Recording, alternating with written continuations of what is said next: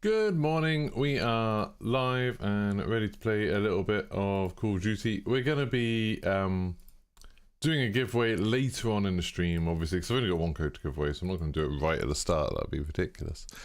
But we'll do that at some point later. I haven't actually got that many guns left to level up now. I finished off one of the sniper rifles and one of the marksman rifles off stream. So we've got like maybe 2 of each left, like 2 sniper rifles and 2 marksman rifles, I think. I'm not sure. I didn't play it yesterday. It's like the first day since it came out that I didn't play it, but we'll hop back in and see whether I've completely forgotten to play. It keeps saying report status changed at the top of my screen when I log in since there was an update, and I don't really know what that's about. Maybe it's because I reported something happened. View report status. Your report helped our anti-toxicity team and they took appropriate actions. Oh, okay. Cool. That's kind of a nice thing, isn't it? Jen Lauren, at some point towards the end of the stream, I'll just put it up on screen and then whoever gets it first gets it. That's how we normally do it. Hey, Connor, I'm good, thank you. Hey, War Daddy, hey, Mad Jock. Why is my control... I keep saying my controller's disconnected, which is a bit weird. But yeah, anyway. Let's see what guns we've got left to level up. So, the LMS, I've only got 1 more level to do on that, which isn't too bad. So, we'll finish that one off very quickly. Then we've got the SAB-50 and the TAC M to do. Some people were saying that, like, oh, you should do the TAC M in Spec Ops, because you can use it in Spec Ops. It's absolutely rubbish. Like, leveling in Spec Ops, not the gun, I don't know, the gun might be fine. But leveling weapons in Spec Ops is terrible. Like, actually terrible. I think there's some sort of, like, glitch or something. Oh, I just realized I haven't got my overlay on. There we go. There's some sort of glitch that people do. I don't want to do that. I just want to play normally. But if you just play Spec Ops, that, getting from level 1 to there in level 2, which is not very much, that was, like, 77 kills. Which is insane. Yeah, like, I don't want to do the revive glitch. But people have been saying before the revive glitch, people have been saying it's good. And I just disagree. But yeah, so I've only got... like, that'll be done, like, almost instantly. Then I've got 2 more guns to do today. I'll probably try and do these 2. And then this last 2 sniper rifles, we probably won't get that done today, but we'll see how it goes. We'll see how it goes. So, we're using this today anyway. It should be quite easy. I don't know if anyone else is about to play with. Maybe, maybe not. How many XP tokens do I have? Oh, I've only got 1 more XP token. I don't know. I'll wait. If any of the games I use seem absolutely awful. Hello, Zuxio. Zuxio is the person who donated the code that we're going to be using for the giveaway. Yeah, I don't know if one of the guns is really bad, then I might use that double XP token. I'd kind of like it if they did some more. Hey, lols. How's it going? He's so happy he said it twice.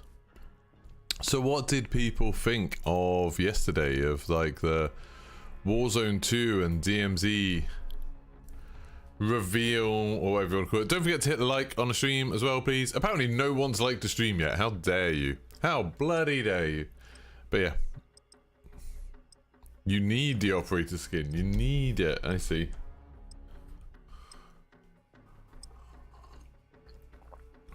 Well, you know, what does everyone think? We should probably just give it to Juan, because he needs it. I'll give it away sometime later. I probably won't be streaming for as long as I usually am, because I want to play God of War, but we'll see. I'll definitely get these couple of marksman rifles done. Nope, gotta win it.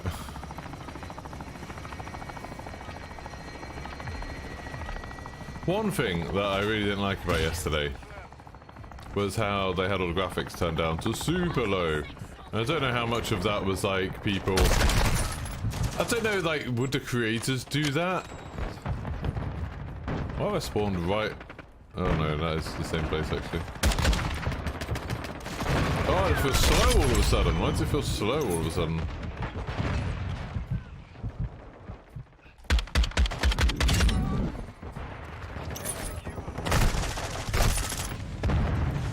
Why do I feel so slow? I feel really sluggish. It's weird. Oh, I thought that was okay. Maybe I just haven't woken up yet today. Oh god, that guy's just popping off, isn't he? He's got a triple kill there. Quite annoying that you can't get the skin, etc. here. Yeah, it's really annoying. I'm very lucky that I have friendly international...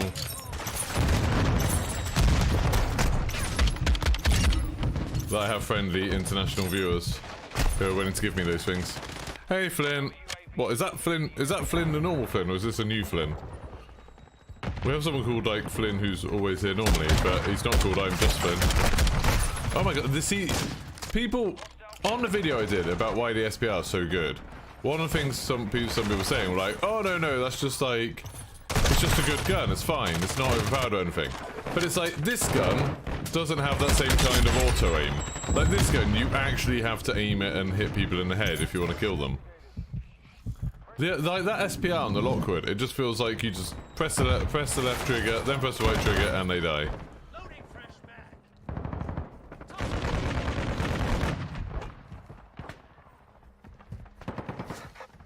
I also think it's very funny, when I did my video on what are the best maps, I've seen loads of people saying this map's bad because one team gets trapped on one side and the other team's trapped on the other side. And it's like, that's kind of just what 3-lane maps are, like where there's an actual front line, where there's actual fighting line. Like that's what classic Call of Duty, well not classic Call of Duty maps, because Call of Duty 1 wasn't really like that. But that's what like a lot of the most popular maps are like, is having... I don't know why anyone bloody is. Yeah, there we go. Finish that gun now. So, that's another gun finished. Now on SAB 50. Don't know what this gun's like, but I've heard it's good. Oh, it's your first time watching. You're a new Flynn. Oh no, we've got 2 Flynns. But welcome, thanks for checking me out. What brought you over here? Was it the giveaway? Was it... Did you watch one of my videos? I'm always interested when... Sorry, I'm at, like, being 3rd degree. I'm always interested to see why people came over. Why wasn't that a one-shot kill? That worries me about this gun. Maybe this one will be one to use the double XP on, because it's quite slow.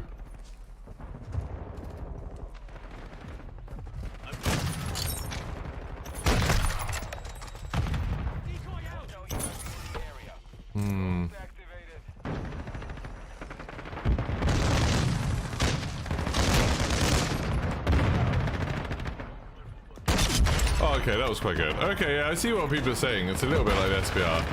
It's just nowhere near as fast as it. Like, nowhere near. It's alright, though.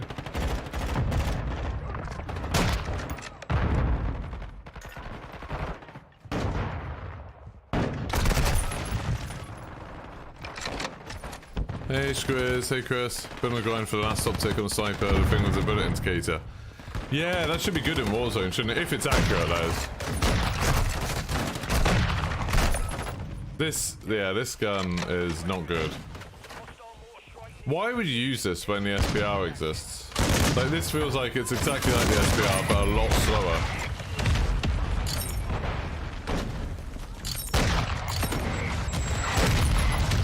Like, a lot slower. I need to, like, see if there's attachments that increase the aim down sight speed on it.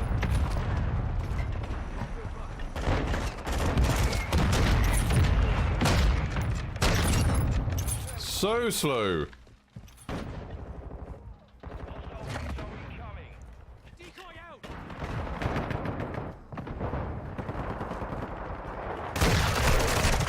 Like, I can't snap down the sights at all with this. Had to get skin, isn't it? A certain meal to Burger King. Yeah, it's like Burger King's in Europe or in Hungry Jack's in Australia.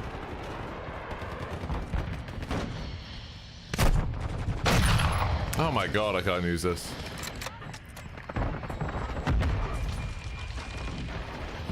It's weird, the game feels really sluggish, like I've got aim acceleration on or something, like it doesn't feel right.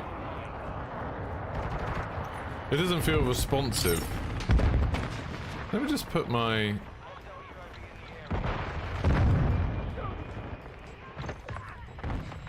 Oh, my frame rate's at 60. Maybe that's why it feels bad.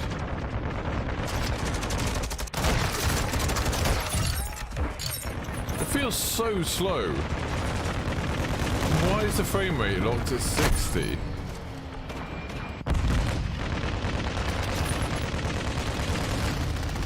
It's on unlimited frame rate and V-Sync's off.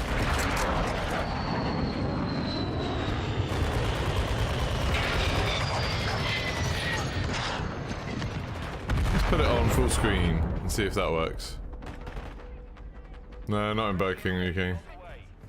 Well, that feels better. It's now running at 120, 130 frames per second. Still feels like there's something wrong. I wonder why it was locked at 60. I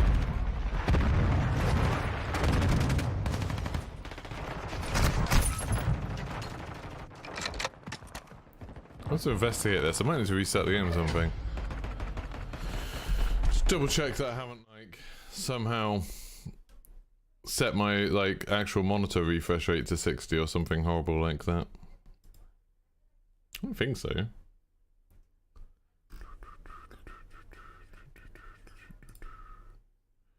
Refresh rate is 120. Let's bump that up to 165. Keep changes.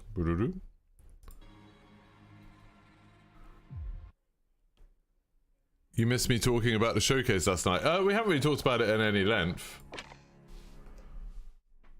The tiniest amount, but not really. Not really any length.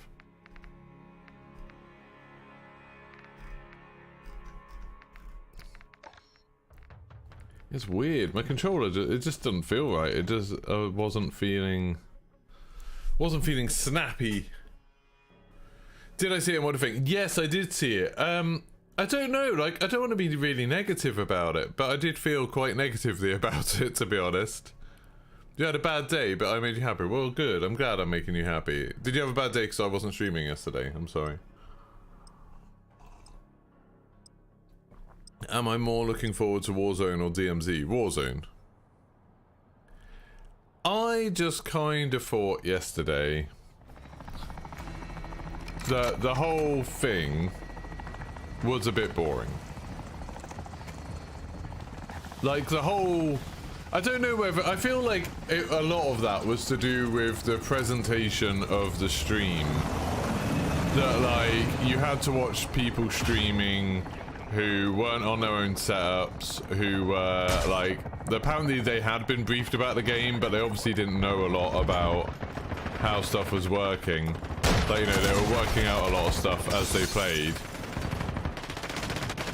It was like...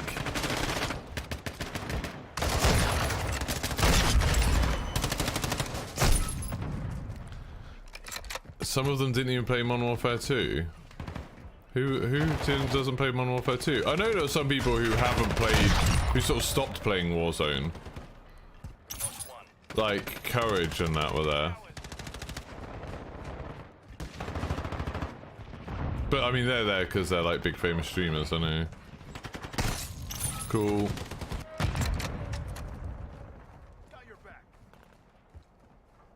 For you don't quite understand the point of DMZ yet. Yeah, like, I feel like they just didn't... Because there was no presentation, they didn't do a good job of presenting, like, what DMZ was and why you would want to play it. Like...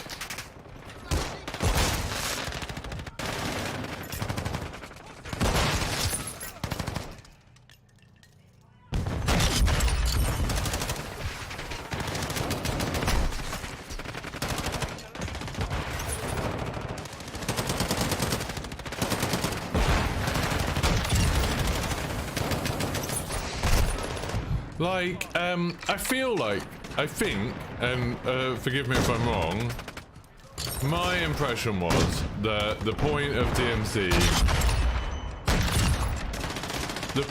that was quite nice, wasn't it? That was a nice little double. The point of DMZ is to do missions. So, like, that's the focus of DMZ, is completing missions because then you get like operators and you get blueprints or operators or whatever by completing the different missions that have challenges attached to them. That's what I thought the point was. Now, obviously, I don't know whether the people who were playing were going to get to keep anything if they unlocked something, because they were playing on their own accounts, so maybe. But they weren't really, like, people weren't really that focused because they couldn't play many games, and it seemed like it did a very frustrating thing, which Fortnite fixed a long while ago, where if you finished your missions, because like the first missions were like tutorial missions, you know, like use a UAV tower, buy a gas mask, stuff like that. If you did that, it didn't give you new missions, so you'd have to go out of the game and then back in again.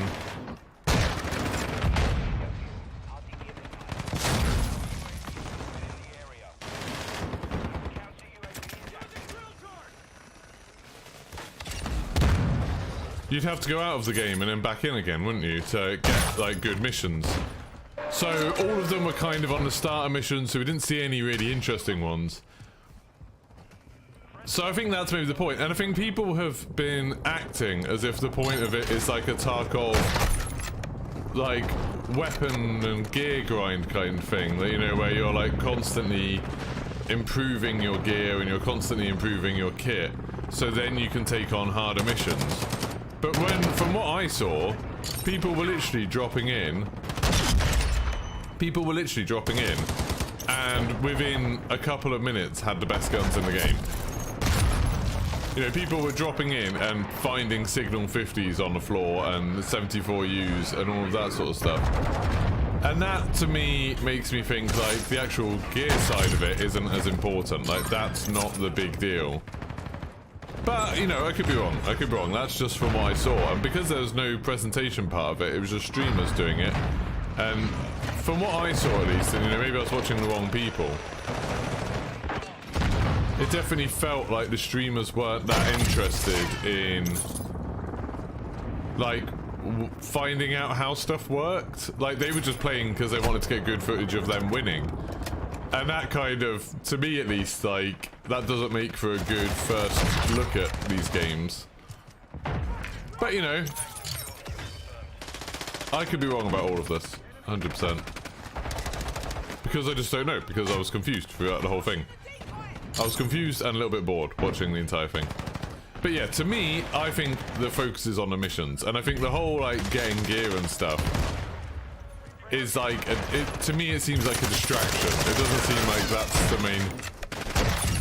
It doesn't seem like that's the main focus of what you're doing. The leakers doomed it from the start by saying it was like Tarkov Light. Yeah, and it's like, and I'm still seeing that sentiment. I'm still seeing people saying like, oh, it's like Tarkov. But, I mean, and again, maybe it's like different people get different things out of Tarkov. But to me, a lot of the stuff about Tarkov that's interesting is how, like, there's such a massive gulf between the weapons you start with and some of the weapons you can end up getting. And there's, and you've got stuff like the whole building up your base.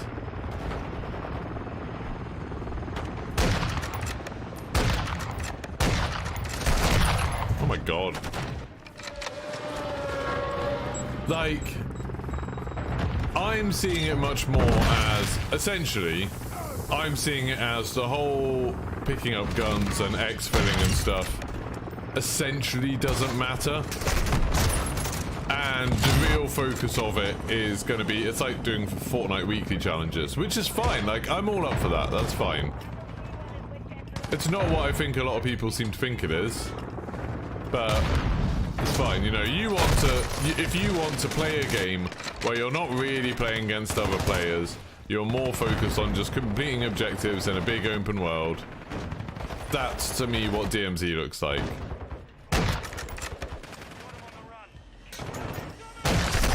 And again, like, I saw J-God posting last night, you know, typically me not arguing with J-God, he didn't even reply to me, but me disagreeing with J-God. that Jacob was like, oh, like, I don't know who needs to see this, but it, like, DMZ's nothing like Plunder.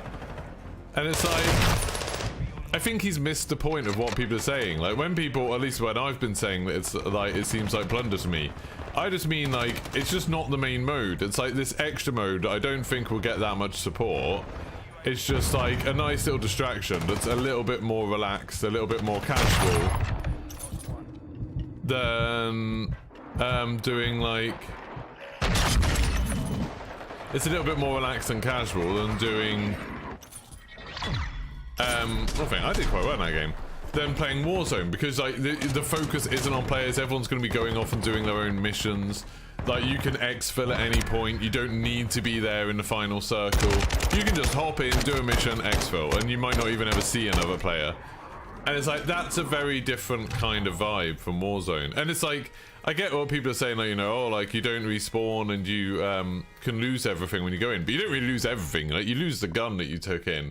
But it seems like if you want to get another gun, you just go in and then pick one up in the first building you open. And it could be one of the best guns in the game. Like, the loot just seemed insane. Like, people were killing bots and getting, like, the best guns. Which seems strange to me. Yeah, that's what I think, Convict. And, like, to me, that's what Plunder always was. Plunder was just something where it's like, if you didn't want the stress of playing Warzone, you just hop in Plunder and mess around.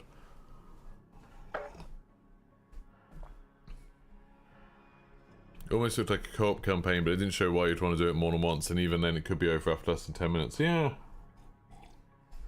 And like, I'm hoping, like I said, I'm not saying the mode is bad. I'm more just saying it's been misrepresented by people. There's been people saying like, oh, this is going to be like the future of Warzone. Like, this is going to be the main thing in Warzone. This is going to be the future of gaming, sort of thing. And I just didn't get that vibe at all. But like, if it is, like, there's missions, and if they make the missions weekly, so like they constantly add more missions, I think that would be really a good idea, like Fortnite does. If some of the missions are really hard and complex, that would be cool. So it's like, okay, we need to go in here and like, we need to have a plan of where we're going to go. We need to like play one game to get geared up, and then the next game we're going to go in, hit these different objectives and try and do it. That could be very cool. It'd be cool if there were like secret missions, so you know, maybe in the game world you find an item that opens up a new mission for you or something. That would be fun.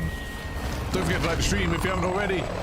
But yeah, like, there's a lot of stuff they could do to make it cool, but I personally don't see it as being like the main mode. But like I keep saying, maybe I'm missing something. It's entirely possible it's going to be very, very cool, and I just don't understand it.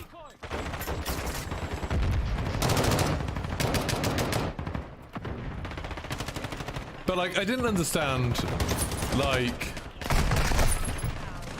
and again, people can help me with this. Isn't me being critical. This is me genuinely not understanding and wanting to ask. Like, I didn't really understand, like, Lackey yesterday in his tweets kept saying, oh, like, it's like crazy that they've built these systems. And it's like, and like they've done the logic for it. And it's like, I don't understand, like, what systems? Like, there being a persistent inventory, because I mean, like, RuneScape had that. Like, there being bots in the game, like, that's been a thing for a very long time. You know, Titanfall did that. I don't really, like, RuneScape did it, to be honest. I don't really understand what the exciting, impressive part of it is, really. Where is everyone? I'm not finding any of these people. Oh god, I actually knew where that person was. I literally was like, oh, they're going to be in a warehouse, but I didn't realize how close to the warehouse I was. See, that was upsetting. I missed that person so many times.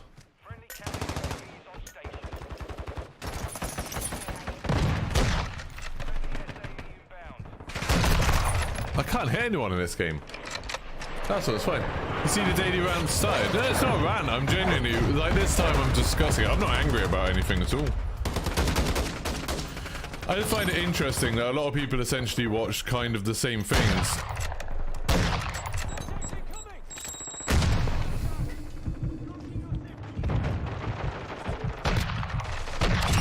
A lot of people watched essentially the same things about that game and came up with wildly different interpretations of what it is and what it means, and I find that very strange. Like, I find it bizarre that people could watch that gameplay of DMZ and be like, this is something shocking and new. Like, new for COD, I guess.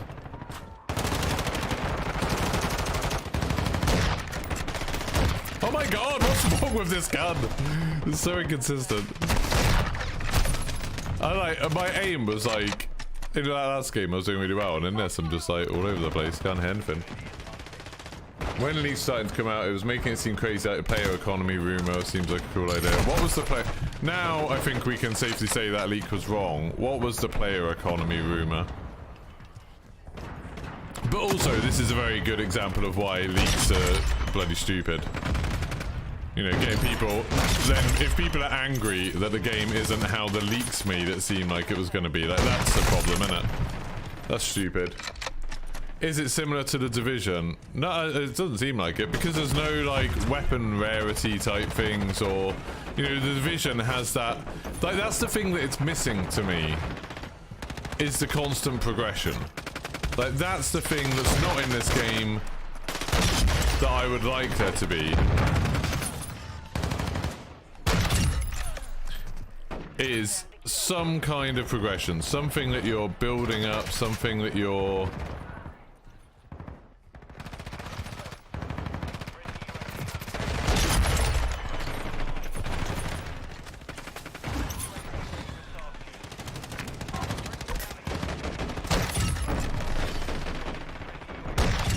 Okay, now I'm doing a little bit better.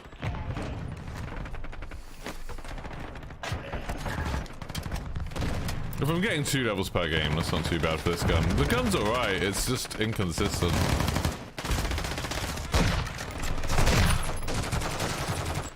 You should make a video called The Daily Rant with highlights of my stream. There'd be a lot of editing, because I rant for like 4 hours a day.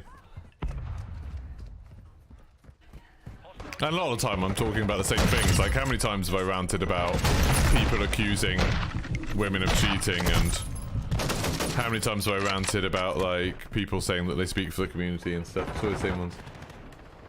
You earn Battle Pass tokens spent on different sections of Battle Pass. Yeah, that's kind of interesting.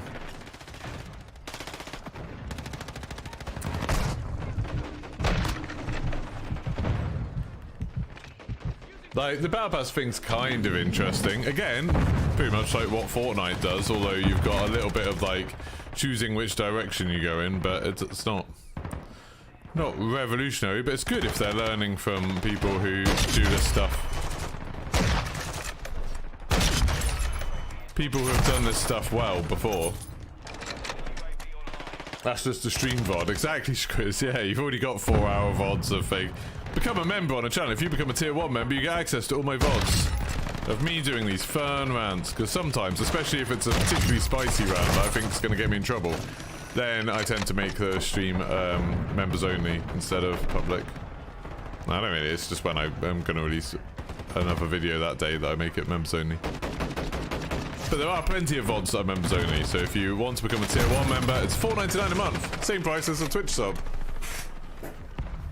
Right, sorry, going back on it. What do I think about the Year 2 Classic Map DLC being paid to play? Rich96, that's all the leak, isn't it? All of that's a leak. None of that is confirmed, none of that is official. We don't really talk about leaks here.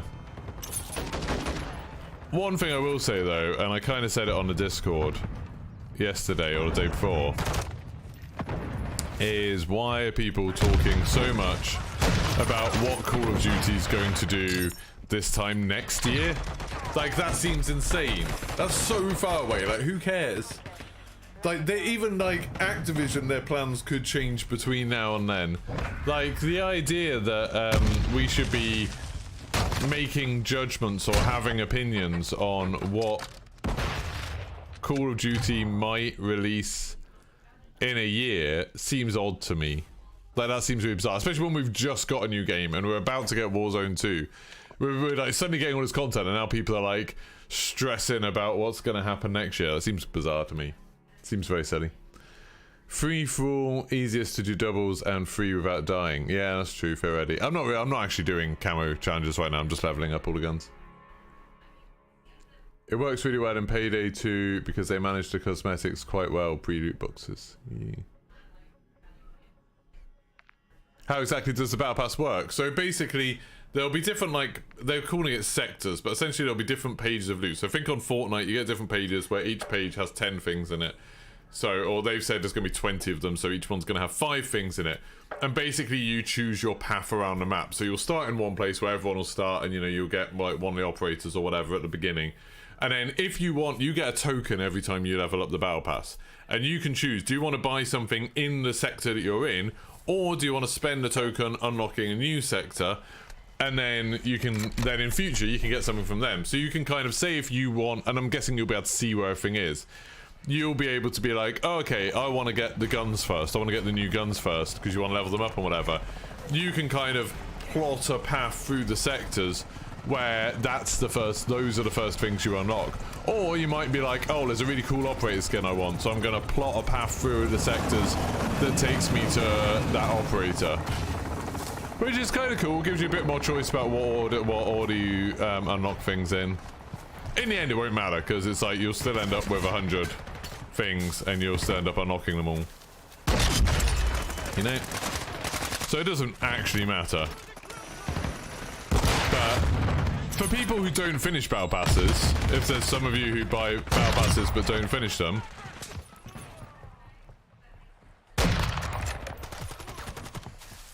then it will matter.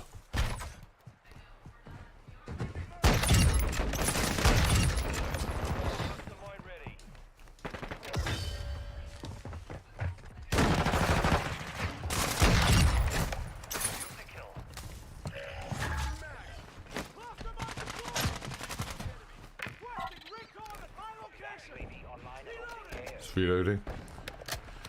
More player choice is just a positive benefit. Yeah, exactly. It's like, it's a positive thing, it's a minor thing, but, you know, for what it's worth, it's a good thing. It just doesn't matter. Yay, Overwatch Hero. Yeah, exactly. It's a good thing, it's just a very small thing.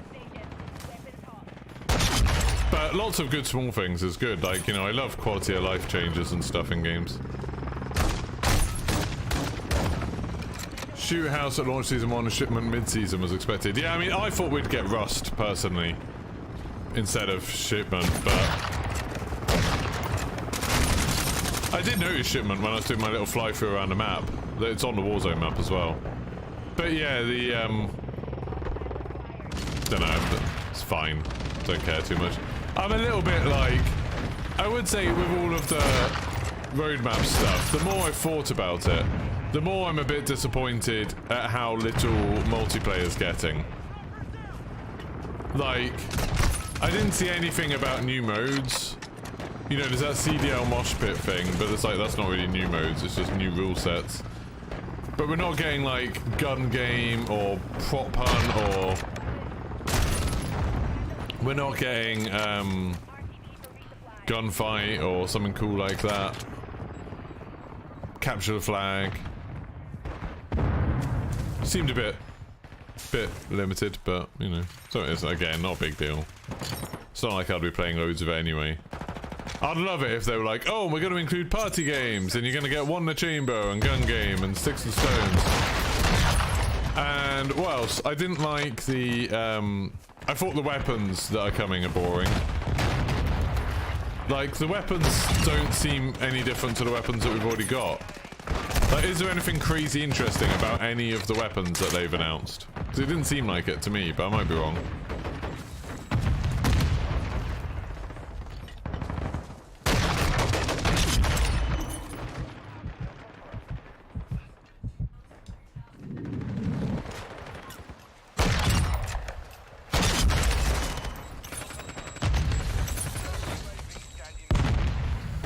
These guns do make you look better than you are.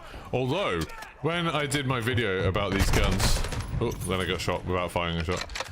When I did my video about these guns the other day, I didn't particularly pick out amazing gameplay clips, because I always thought, like, it's a bit dishonest to just, like, pick out bits where it's, like, me doing amazing things. I left in some times where I still got killed. I left in some times where I still missed shots.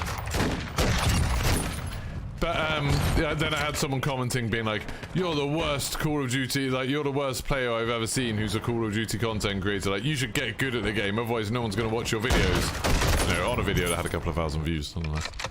But yeah, it was really weird, like just someone coming in and being like, "You're the worst player I've seen." It's like, alright. Don't watch me if you don't want to watch someone who's average at the game. Like, it's fine. You can't see yourself playing loads of multiplayer after Warzone drops, yeah, same. I mean, like, when they do add gun game, I will. I like gun game a lot. But to be honest, like, my friends haven't got this. Like, only Name Gear out of like my real life friends picked it up. Like, Emma and Johnny haven't got it. Which kind of makes it a little bit less... Which kind of makes it a bit less exciting. And I don't blame them either. Like, you know, they mostly like playing Warzone. Why would they bother getting this? Yeah, thank you, Alex. That's kind of what I hope for. That, you know, I think there's still a niche. It's not like I'm like, oh, well, I'm bad at the game, so I should just give up content creation. I've always kind of thought, oh, well, people can... Well, when I'm watching content creators, especially playing Warzone more than multiplayer, I always kind of feel a bit like... This is fine watching, you know, and a lot of time their personalities are entertaining, but watching their gameplay isn't that interesting to me, because it's like, well, I can't play like that. Like, this isn't like the sort of games of Warzone I play. Same as like when you're watching people using VPNs and stuff, I'm always a bit like, well... I'm always a little bit like, well, these aren't the sort of games that I get into. It's just hard to relate to it. You know, they're like crazy good players in crazy easy lobbies. And I'm just, for me, that's not that much fun to watch. You know, I'll watch them because of what they're chatting about rather than because of what they're doing. And so I always figured there's probably some people who like watching my games because I'm normal. You know, I'm a very average player. And it's like, you know, in reality, I'm an above average player. But out of content creators, compared to content creators, I'm very, very, very... Like, I'm nowhere near as good as most content creators. And that's like... You know, that's something a bit of a twist. I never know how to market that. Like, hey, watch this stream of someone who's a bit crap at Warzone. That second shot should have killed him, but okay. I think I was probably dead before it fired off. Don't start bothering Zuxio asking for other codes. He's not your code depository. Bloody hell.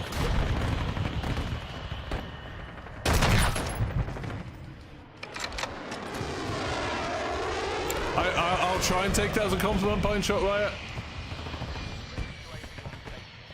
Yeah, I've never liked watching that kind of content where you have streamers who are like getting, you know, 30, 40 kills in a game of Warzone, but then they're not talking to chat or anything. I find that very weird. I do realise a little bit, like, it's one of the things I've noticed a bit over the last month, is that my streams do a lot better, as in people hang around more, I get more people watching and stuff, when I'm playing by myself. And I think a massive part of that is because I am talking, you know, I'm chatting. I'm talking to you lot. Whereas, you know, when I'm playing with someone else, while it's a lot of fun for me to play with, you know, Broken and Jack and people like that, I'm way less focused on chat when I'm doing that. I'm doing terribly in this. It says I'm on 24 kills. That doesn't sound right. I feel like I've been terrible. I haven't killed anyone for ages. How am I on 24 kills?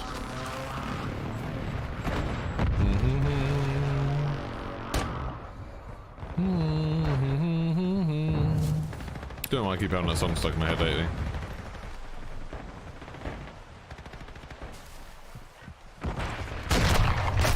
God damn that gun.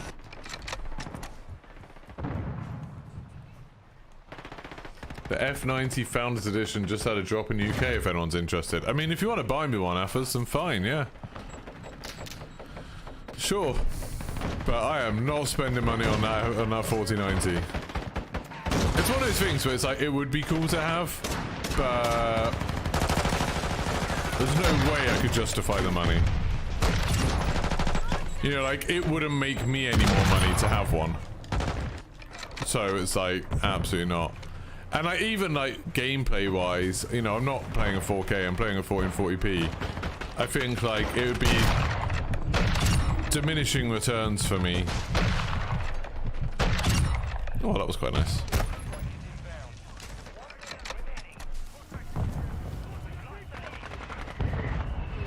mean no disrespect, but you're literally claiming to be giving away the Burger Town bubby. So if you're going to come at me, I'll find someone else that has more than 60 people watching. Alright, bye. What? That was very funny, but okay. I'm sorry, in my stream that's been going on 40 minutes, I don't have more than 60 people. I mean, I do have more than 60 people watching now, but I'm sorry. Go watch someone who's got thousands of people watching, it's fine. And then people wonder why I don't like doing giveaways. How odd. Playing at 1440p and getting plenty of frames in most games. Probably the most intense thing you play is Flight Sim, which would love a 4090 to 1700 quid is nuts. Yeah, that's like definitely how I feel, that like there are games that I play that the 4090 would help with, you know, and it'd be nice that on Warzone I could just get like the high frame rates without having to worry about settings or anything, without having to worry about what I've got anything set to. It's like I could just put whatever on and get full frame rates for my refresh rate, you know, have it 165 frames per second at 1440p without a problem. Like, that would be cool, but it's not worth 1700 quid or 1500 quid or whatever it is. Like, it's just not, like, the value isn't there. It's always a thing, I've talked about this quite a lot with, like, with my whole setup, like my gaming PC and my streaming PC. It's like, it's always been, I've always had stuff at a point where it's like not top of the range, but it's good enough where if I want to upgrade anything, it's horrendously expensive. You know, it's like, it's always at the point where it's like, oh, if I wanted a better camera, or if I wanted better lighting, or I wanted a better monitor, or I wanted a better keyboard and mouse, or a better controller, or whatever. To get something better than I have is more expensive than basically I'm willing, it's like more money than I'm willing to pay. So it would be quite a while, like it's gonna be a while before my 3080 is at the point where I'm like, oh, okay, I'm like, my performance in games is suffering, my content's suffering because I can't get it to look the way I want it to do, or I can't get it to run the way I want it to do. Like, I imagine it's going to be years before that matters. Normally it's 2 generations. Like, I went from a 1080, I think I went from a, yeah, 1080. I went from a 1080, which is now my streaming PC, up to a 3080, and then I'll probably do the same thing that, like, when, I mean, if I've got any money, when like 5080 comes out, then, you know, maybe I'll consider that. Oh, I thought that guy was running in there and would deal with them. Oh, I mean, I didn't know they were there until they started shooting, but I thought if there was anyone there, that teammate was going to deal with them, but they just did not. I should definitely frame some of these funny YouTube comments.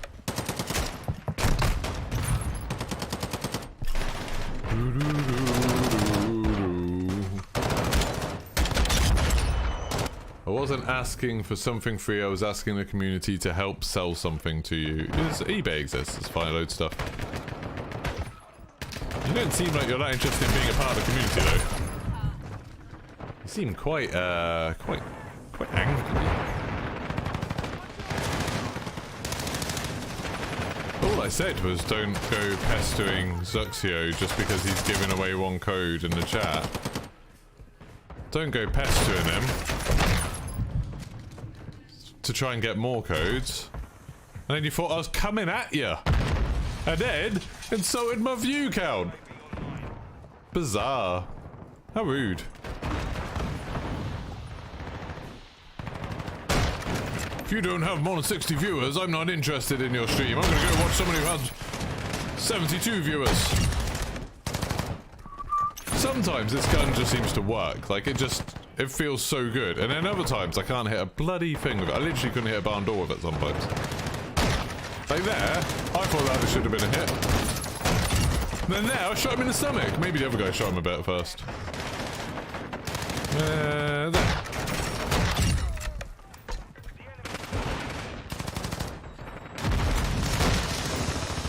I aim too high, I aim too high.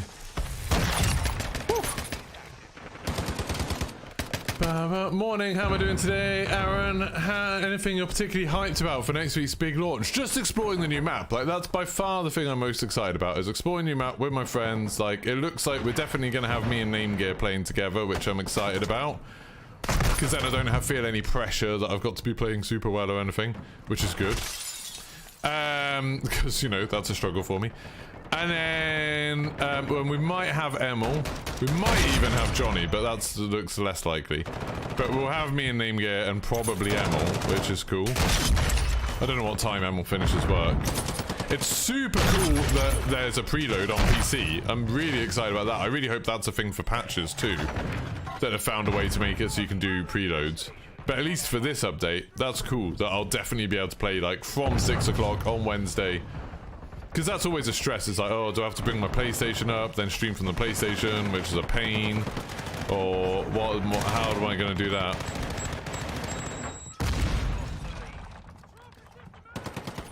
You went, no! Boom.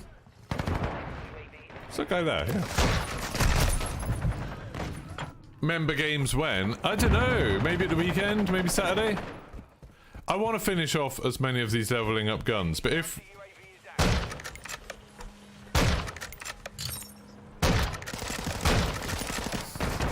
That was bizarre, wasn't it?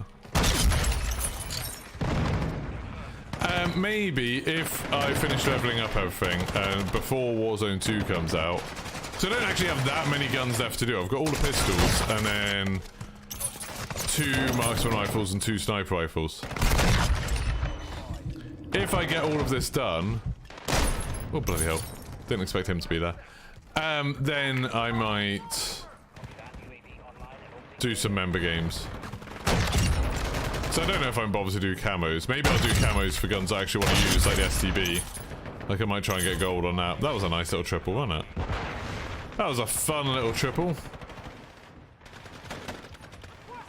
Is that guy downstairs or he's upstairs? Just stuck on a curtain. Seems a bit weird, but he's dead, so... No! No! No! Oh, I got the bloody mine thing at the wrong time.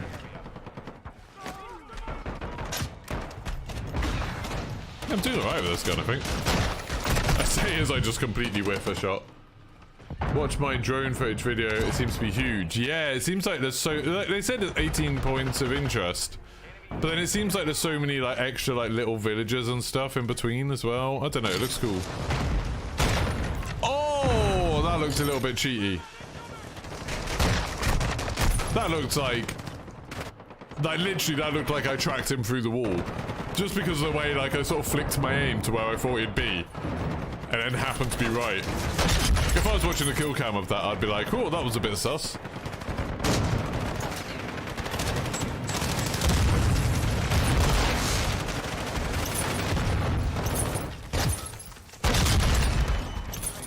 That was a fun little... Another fun little triple there. Yeah, this gun's fun. Good. Now I'm like getting to grips with it a little bit. Like I said, I didn't play any Call of Duty like yesterday. And it always takes me a little while to get back into it because I'm old and rubbish.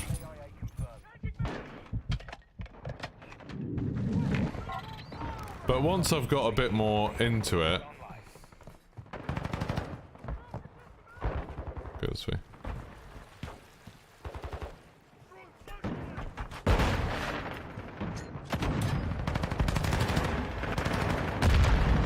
There's people through there, I know.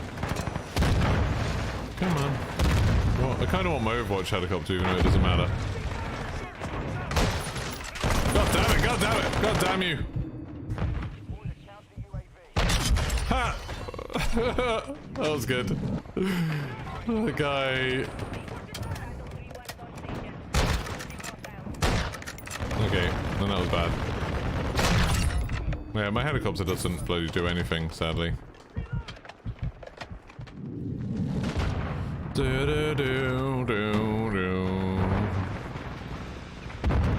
What is that song? Is that Bethlehem that I'm singing? Like, why has that been stuck in my head for like a month? Yeah, I literally have a day off and it's like I can't aim for hell for like a game or two. I mean, I'm never that good at aiming, obviously. What is going on here? Oh, is that decoy? Are you a decoy? You're inflatable, aren't you? Either that or you've just tied yourself down. It's just a fly. That was a bad joke. I regret it. It was like a bad 90s joke. Hi, Monkey Droopy. Oh, I saw him on the UAV at the very, very last second. I literally just saw him on the UAV and was like, oh no. And then he kill me. You still there? Yeah, you're still there, aren't you? That's a mistake, isn't it? See, that's what, when people moan about campers, it's like, well, that was easy to deal with. Now, got a decent level of skill. Yeah, but it's like, I secretly think that I'm better than the average player. Like, I secretly think I'm okay at Call of Duty. Like, I'm not, you know, I'm not in the same league as, like, Broken and Lackey and them lot, or even, like, Westy. But I'm alright. Like, I would say I'm better than the average player. Like, when we do, you know, member games and stuff like that, I'm generally towards the top of the leaderboard. And it makes sense, because I just play so much. But you can't say that when you're streaming. You can't say that you think you're alright at the game. Because then people will be like, oh, well, you're nowhere near as good as Jaff, you're nowhere near as good as Benny Central, because they're comparing you to, like, some of the best people, literally some of the best people in the game.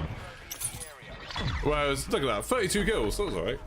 Whereas, like, I'm like, for a normal player, I'm better than average. For a streamer, I'm much worse than average. Look at this, play the game. Boom. Boom. Boom. Yeah, for like for a normal player, I'm better than average. For a streamer, I'm much worse than average. But but I have to say, you know, when I have been playing a Broken Machine and West End a lot, I have beaten them in quite a lot of games. Not Warzone, but multiplayer. Multiplayer, I've done better than them a lot of time. Cocky much, exactly. 1v1 you. Yeah, well, they're not adding Rust yet, so never mind. Westy gets by with luck. No, Westy is a super good shot as well. Like, Westy's genuinely a very, very good shot. I think Westy does a lot of stuff for the content though, doesn't he? Like, Westy, like, runs about a lot. And, like, runs into enemies a lot. Like, he's always trying to get flanks and things, so he gets killed a lot more. He's been maybe not as careful as someone like Lackey or Broken. And then you get, like, Benny and Jaff, who are just insane and somehow manage to dive straight into the middle of people and still wipe everyone out. Seeing people struggling with long shots has definitely put you off the camo grind. I haven't really understood that. I saw Benny moaning about long shots. Like, I haven't tried to get long shots yet, so I haven't done one where it's like get 20 long shots or whatever. But I feel like I get long shots quite a lot just on the 6v6 maps, and it's like, surely it would be even easier on ground war or, pardon me, or invasion. I don't know, like, there's something I'm missing. What's my launcher at? I finished all the launchers. As in, I've leveled up all the launchers. I haven't done all the camos. But I've done all of the... I've leveled up all the launchers. Because my mission at the moment is just to... Oh, I thought you went left around the bus. My mission at the moment is just to try and level up all of the guns. I'm not... Oh, hello. Why is someone dead? Why are you dead?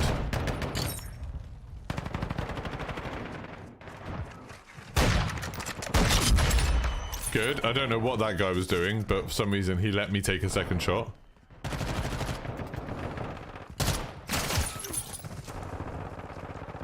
Reloading. Whoa! I didn't expect that guy to be dead.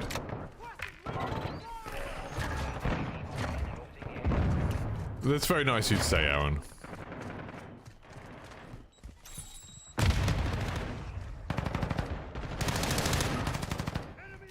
I would say my strengths in the game are much more about, like, especially in Warzone, my strengths are much more about actually thinking about, like, the strategy and stuff like that. Like, I'm much happier, I think I'm much more considerate of how to work as a team and stuff than a lot of people. My downside is that I can't aim for shit. My aim is very, very bad. And it's getting better, but my aim is bad. I overcompensate a lot. So I should probably turn the sensitivity down, but then I feel like I can't turn. So, you know, swings and roundabouts, isn't it?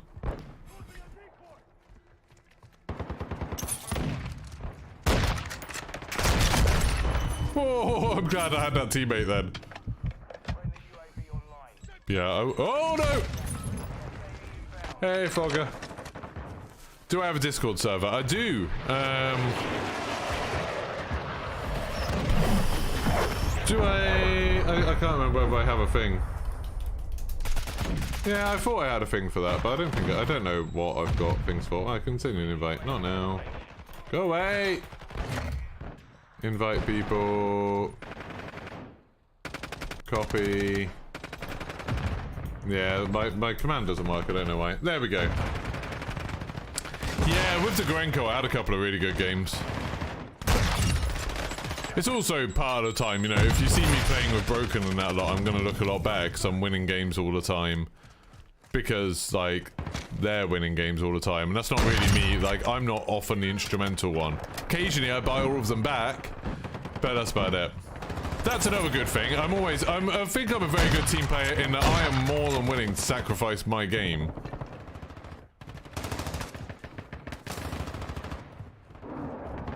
To buy people back. Like, I don't want someone to be sitting there just watching me play. Huh, that's a funny thing to say as a streamer.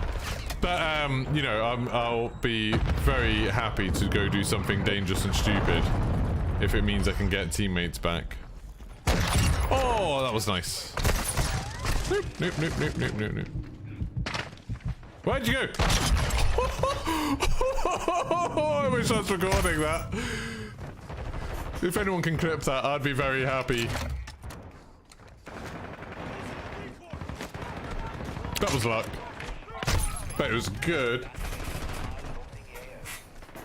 I remember the Westy stream broken and I forgot to buy Westy back for about 15-20 minutes. That does happen quite a lot when you're playing with them. Sometimes, especially if they have a couple of bad games, I think they, like, are worried about their own content and they're thinking about that stuff a lot. And they just sort of forget that you're there. Jack's really good at buying people back. Like, Jack will sacrifice a game to try and bring people back.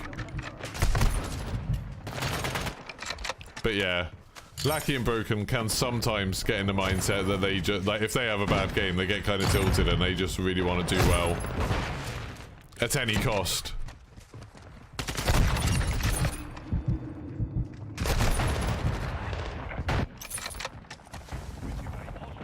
It is annoying. I find it very annoying when you're not getting brought back.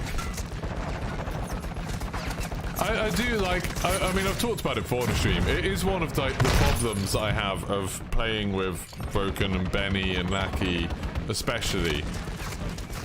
And actually, it's like, with them it's not so bad, but it's the kind of reason that I don't play with Pornyhoff very much and his friends, like Gagod. Is like, I know, I'm very aware that I'm the weak link on the team when I'm playing with them. Like, I'm very aware that I'm the worst player. And like, that's not a lot of fun being the worst player. And it's not like I can just be better. Like, they're very good, and so I'm always going to be the one, like, I'm going to be the one after a fight that needs to be brought back. I'm going to be the one that's not getting many kills. Oh my god, why can't I hit you? Why am I aiming to your right all the time?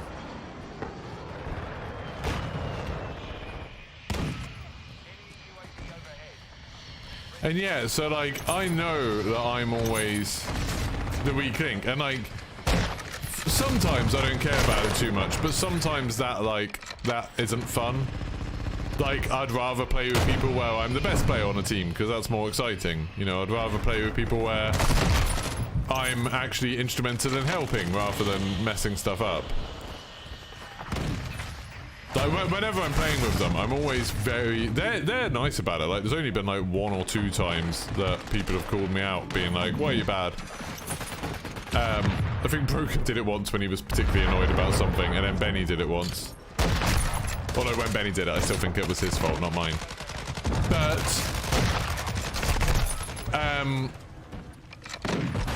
with... Oh.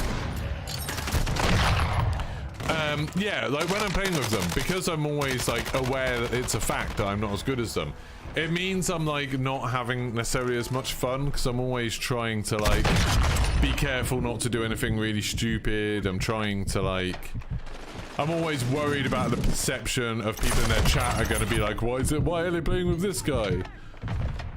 Which, you know, is annoying. I know, I saw a bit of that. I watched back the replay of when I played with Noah J when I did the D Machine Easter egg. And there was a lot of people there, like, being sort of like, oh, why is he playing with this guy? This guy doesn't know how to play zombies and stuff. Because I, like, you know, I was new to zombies at that point. And that was kind of annoying, like, being the one who's a bit crap. So, sometimes I do prefer, like, playing with... Even when I'm playing with my friends, like, I know Emil and Namego are better than me. But not by, like, such a degree where I worry about letting them down. Oh. I shouldn't war daddy, but I do, because I'm an anxious person. Don't know if it's because you know him more, but you always seem more relaxed when Jack fights in the pie. Yeah, with Jack, it's like a couple of things. It's like, I've like been playing with Jack for a lot longer than I have with the others. I've been watching his content for a lot longer than any of the others. Like, you know, I've been a fan of Jack's Fag stuff for a long, long while. You know, since like back in the Battlefield days. And also Jack's style of playing is very different to the others. Like, Jack hardly ever talks about going for high wing. You know, Jack's hardly ever like, oh, I'm going for a 20 bomb, or like, or he never seems that bothered about getting wins. Like, Jack will just go with the flow, and I feel like Jack's always more interested in getting good content and like having a bit of a laugh and having a chat and being a bit funny and stuff, which like I like that style more. So yeah, like I like playing with Jack a lot. He's always very relaxed, and I can talk about Disney. It's always an opportunity. I love having an opportunity to talk about Disney a lot. So I don't have any in real life friends who go to Disney parks. So any opportunities to do that is great. But I do, don't get me wrong, like I feel like I'm like negative. I do love playing with Broken and Lackey and that lot, and it's super exciting that I get a chance to.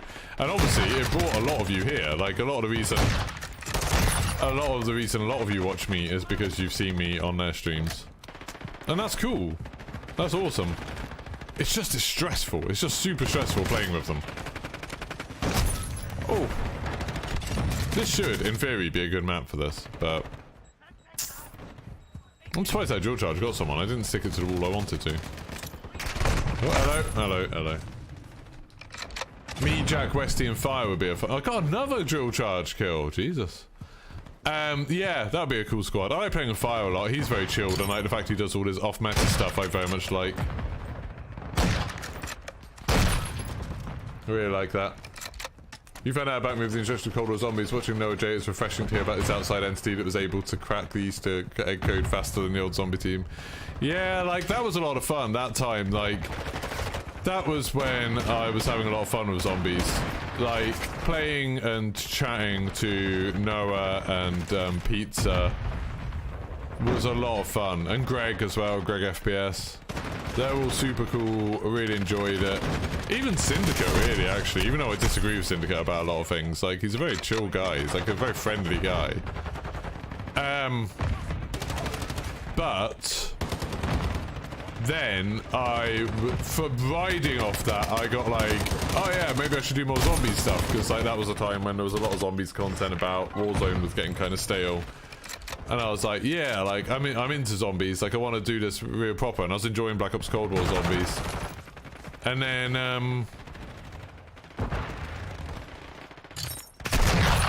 can't hear anything. Then I kind of came across the rest of the zombies community. And that was a mistake. Zombies community is much, much worse and less welcoming than the Warzone community. I guess because it's older. But God, there's a lot of toxicity in the zombies community. Like, a lot of toxicity. And there's so many content creators in the zombies community that are like fighting over scraps of content. That it just becomes this incredibly negative, hateful place. Oh, that was a nice shot. Thank you, teammate. I watched a Marley 13 video where he was talking about camping, and he was just sitting up here, and I was like, oh god, I was sitting up there the other day.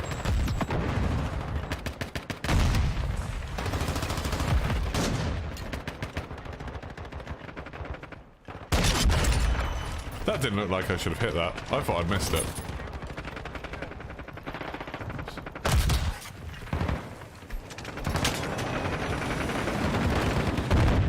Huh.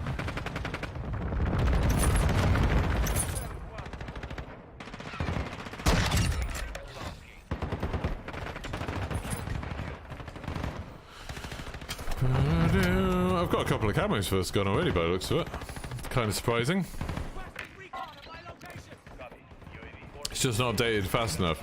Yeah, like I think with zombies, it's like, obviously you think of like, there's essentially, I would say there's essentially 4 types of content for zombies. And people who are reading zombies will probably say I'm wrong about this. But there's 4 main types of content. And I know Greg manages to do some other interesting stuff.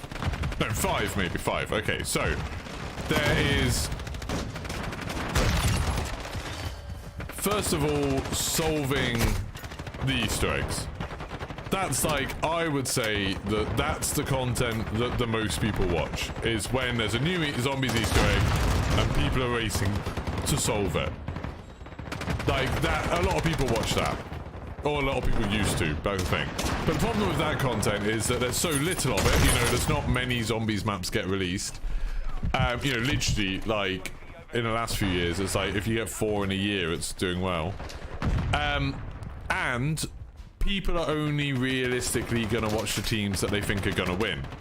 So people are going to watch Noah, people are going to watch Milo, people are going to watch Pizza. If you were like a smaller creator who hasn't won any of those races, who has never been first in the world to do it, you're very unlikely to get many views because everyone's going to be watching the other ones. And people don't really watch those races back very much. Like, it's not the sort of content that has a long tail. Then the second type of content you get is guide videos. So how to do the Easter eggs. I would say that's probably the second most popular type of zombies content, and that's the one that does have a tail, so that's the one that people will carry on watching for months and even years afterwards. But the problem with that is there only really needs to be one guide for each map. And some people are very good at making guides, like Milo. Milo makes awesome guides. He doesn't like faff around. He's very good at showing things. Noah does good ones, and obviously Noah's like well known for, and Noah gets his up insanely quickly. So it's like, if you want to watch a really thorough one, you'll probably watch Milo's guides, and if you want to watch a really like, if you want to watch one that's up as fast as possible, the first one, you're going to be watching Noah's. So if you're making guides, you've either got to be more thorough than Milo somehow, or you've got to be faster than Noah. Both of which are basically impossible, because obviously they've got great setups, you know. I know Noah definitely does, but I wouldn't be surprised if Milo uses an editor sometimes as well. Like, they're both doing it incredibly well and incredibly quickly and have resources that normal people won't have, and people obviously already know about them, so that's a big deal as well. Then you get into all of the content that not many normal people like watching. So you get speedruns is the other one that like is probably the next most popular thing, because some people who don't play zombies will still watch speedruns because it's kind of fun. But then you've got the problem with speedruns. It would take hours and hours and hours and hours and hours, like literally dozens of hours of practice to get to the point where you were good enough to make a speedrun video, and then of learning one map, and then your speedrun video, and you literally have to be best in the world for it to matter at all. And then even if you are best in the world, someone like Noah's going to come along and do a so-and-so reacts to the best speedrun, and then they're going to watch his video instead of yours. So it's like you're not even going to get that many views on your speedrun videos. And then you have the other types of content, which is like lore videos, like zombies lore type stuff, which again, you're a bit like the guides, you only really need one. So it's like everyone's always competing to have like the best lore video that's out at any given time, but there only really needs to be like one like successful one, if you get what I mean. Oh, that was good. And then you have like custom maps, and custom maps is really like the way in for other people, but the problem is there's just the smallest audience for it. Like, not many people want to watch custom maps. Noah plays a lot of them anyway, and you know, he's a massive creator.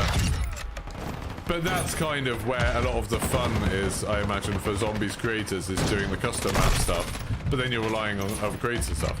But all of this contributes to there being this community where essentially there's only space for a very, very small handful of popular creators, and everyone else is trying to cannibalize off each other's views. Everyone else is trying to fight each other for views.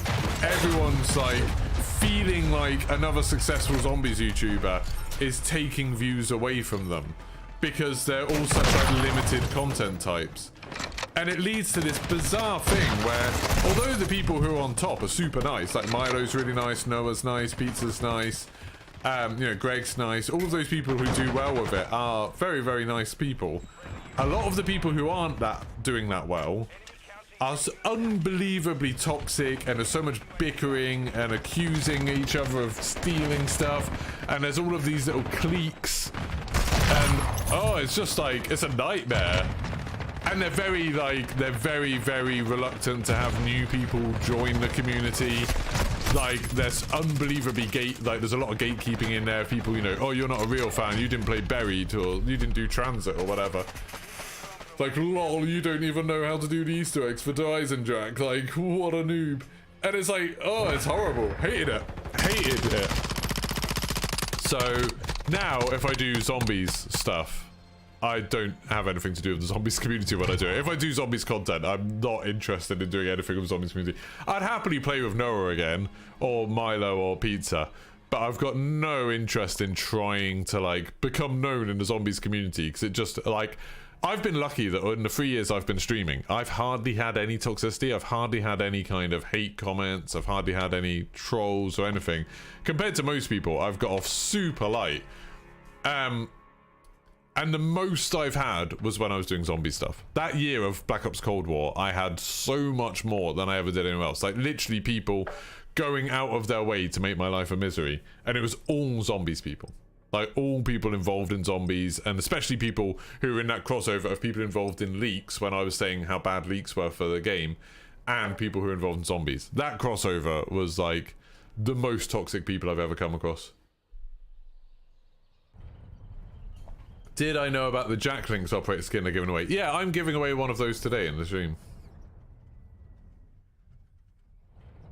Easter egg, trivia, lore, high rounds, and glitches. I would say, Snowski, for zombie stuff, the majority of people don't give a shit about the trivia stuff. Or even high rounds. Like, high rounds and trivia, I would say, I'd be surprised if they ever got that many views, just because I think normal people don't care about them. Like, whenever you're making content for anything, you don't really want to make it just for a specific community. If like, you're trying to make money off it. And, like, if you're doing zombies high round stuff, the only people that care about zombies high round stuff are people that do that themselves. I don't think normal people like watching a 4-hour... Normal people don't like watching a 4-hour video of someone getting to round like 180 in some old zombies map. Like, no one cares about that. Well, you know, some people do, but it's like a very small community of people that do. So I don't think that content is ever going to be like super successful in terms of making money. You know, obviously you can make good... Oh, that was good. Ah, goddammit. Go off, go do some work. See you, Aaron. I had 69 watchers at 69 minutes of streaming time. Good. Why can't I get 70 watchers? That guy who left ages ago will be very angry about it. I wonder if he's still here because he wants that code. He wants the giveaway code. He's still here? I can't remember his name. What was it? Was it Grill something? Was it Grill? Something like that. Hey, Flynn, how's it going? We've got a new Flynn. Grim Ripper. That was it. Not Grill. Grill Ripper. Grill Ripper would be a good name. Someone should do that. I don't know. Is Grim Ripper hanging around to try and get the giveaway? Hey, Chillo. Hey, Goku. How's it going? How many guns left to level up? See, now we've got I'm Just Flynn and we've got Flynn. This is like the multiverse. What are you saying? How many guns have I got left to level up? 2... I've got 2 marksman rifles, this one and one more. And then I've got 2 sniper rifles and I've got the pistols left to do. That's it. That's not bad, I don't think. But then next week we're gonna have 2 bloody new guns to level up. I mean, we don't actually have to, but...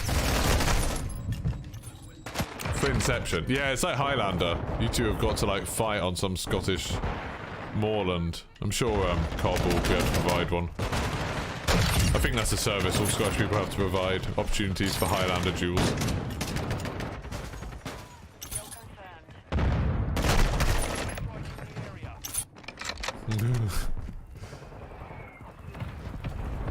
Anyway, I feel like all I wanted to talk about on this stream was bloody Warzone 2 and DMZ, but I feel like we haven't talked about it that much. What do people think? Now we've got a few different people in chat. What did you think about it all? Don't be friendly, I want you two to be enemies. Oh, bloody hell. Yeah, what do people think about Warzone 2? Let's go, we've talked about DMZ a bit. What about Warzone 2? What do people think about Warzone 2? I want to see people's opinions. I want to chat about people. Oh, that was a nice shot.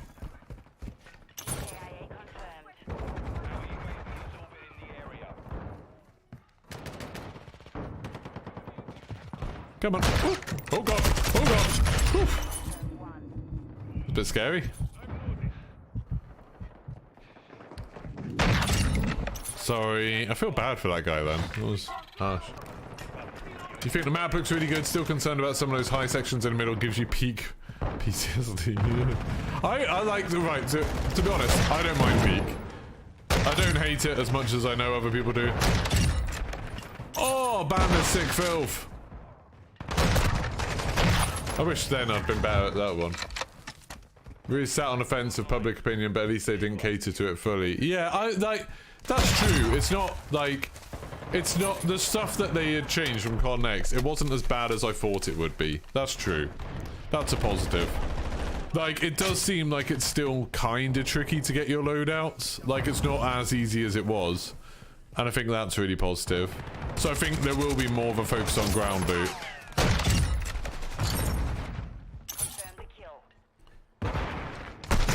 Bloody hell. That is funny, Fogger. I find people who own pets in general a bit odd. Like, it's just one of those things where it's like, I get that like animals are cute. I like animals and stuff. There's another one now, isn't there? Yeah. I knew there was another one. I thought he'd gone to the right though. Yeah, like I get animals are cute and stuff, but the way you have to look after them, I find very bizarre. And also, like, you know, I like animals and I care a bit about animal welfare, but I'm not like, you know, I eat meat and I go to zoos. Like, I'm not like super bothered about that stuff. But I find it weird that people who love animals so much keep them in their houses. Especially animals that, like, don't want to be there. You know, it's a little bit different with a dog that, you know, constantly wants to follow you around and wants to hang out with you all the time. But when you've got animals where, like, if they run away, you go find them again. Like, that's a bit weird, isn't it? That's like having a prisoner.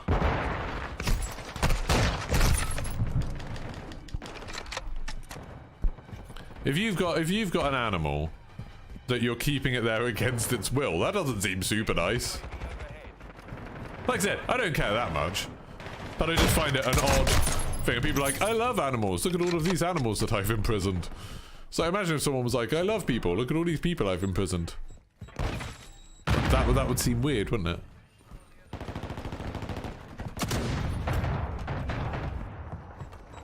I have a very odd relationship with zoos. Like, I like going to zoos because I like looking at animals. But then, I feel sad when I'm at zoos. A lot of the time. Not SeaWorld, really.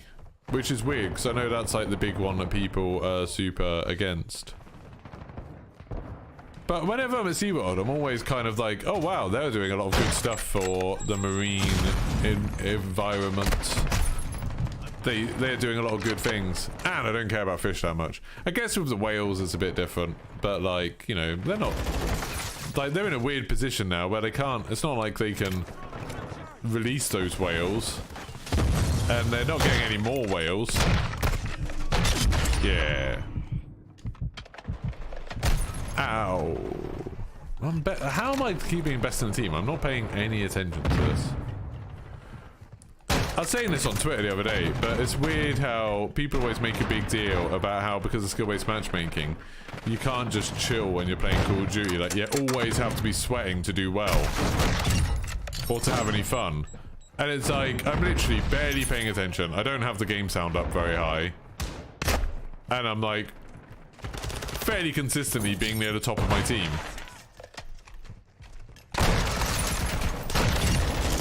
And getting some decent kills.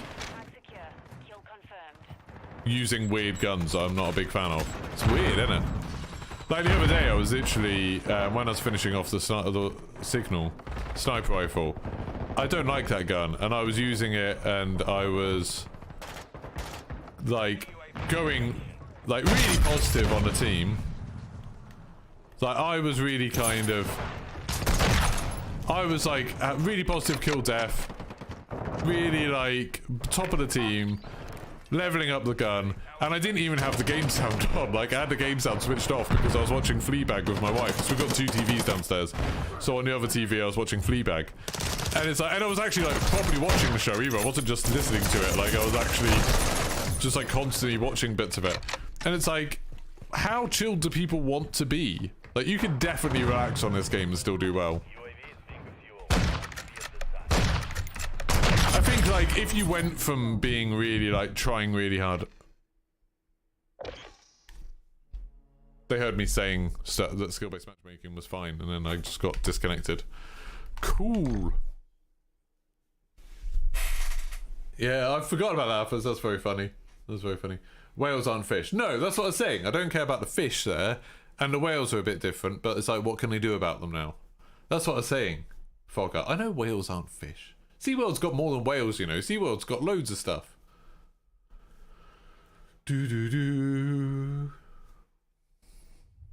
They got sharks, they've got lionfish, they've got eels, they've got all sorts of stuff. It's a whole world of the sea. I mean, they've also got other stuff that's not fish, like turtles and beluga, not beluga, well, they do have belugas actually, and penguins and manatees. I like seeing all stuff. And the SeaWorld in Florida has some of the best roller coasters in Florida. Well, 2 of the best roller coasters in Florida.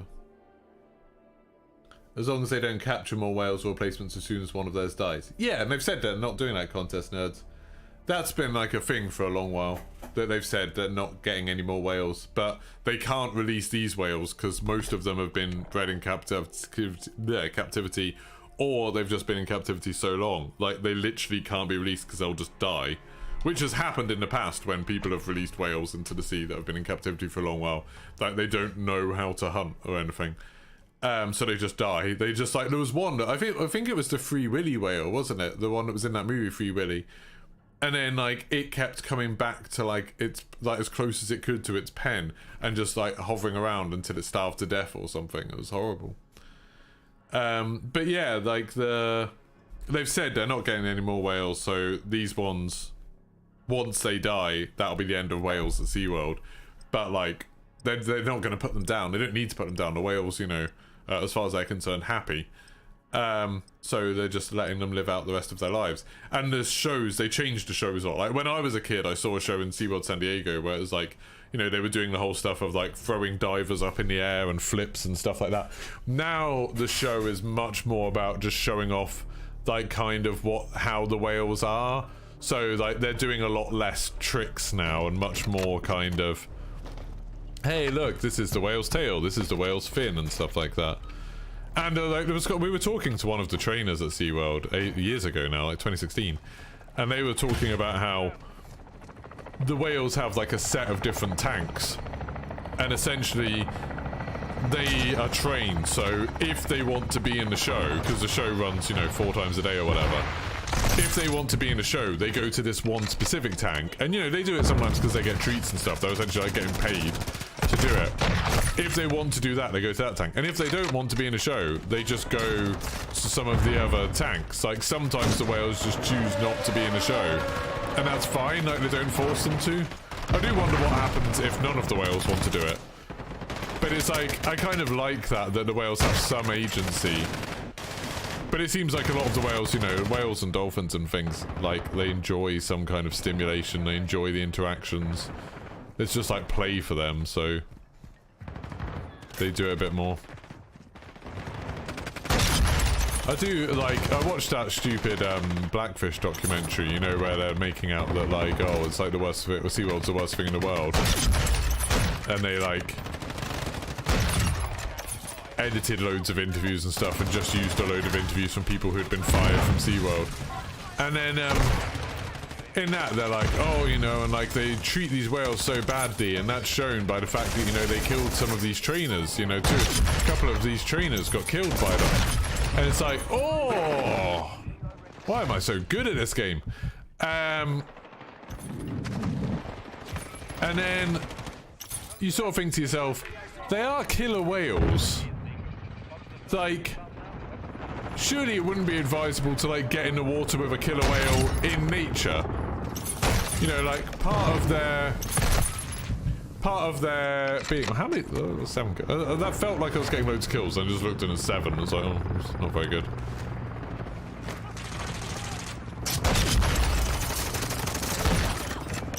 But still. Oh, I thought I got in them. That must have been a quad feed. It was pretty good, wasn't it? That was a pretty good little run. That's the other thing, is like the... Hey, Pine Shot Riot! Oh my god.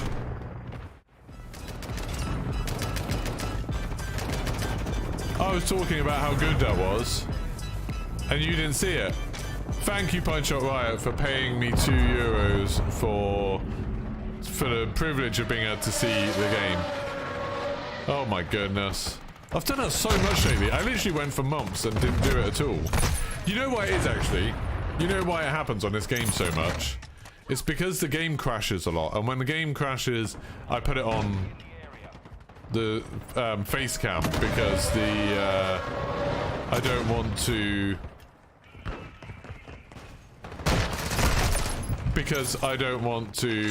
like, in case my email's up or something like that. So whenever the game closes down, I put it on face cam, and because the game crashes so bloody much, that means that it's happening a lot, and then I forget to put it back on because I get carried away chatting about something like whales. I actually did do a good little run of 7 kills quite quickly. It was great.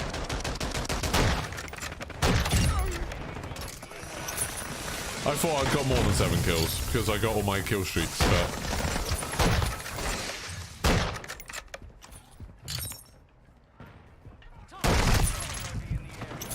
Any thoughts on the AI? It seems a lot stronger in Lupo's games last night. At least their killing power, you'd prefer them to be smart. At least they're challenged. Yeah, I think you hit the nail on the head there, didn't you?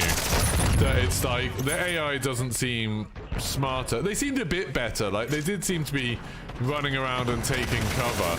But they still don't seem to be, like, acting like a squad or anything like that. Like, they don't seem to be working together or anything. But anyway, like, they are doing some stuff, which is cool. But then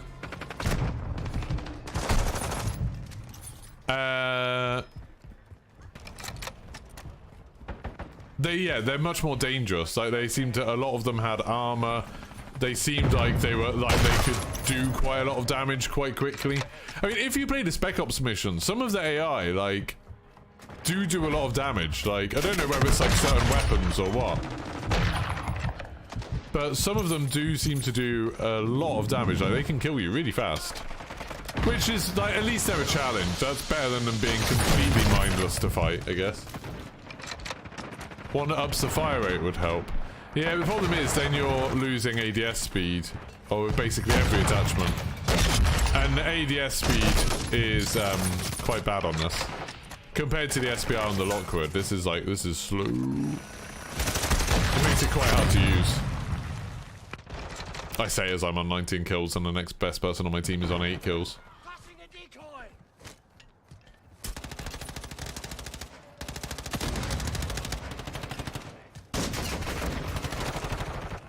I do wonder, like,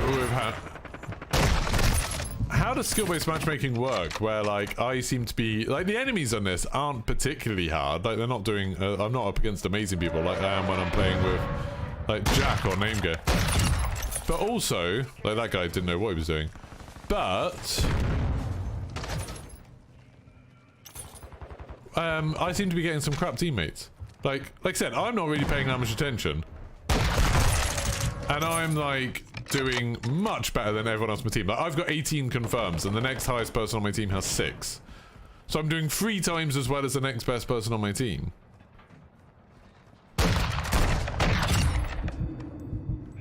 I wonder why that is. Like I wonder what's going on there.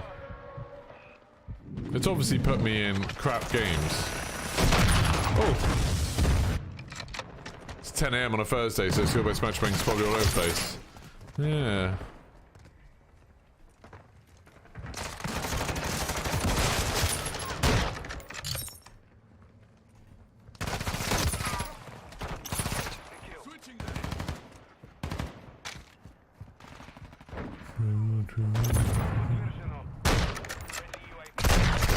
God damn it. How come no shark fin front grip? It has no cons. Because I don't trust it. It's the same as a hipfire laser that says it's got no cons. Don't trust it. Don't believe it. I don't like those stats where it says like what each gun does, what each attachment does. Literally don't believe any of them.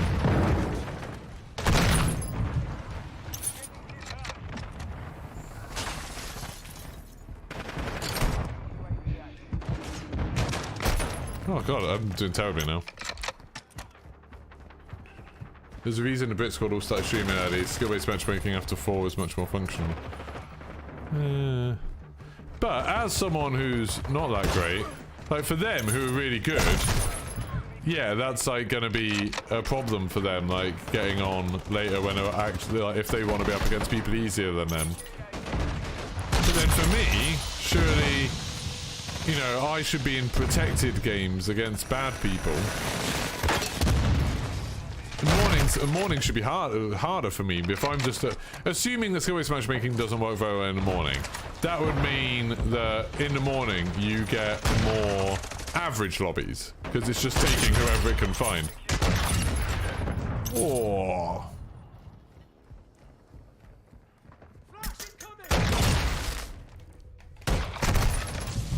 But look at that. 26 confirms against 6 confirms for the next best person on my team. Good. Yeah, like in theory, in the evening I should be playing a game. It's me. In theory, in the evening I should be getting more people who are like me. Right, I'm just gonna go to Lou. I'm gonna play an ad and go to Lou. Back in a second. Okay.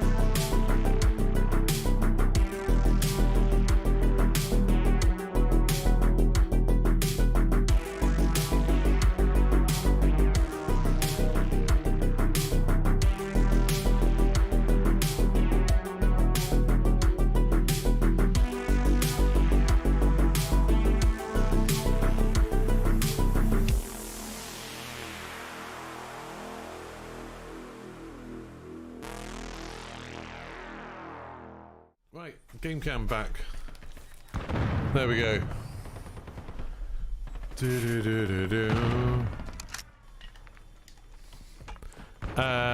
So 16 out of 23. We're not doing too bad. Leveled up this gun from 0 to 16 pretty quick, I think. Oh my god, I missed that so badly. I like literally missed 2 shots there. I shouldn't have had time for 2 shots even. That guy's using a javelin. Like it. Love it. Hey Zen Monkey, how's it going? You know what, I actually did Ryan Nemesis 2 times back to back sometime around 1999. That is very accurate. I remember the first time I went to Alton Towers when Nemesis, after Nemesis had been built, I was too scared to go on it. Bear in mind I was like a kid, like I was, you know, very young. And then the second time I went, it was for my birthday and we took 2 of my friends. And they were so annoying all day. They were really irritating. Like I was there with like my parents and my friends. And my friends literally just wanted to spend the whole day in the arcade and were too scared to go on any rides. And I was like, why are we here? Like, we're not here to go on an arcade. You can go on an arcade anywhere, like, let's go to some rides. And then I ended up going on Nemesis with my dad. And my dad absolutely loved it. Like, he was super excited by it. And we ended up going on it twice back to back while my friends just hung around in the arcade. It was great. Loved it. You and your mate rode 7 times in a row at the end of the day. Felt woozy on the way. I think the most I've ever done Nemesis in a row is like 3 times. And that was enough to make me feel a bit dizzy. It is weird, like, I've gone off those kind of rides that are called B&M inverted coasters. And like, I used to really like them, but like, I've really gone off them as I've got older. Because it's like, it's just quite intense forces. But unless you're sitting on the front row, you can't see anything, really. Like, I've been on quite a lot of them now. There used to be 1 or 2, I suppose, at Universal Orlando called Dueling Dragons. And they were so intense. But it always made, because like you're hanging under the track, so when you go in like a loop or something, the force is like pushing outwards. It like made me feel like all my blood was going to my feet, and it made my feet like feel like they were going to explode. It was like the weirdest, most uncomfortable feeling. Hated it. It didn't help that it's obviously super hot in Orlando, so it was like my feet were hot anyway, but they were hot and full of blood. It was gross. We did stealth back to back. Front row's excellent. Yeah, I really like stealth. I was talking about stealth to my wife yesterday, actually, about how when I was like, before me and my wife started going all over the world to go on roller coasters, I kind of thought stealth was just like a normal ride. I was just thought, oh, there's like a million of these. Like, this is just, you know, one of these rides that you're just going to see everywhere. You know, with like intermittent accelerator, a cable launching, you know, launching you up a top hat and back down again. And it's like, I didn't really realise how few of them there are. Like, I think I've done most of them now. Like, most of the ones that exist in the world, which is crazy. I really like them. Like, I know they're almost more like a flat ride. What is going on there? Like, they're almost more like a flat ride because they're so short, but I really love them. I love those launch coasters.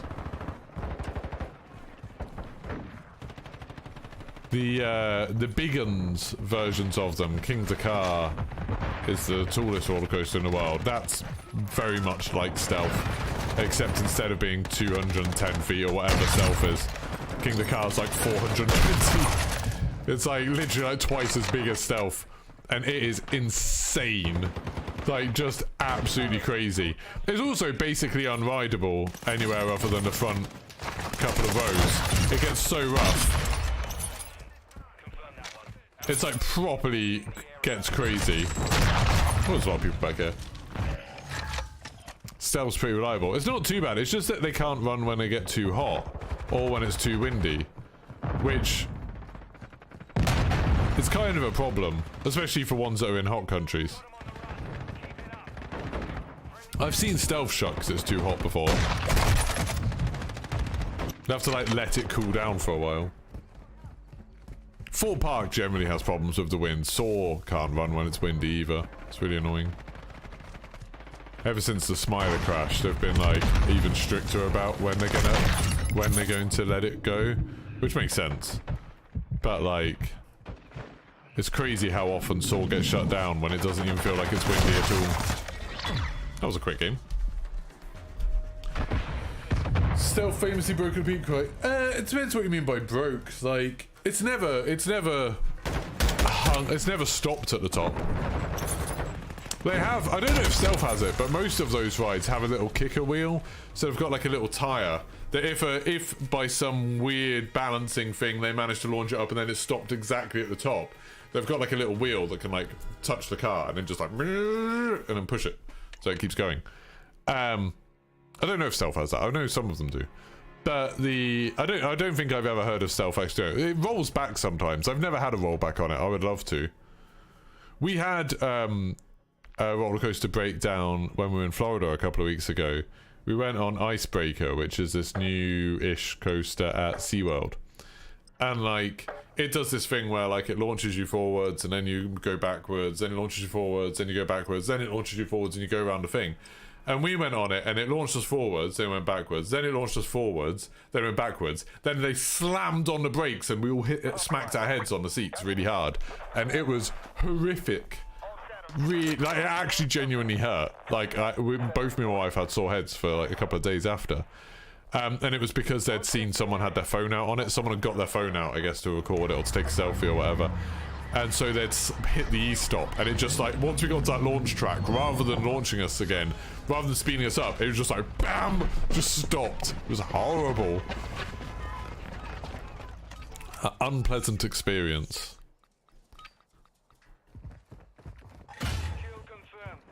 I really don't think it does, Mossab. Have I ever ridden any wooden coasters? Yeah, I've ridden lots of wooden coasters.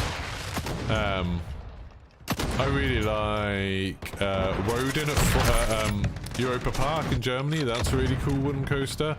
El Toro, a great adventure. Everyone loves it. I think the second half of El Toro is a bit too much, personally, but it's alright. Don't mind it. A lot of my favourite coasters are what they call hybrid coasters, where it's got like a wooden structure but then a steel track on top. There's a company called RMC that makes a lot of rides like that at the moment. And literally my favourite coaster is Twisted Colossus, which is one of those. But yeah, there's a lot of rides that are good that are like that. I do like wooden coasters. I like them feeling kind of out of control. A little bit earlier this year we went on a really good wooden coaster. That I've been on before actually, but it's at a place called Toverland in Holland, and they've got a coaster called Troy, and Jesus, that thing feels crazy. It's really big as well, considering the park is quite small. It's a really big coaster. It's really good. And went on Colossus in Heidi Park. That was alright. I didn't love it as much as some people do. There's a certain like design of wooden coasters. Like there's one in Liseberg in Sweden called Boulder that does it as well, where they just kind of, you go up a lift hill and then you go like up and down some hills, and then it does a really slow turnaround at the top of a hill, and then you come back and do more hills. And it's like, the hills are fun, but the turnarounds are so boring. I really don't like it. I much prefer what they call terrain coasters, which is where after the first drop, you never really go that high again, and instead it just uses the energy from that first drop to go really fast, like really close to the floor. I always think those are a lot more fun. Woden's a bit more like that, like where you don't really go high again after you drop. You just sort of go super fast around, lots of twists and turns. It's very cool. Love coasters. Love coasters. Yeah, there's not many types of coasters that I've never done. I've never done a single rail. They're fairly new, and we don't have any in Europe yet. But hopefully next year we'll go back to Magic Mountain. They've got one now in California, and we'll get to go on that one. What else have I not done? Don't know actually. I think I've done most other types of coasters. I've never done a pipeline coaster, but there's only like one of them, and it's in Japan.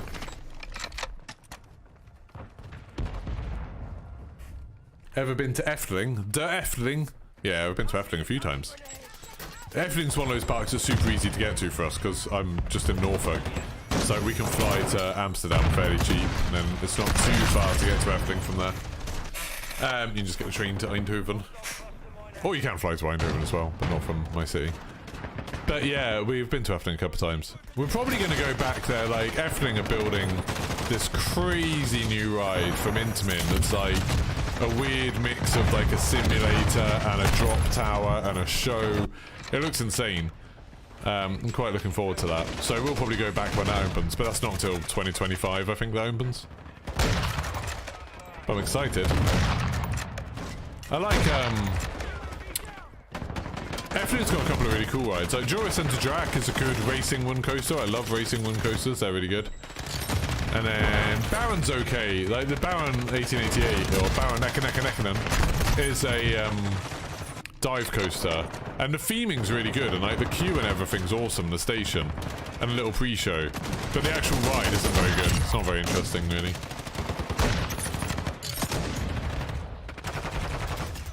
And then what else have they got there? They've got Symbolica. That's okay. They've got a really cool dark coaster called, it's like a bird. Oh, what else is it called? I can't remember. They've got a big dark roller coaster in the dark that's themed around a giant bird, and that's really fun. I really like that. This is the worst map, you think, Flynn? I think that Tarak map is worse, personally. But yeah, this isn't great. It's like, it's okay. I don't mind this in objective modes a bit. Like Hardpoint, I think this is actually kind of interesting. It's kind of a fun map. But in Bloody Kill Confirmed, I'm not a big fan of it. It's alright, it's fine. I don't think any of the maps in this game are really good.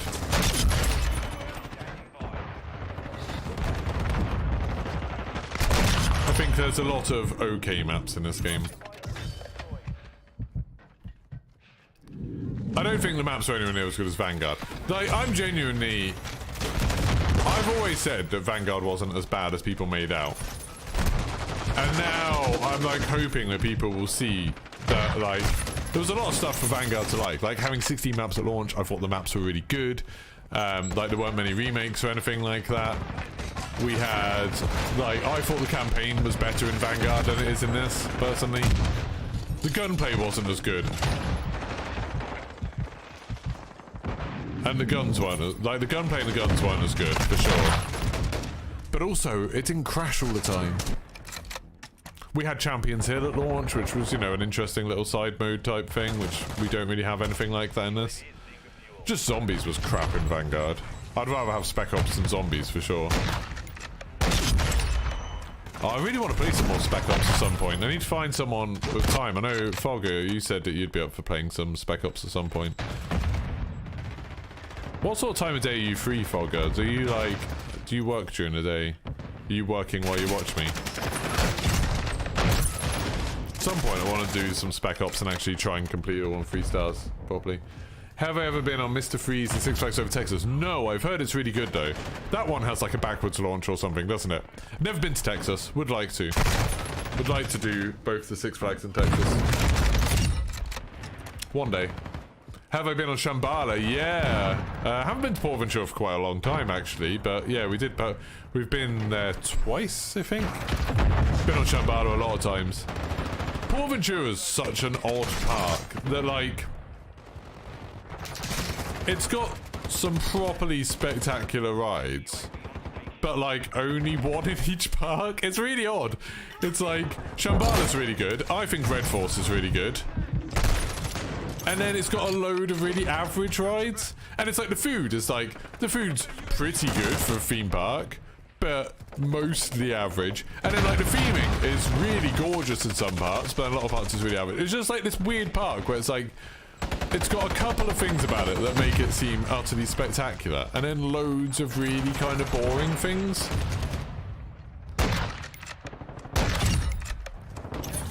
Like, the hotels are okay. Like, they're, you know, they're not bad at all. But they're not amazing either. Oh, oh. Getting double kills with this thing. So satisfying.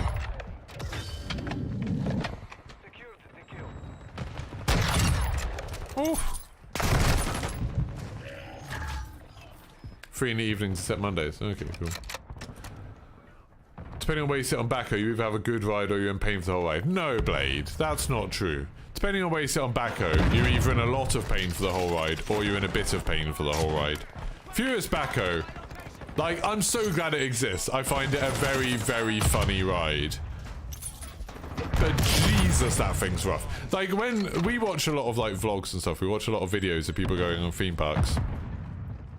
And, like, I always think they're a bit, like, you know, they're kind of a bit babyish about it. Like, they complain about stuff being rough, and it's like, it's not that bad. And they're like, oh, this is unrideable, blah, blah, blah. And it's like... Furious Baco is the one I'll agree with them on. Furious Baco is insane. Like, it's so rough. But almost in a kind of funny way.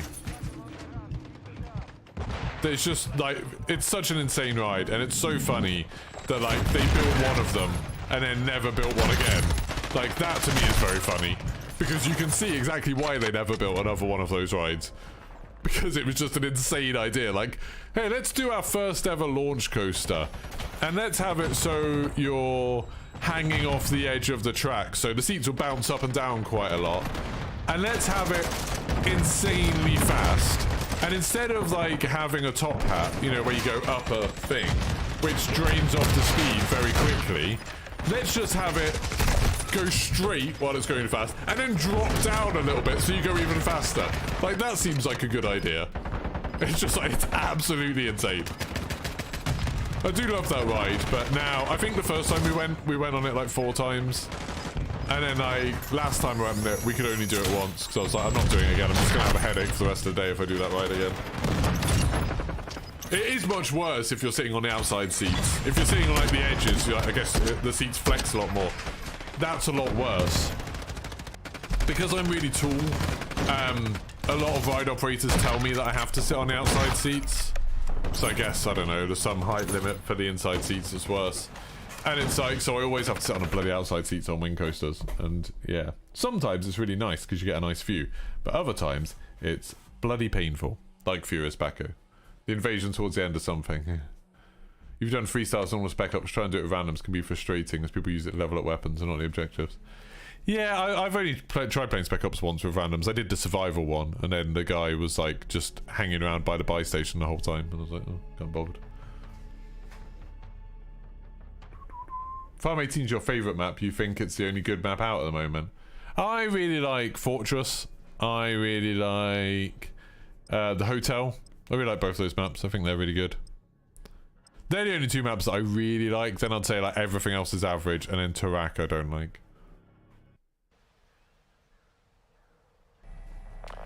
Oh, Nick, sorry, I just saw your message. You see you're giving away a Burger King skin. Did you miss it? No, I think I'll probably just give away the Burger King skin at the end of the stream.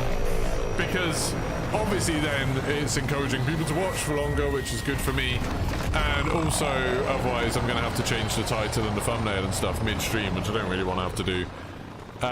Because then I'll get people coming in being like, oh no, have you given away yet? So whenever I choose to end a stream, that's when I'll give it away.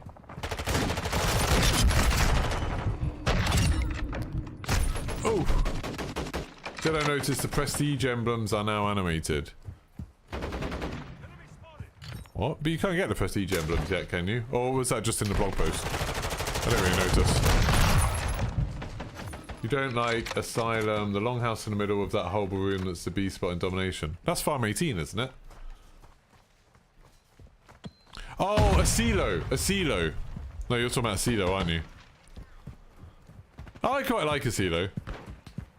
I really like Asilo for Hardpoint. I think that's probably the best Hardpoint map. I think there's some really interesting stuff going on with that map. It's a very interesting design. Which I like I'm all for, I think the reason why I like Vanguard's maps and I like Advanced Warfare's maps and I even like some of Ghost's maps is because I like it when they do weird stuff with maps.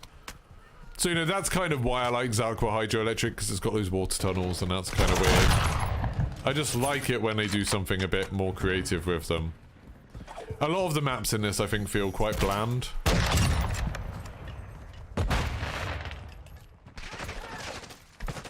Actually, no, saying that. No, they are quite creative in this. They just look bland. But the design of them in this game, like, is kind of interesting. But Vanguard had some really cool maps, like, just really interesting kind of layouts, interesting designs. They looked interesting. I really liked Black Ops Cold War for the maps. Like, I thought Miami was super interesting. I thought Satellite was really interesting. I can't really remember any of the other maps. What other maps did they have? I literally can't remember any other maps from Black Ops Cold War. Someone remind me, what were the other maps in that game?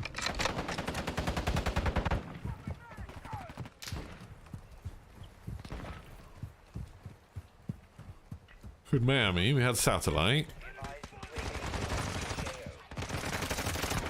Trying to remember even thinking back to like the campaign, like what bits from the campaign we used for maps. Oh. Oh! Oh, that would have been good if I got that one. Yeah. You dislike Crown Raceway? Yeah, I don't like Crown Raceway. It's good when using guns like this. Yeah, it's a good map for using marksman rifles. Lots of long sight lines. Bloody hell.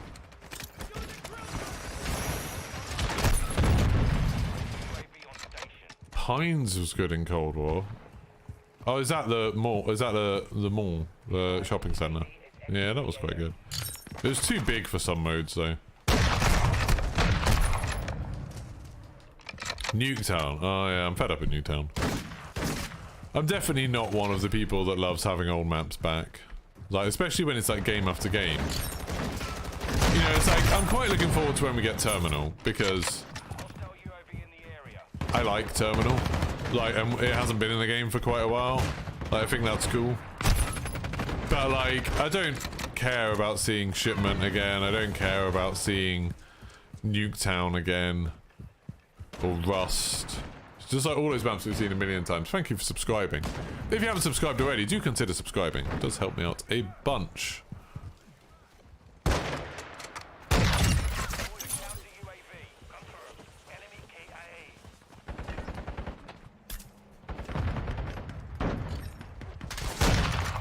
Ah! What the hell happened there? Looks like I saw a ghost. Sup hype, you hated Satellite and despised all iterations of Nuketown. I liked Satellite. I thought Satellite looked so striking. I thought it played really interesting as well, having like the dunes on one side and a plane and then the caves at either end. I thought it was really cool. Really liked Satellite. It's good when you have like a little bit of... How did I miss them? You really liked the Season 1 roadmap, but no new maps for multiplayer was kind of worrying. Yeah, it is. I completely agree with that, Nick. Like, the whole, You know, like what happened with Vanguard, where with Vanguard we got like one new map a season, or like one new map every update, and all the DLC maps were crap, and we barely got any new modes or anything for Vanguard multiplayer. It just felt like all the focus was on Warzone and stuff. It does feel like that's happening again, doesn't it? Like, just from that roadmap, it's a bit like, there isn't really, bless you, it really isn't much coming for multiplayer. You got like 2 maps that are just remakes of maps, and you know, Shipment's a map that we've seen like a million times. And Shoot House is like, it was just literally in the last Modern Warfare. And then, we didn't get any new modes. And it's like, we get new guns, but the guns are just like the same as the guns we've already got in the game. Like, they're not anything interesting. It's not like we're getting the crossbow or something cool like that. It's just like, oh look, we've got another assault rifle that is low recoil and high rate of fire.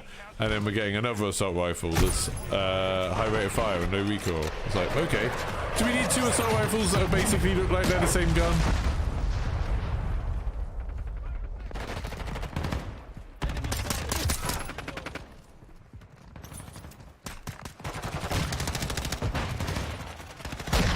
Why can't I hit this person? It's always the same one. There we go. I can hit them if I literally put the gun in their face. Yeah, Nick. Like, yeah, hopefully, like, we'll see something different, but it doesn't look like it. And you know, it does seem like, you know, we're getting one map for Season 1's launch, and then we're getting another map for... We're getting one map for launch, and then we get... Why can't I hit you?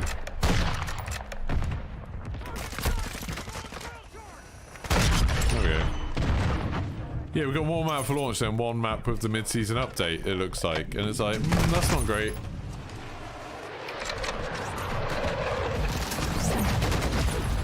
Vanguard had such potential once they fixed the spawns and removed the ADS bloom, then it was left out in the cold. I never found the bloom thing to be that bad. Like, to be that much of an annoyance. But like, you know, I've said before, I don't mind like a little bit of RNG and stuff in games, because I think it makes it more interesting when gunfights are a little bit more unpredictable. I'm not a fan of people talking about, you know, learning to control recoil patterns and stuff. And don't know, that's not how I want to play games. But and the spawns, I think the spawns are much better than this. I think the spawns in this are a lot worse than Vanguard does. I just thought Vanguard, like, the guns didn't feel very powerful. Like, they didn't feel very interesting. They were still on that whole thing that they've been for the last 3 games, where they're trying to make loads of guns that don't have any recoil. Like, they're trying to make every gun unbelievably powerful, so all of the guns felt like they had barely any recoil, they had hardly any, like, downsides to them. You could use attachments to make them insanely, like, accurate and fast firing and stuff. And I don't really like all that stuff. Can't hit anything now. Can't hit him for toffee. Oh my god. Vanguard spawns with... Oh, the game's crashed. Cool! I need to remember to put it on game chat. That's 2 crashes so far in this 2-hour stream. 1 crash per hour. That's gonna suck if they don't fix this for Warzone. The Vanguard spawns were terrible. I just, to be honest, I honestly didn't find them that bad. I think the only time I thought the Vanguard spawns, like, were bad was when you were playing on, like, the... You know, you had, like, the different combat pacings. The one where there was way too many people on the map. Then you would always be spawning in the middle of a fight, but that's because there was too many people on the map, and, like, that was a part of it, that it was chaos. If you just played the maps on, like, the normal settings, so it was, like, 8v8 or whatever, or 6v6, then the spawns were fine. But, like, people were literally, like, people on Vanguard would be playing shipment with, like, 16 people on each team, and then complaining that their spawns were bad. And it's like, what? Like, the map's very clearly designed for, like, 2v2 or something. And then you're putting, so, like, 16 times as many people on, and then you're complaining that you're getting shot in the back and stuff. It was very silly. Yeah, Dome was the same. Dome was a map that was designed for, like, 6v6, wasn't it? And then, because, you know, it was in World at War. And then, like, we were playing it on, like, the highest combat pacing, where there was, like, 1 million people on it. It just didn't work. Do I have any gold guns yet? I haven't gone for gold guns yet, but I've done the melee weapons. I've done the shield and the knife up to platinum. I haven't done, like, tried to get anything else on gold. There's a lot of guns where I'm like, I've only got 1 more camo to get. Because you know you unlock a challenge when you get it to max level. And then I've always moved on to the next gun. I haven't tried doing any of those yet. Eagle's Nest on Vanguard was a really good map. Yeah, I loved Eagle's Nest. That was really cool. Eagle's Nest was really cool. I thought, like, the worst map on Vanguard, I think, was Subpen. And it's like, it wasn't even that bad. Like, it was, again, it was a bit like, you know, border crossing. It was like, it was an interesting map. It, like, made you play very, very differently, and there was a lot more strategy to it. Like, there was some really interesting ways to flank, because you had the kind of 3 lanes, but the lanes were all at different heights, and I thought that was really interesting. But, like, that was, like, the worst map in the game, and it was, like, it was fine. I know some people hated it, but I thought it was fine. Yeah. Ow. Good morning, that dude. You didn't like Numa Numa? I quite like Numa Numa. Again, that was a map that played a lot better if you had less people. I really liked that map that was in the beta, where it was on the coast and there was the big ship in the middle. You know which one? And it was, like, raining. I really liked that map. That was cool. There was a lot of good maps. I really thought Vanguard had a lot of good maps.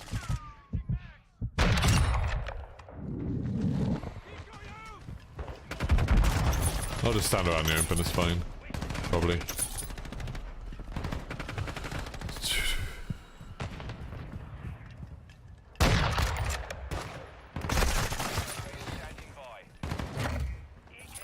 It's weird, like, with Vanguard, because of the way they released it. Like, you know, it's like, it came out, but we were still playing Warzone, and they had the new mode for Warzone, like Vanguard Royale or whatever. I suppose there was a gap before that, wasn't there, before Cold Era came out.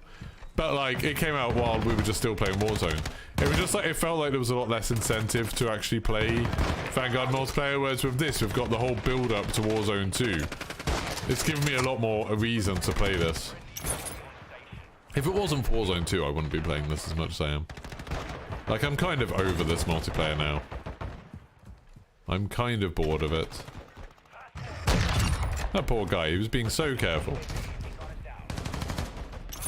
Gavutu. That was one of the shit. That was good, man. I liked it.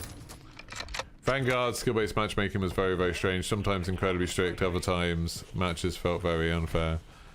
I mean, I really, really, really wish, and I would do this in a heartbeat if I was in charge of, like, Activision or Infinity Ward or whoever. I really wish they would just turn skill-based matchmaking off for a week and not tell anyone. I honestly don't think most people would notice, and I think what would end up happening is a lot of people would complain about how bad the skill-based matchmaking felt, because what would happen is a lot of people who are actually kind of below average players who have fought for ages because of skill-based matchmaking, they thought that they were better than they were, would suddenly get put in games where there's a lot of really good players and would get, or even just a couple of good players, it only takes one or two in each game, and would get absolutely wrecked, and they wouldn't be like, they'd get spawn trapped. You'd end up with like those crazy games where like one or two players dominating the entire game, and they'd be like, oh, skill-based matchmaking's ruining it. And then I'd love it if then Activision came out and said, oh yeah, we turned skill-based matchmaking off. Actually, skill-based matchmaking was protecting you from this, but you know, you've been moaning about it, so you don't deserve it. How many more levels have I got? Just one more level! Nice! Warzone has dwarfed multiplayer in success. Yeah. You know what's crazy? One thing we haven't talked about. I think the craziest announcement from yesterday, as in the one that I literally still can't get my head around. And I would love to see, you know, you get all those conspiracy theorists that are like, oh, skill-based matchmaking is just about selling more microtransactions, and like the game manipulates you into wanting to buy more microtransactions by giving you good games when you buy a skin, all those things. They're taking the store away from Warzone 1, but keeping Warzone 1 working. Like, you're not going to be able to buy skins in Warzone 1 anymore. Like, that's insane! I'm unbelievably shocked that that's what they're doing. I sort of understand the reasoning. That they don't want people complaining that, like, normal people would buy a skin that they liked in Warzone 1 and then be confused about why they can't use it in Warzone 2. Like, that's why they're doing it. They don't want someone spending 20 quid on a skin in Warzone 1 and then being like, but, like, then I went to Warzone 2 and it wasn't there, what gives? They didn't want that to happen. But that means that they're running Warzone 1 and they can't make money on it. Like, they've got no way of making money on it. The Battle Pass isn't going to have anything for it. There isn't going to be a store in it. There's, like, literally nothing you can spend money on in Warzone 1. So they're just running a free-to-play Battle Royale game that can't make money. Like, that's insane. Like, why didn't they just I mean, I suppose the reason they didn't shut it down is because people would moan that they spent 20 quid on something and then be like, oh, you can't do it anymore. But it cements the idea that Warzone 1 is not getting any updates. They have absolutely no incentive to make you want to play that game. I think they're gonna, if anything, cut more and more from that game until the population gets super low, until the population gets down to like Battlefield 2042 levels. And then they'll just say like, yeah, we can't keep the servers on anymore. They'll give you warning. They'll say like, okay, you've got like a year, or you've got 6 months, and then we're gonna shut down Warzone 1. It's so insane that they're still supporting that game. Like, that's such a bizarrely generous thing for them to do. But of course, all of those YouTube accounts that make their living talking about what monsters Activision are never going to talk about that, are they?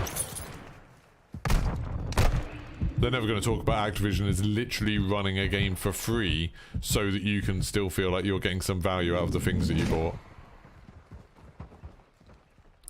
And I'm almost certain they don't need to do that in the terms of service or anymore or anything. I'm sure there'll be something in the terms of service saying like at some point the game might stop or change, and there's nothing you can do about it. Ooh. It's a nice little set of kills there. It's only a double. I thought it was a triple.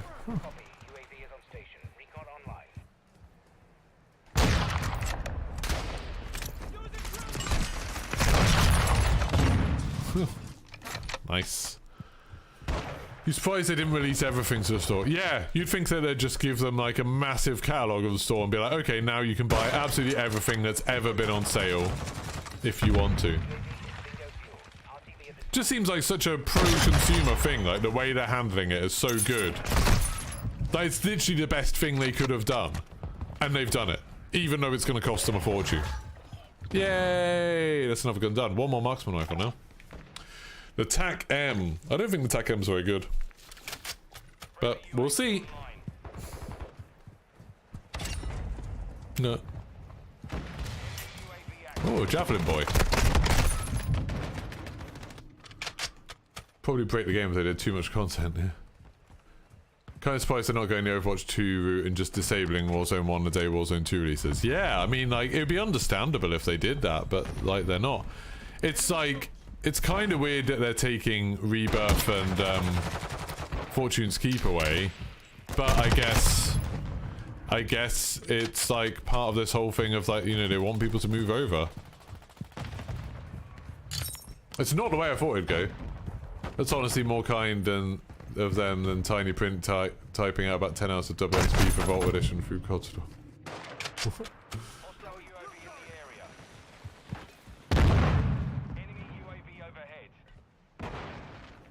L for ruining the Warzone? What do you mean? What are you talking about, Anesti? What's ruined Warzone? Are you one of the people that just likes playing Rebirth and Fortune's Keep?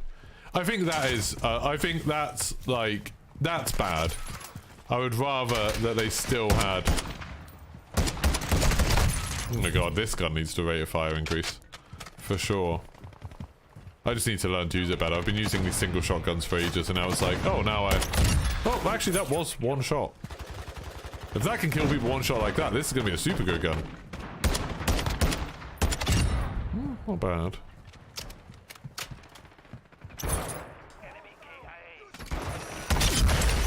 It's a one-shot headshot. That's pretty good. It's not bad. Kind of think Call of Duty games have always been more pro-consumer than people give them credit for. Yeah, like, it's insane the amount of content you get with a Call of Duty game. Like, to the point where I don't understand the arguments about Activision being, like, anti-consumer and stuff like that. Like, the Call of Duty games, for a long while, have been so unbelievably generous. I'd say Vanguard was actually, like, close to being quite bad for that in terms of you weren't getting the extra modes. You know, in Black Ops Cold War, you got fire teams and zombies and Outbreak and everything, as well as a campaign and multiplayer. Then Modern Warfare 2019, you had gunfight and the campaign and multiplayer, and Spec Ops, even though it was terrible. And like, before that, games had, you know, Black Ops 4 had Blackout included with it and stuff. But Vanguard was a little bit stingy on the extra modes front. But like in Modern Warfare, you know, in this Modern Warfare 2, you've got like a campaign that's like probably for most people about 10 hours long. You've got all of the multiplayer stuff. You've got the Spec Ops stuff. You've got raids.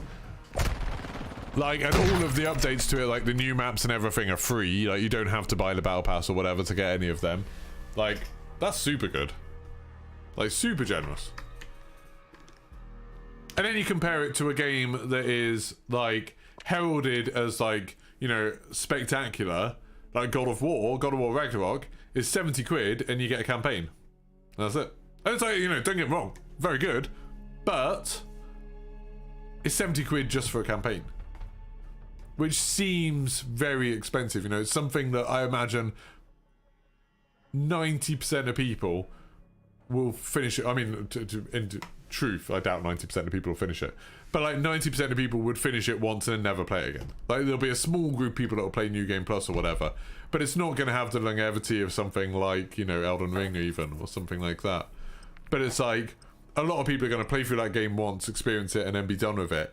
Call of Duty, a lot of people are going to put hundreds of hours into it, or probably have already put hundreds of hours into it.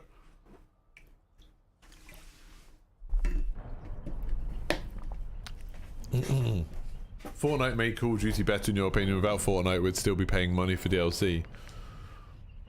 Yeah, maybe. Was Fortnite the first game to do the battle passes? Was that the first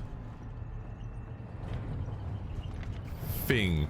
Like the first game I remember doing the DLC packs was Halo, and then Call of Duty started doing them. So I think Halo did it with Halo 2. That was before Call of Duty did them, wasn't it? And then when was the first battle pass for Call of Duty? Instead of doing the DLC packs. Like, was it Modern Warfare 2019? Did Black Ops 4 didn't have battle passes, did it? But I can't remember about Black Ops 4 having expansions either. I can't remember how it worked. First big game. Yeah, I can't remember the order of everything. This gun's not that bad. That's alright. It's not as good as the other one because I'm not getting one-shot kills. Which is going to be a problem. Black Ops 4 still had loot boxes, oh yeah. But were all the... what happened with Black Ops 4 new maps? Were they just free? Because Black Ops 4 did have, like, new maps added to the game after launch. Like, how did you get them?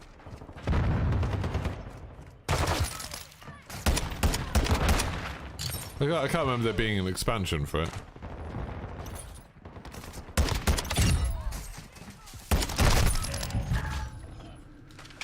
You bought the Black Ops Pass?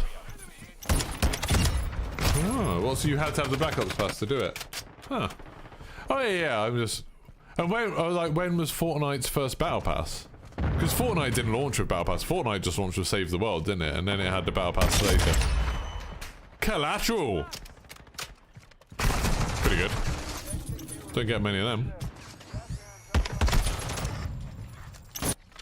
Map packs. Oh.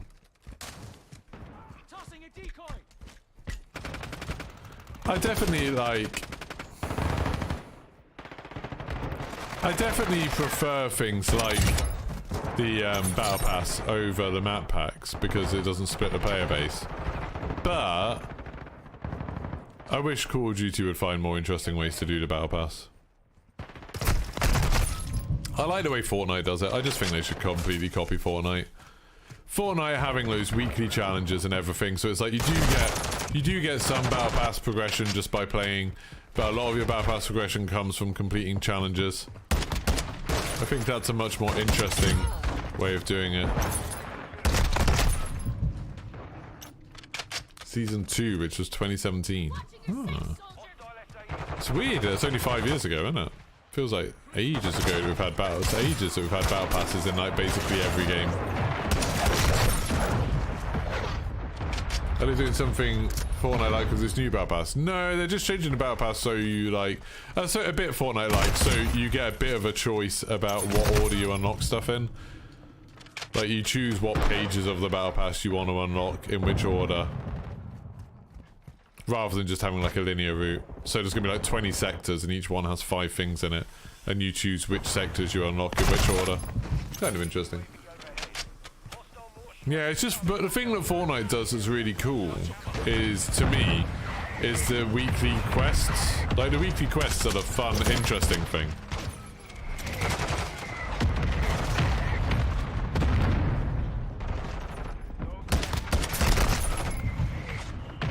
Dota 2's had a battle pass since 2013. Crazy. So Call of Duty's got Dota 2 to thank. I was about to say, I feel like battle passes have been around longer.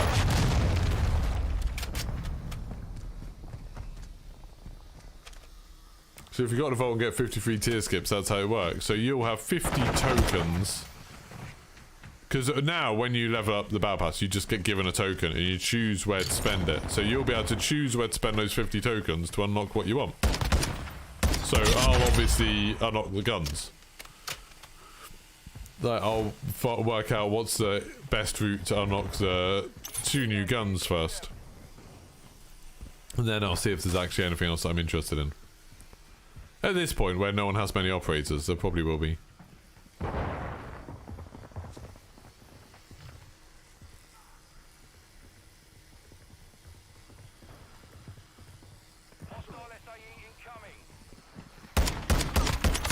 I'd say I could hear that person. I couldn't work out. There's 2 of them. That's why it was so confusing.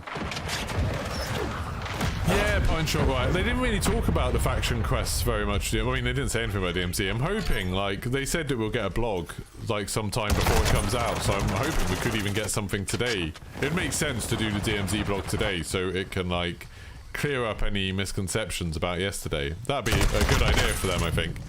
But I'm hoping that, like, the faction quests get updated weekly. So it's like, when the game starts, because everyone will be playing it a bunch, they've got like a set of quests that'll take you, you know, 10 hours to get through or whatever. And then they have new quests every week. That would be the best way to do it, I think.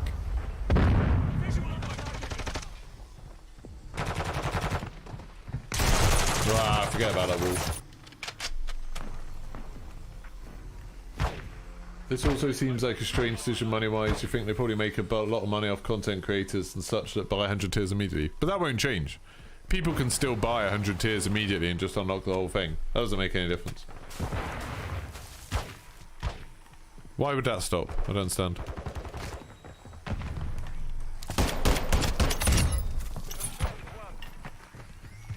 I'm tempted to use the double XP token on this gun.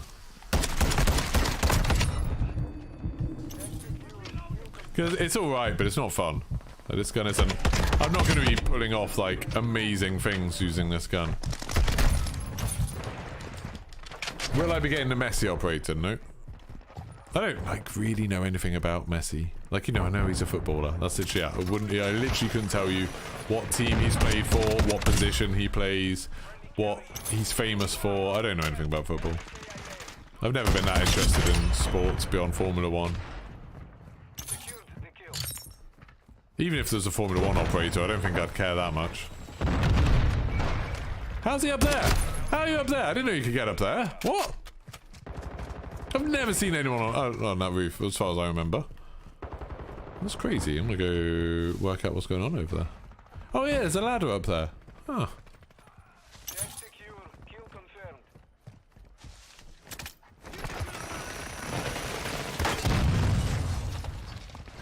Oh yeah.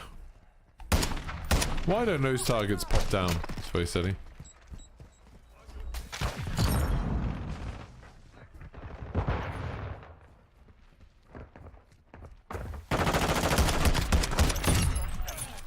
That guy's always hopping about.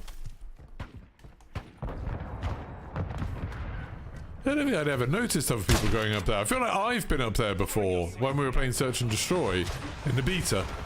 But I'd just forgotten that that was a thing. Very interesting. With the NFL being your region now, do you have a team or noticed an increase of your peers' interest in NFL? What do you mean NFL's in my region now? What are you on about, Snowski? What, they have NFL in the UK? I know sometimes they do like those show matches. You know, they do things that are like, where they like will do an NFL match in a London stadium sometimes. It's like a tourist thing.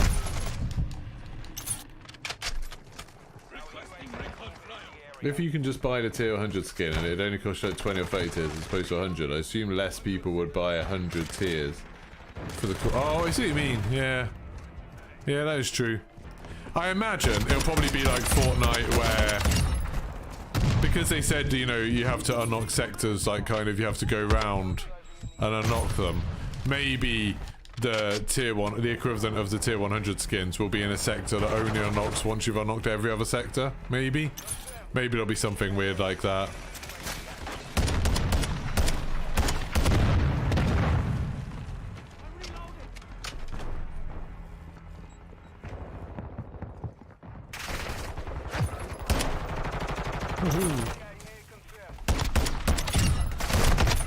Oh dear. They're pushing for a London NFL team. Why? Probably a way to limit it as Fortnite does. You can't get 100 straight away. Yeah, that's what I think. Sorry, I'm tired. There's an NFL game every month to make a more international game. There's a game in Munich and London. Oh. No, I'm seeing about the same interest in NFL like I always have here. Sports hipsters say they like NFL. Normal people don't seem to care. And that was the same when I was at uni. Like when I was at uni, a lot of my friends who were sports hipsters, you know, they were the people who would only like bands before they were popular, or only like sports that other people didn't really like. They would go to London to go for the NFL show matches, and they'd talk and they'd stay up late to watch the Super Bowl and stuff like that. But that's always been a thing. We have rugby, a much better game. Yeah, posh people, we have rugby. In Britain, I feel like sports and class are very closely linked. I suppose in America, a similar thing that, you know, you've got like baseball at the lowest level, and then you've got like American football because it's more expensive, and basketball, and then you've got like golf at the top, isn't it? Like in England, you've got like footballs at like the lowest level, and then you've got like rugby, as like posher people go watch rugby, and then you've got cricket, which even posher people go watch, and then you've got like tennis, like which is even higher, and then you've got like the crazy posh games like polo and croquet that no one really watches. Hey Cobb. The reason Messi's famous is because he has gifted abilities in soccer.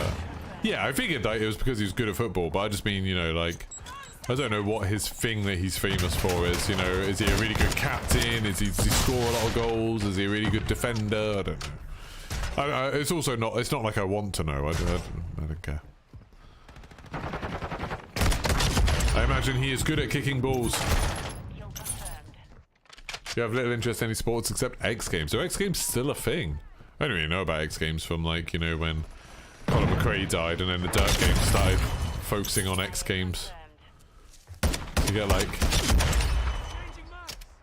there was that weird time in like the early 2000s where it seems like extreme sports were all the rage, thanks to things like Tony Hawk's and Jackass and stuff. Then people sort of lost interest.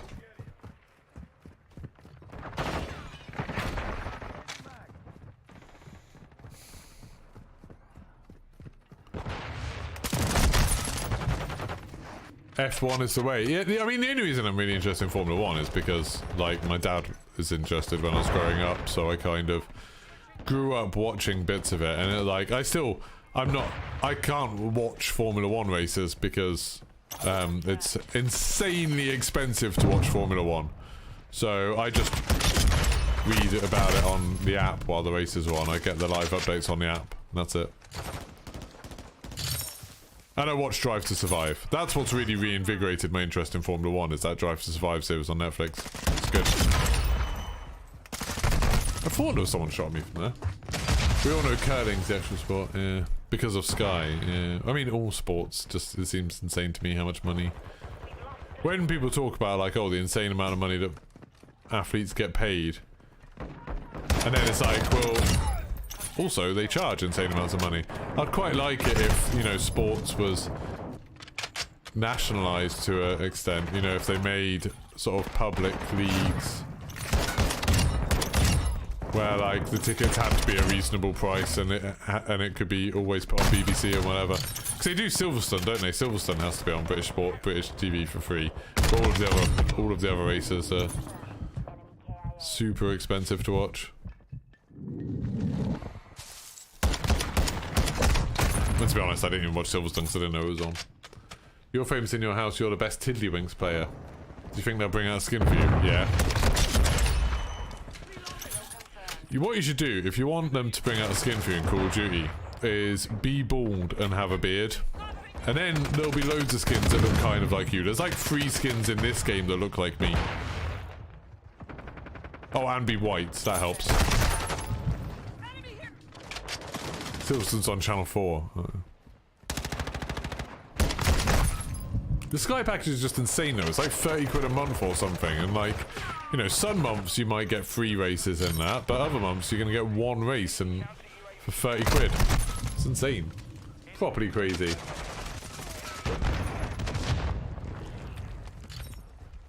I don't ever begrudge people watching sport. It's just not for me. It's not something that I follow or interested. I'm not really interested in esports either. Like CDL and stuff, I find it hard to care about it. $33.99 on Now TV. That's insane. That's so much money. So much money for such a small amount of content. I'm sure it'd be worth it if you were like also into other sports. But it's like if you just want to watch Formula 1, it's insane. You know, I would, but if it was like £10 a month, I literally would buy it just to watch Formula 1. But because I have to pay for it to then get a bunch of football and boxing or something in it, I don't care about any of that.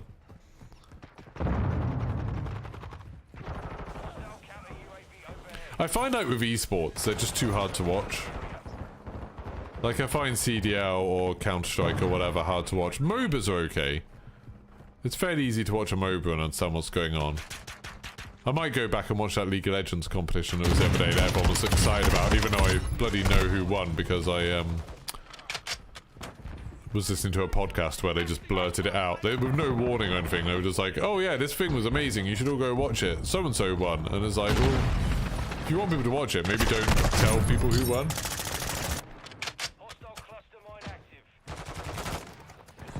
40 quid a year for all Sky packages and most channels around the world. All that's needed is a Fire Stick and a dodgy TV provider. Yeah, I don't like breaking rules. I don't like doing stuff that's like naughty. I don't like torrent films or TV shows or anything.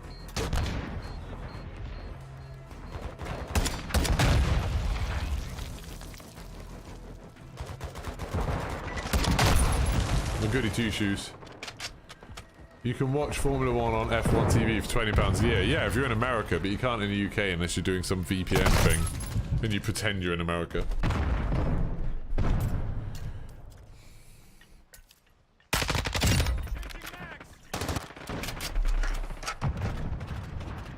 $100 a month cable plan, that's insane.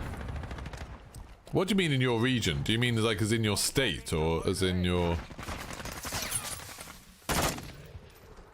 Like, isn't the NFL a national thing? Isn't it the National Football League? I don't understand what you mean by in your region. How do you get the skin? I'll just put the code up on the screen whenever I'm about to finish the stream. Do we get full ammo from the ammo box at ammo stations? Not in this. In this you get like, from the ammo box you get 1 clip, don't you? It's rubbish. I think the ammo stations you get 2 clips maybe? It's super stingy though.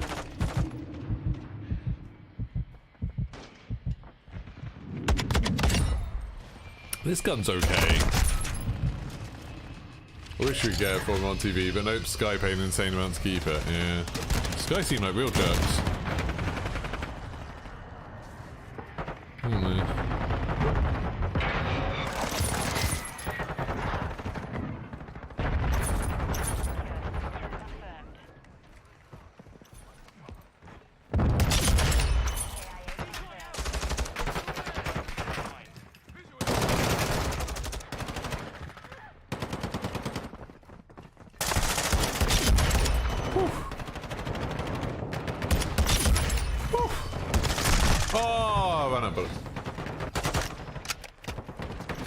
No, Blade, we can't get F1 TV in this country.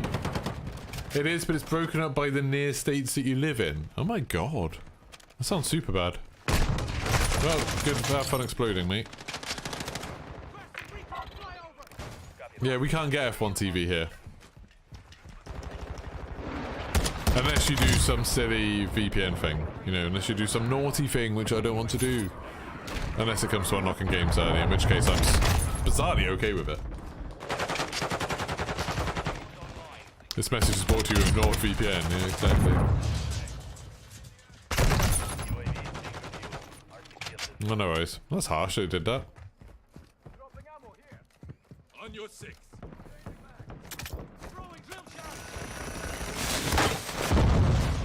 I feel like they'll change the way, like, sports works in the UK, like... At some point, I think like those companies like Sky will have less power to do that. Like they'll just make it unreasonably expensive for them to. Surely, like, the what's it called, the FIA want more people to watch Formula 1. Like, they want it to be a common thing for people to watch. I feel like they would probably make more money if they just streamed all of the Formula 1 races on YouTube. And then, like, people could become members and get extra little perks and stuff, and people could super chat and stuff. Like, I genuinely think they'd make more money doing that. People would go crazy for it. The FIA caring. Yeah, the FIA care about making money.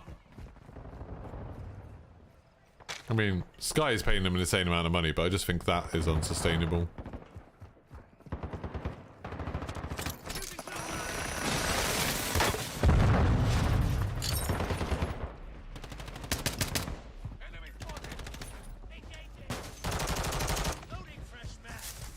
Like, I imagine there's a lot of people around the world who, right now, are cancelling a lot of their subscription services because they can't afford heating and food.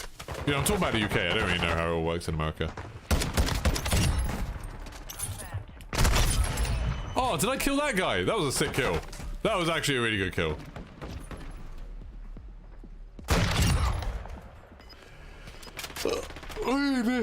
But yeah, like, I've cancelled Netflix. Like, you just can't afford it.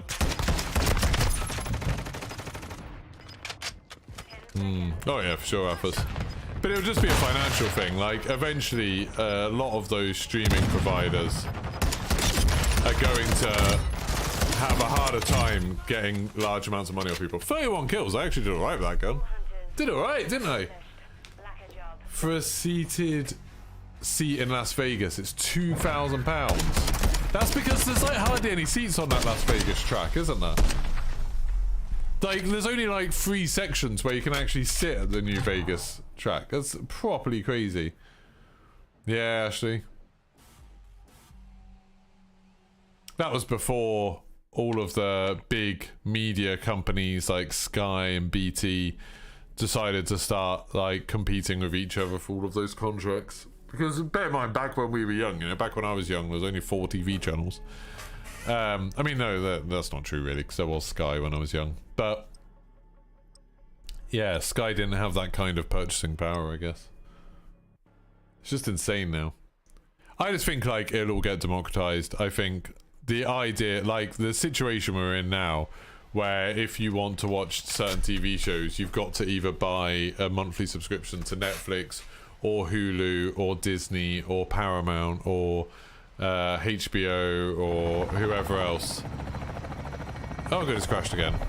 What's that? 2 hours, 40 minutes, 3 crashes.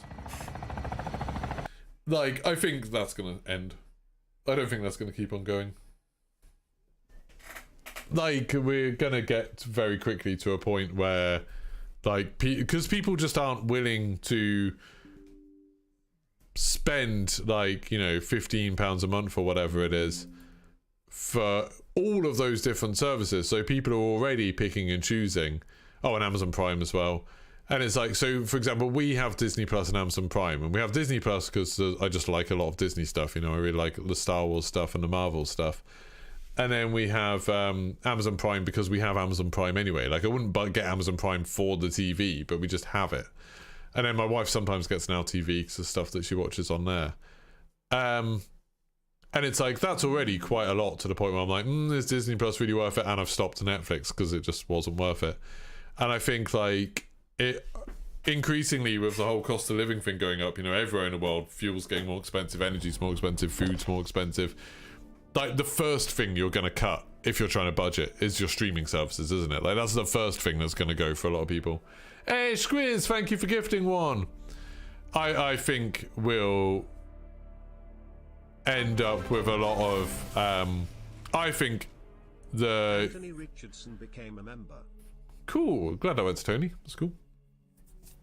I think it will very quickly go towards systems similar to YouTube and Twitch, where it's much more like, maybe you'll pay for one service like that and then lots of different things will be on it, but then it'll be like you'll get the content kind of for free, but you'll choose how much you want to like engage with it. So, you know, you'll pay a bit extra and you'll get like deleted scenes or whatever, or you'll pay a bit extra and you'll get to be in like chat when new episodes come out and stuff. I'm sort of surprised there aren't more companies trying to use YouTube for TV. Yeah, I think that'll come. That's my prediction. It's like it will all end up being on YouTube.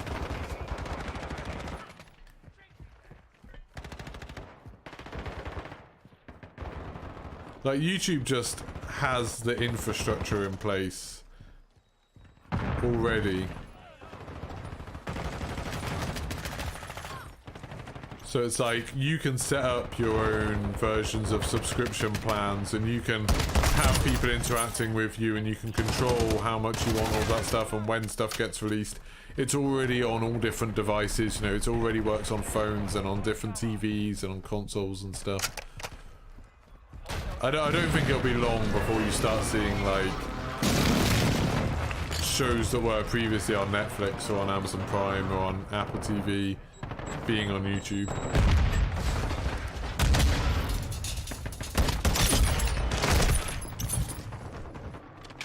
How's the grind going today, Mad Jock? Yeah, I mean, really well actually. I'm like flying through these last 2 marksman rifles, then I've just got 2 sniper rifles to do, which isn't too bad really. I've been doing bizarrely well in a lot of these games, which is odd. See, I'm level 7 on this. How many levels does this gun have? So it's quite a lot. 26. It sucks. So I've already done 7 in 2 games. So I could expect for it to take like 6 more games, something like that. If I carried on playing as well, but I can already feel myself getting a little bit tired, so I probably won't play this one. What the hell? That game. Oh, did I join a game in progress? Because that was rubbish. I got 3 kills. Fine.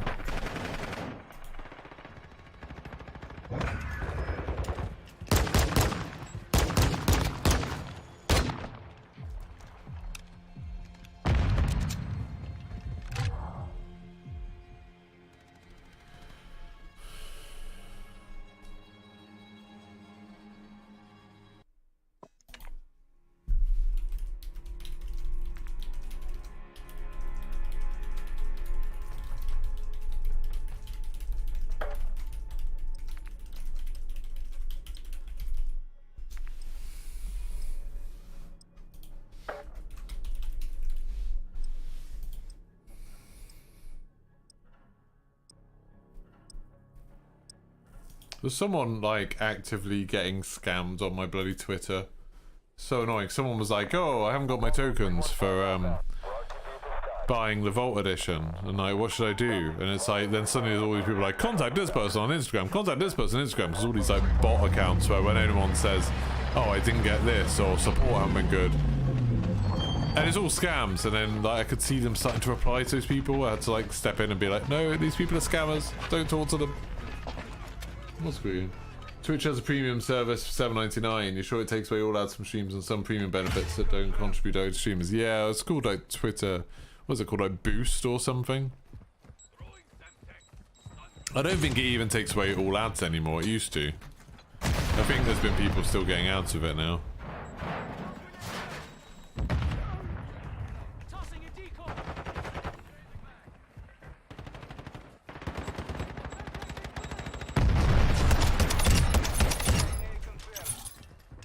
That's shocking that I managed to kill both those people.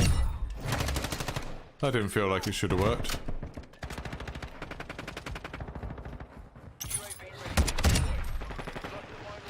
Are these people okay? This seems like it might be a good game. I was right about Xbox Series X. You got one yesterday, you love it. Nice. Yeah, I really like the Series X. Weirdly, because I was playing God of War for quite a bit yesterday. I played it for like 4 hours yesterday. I was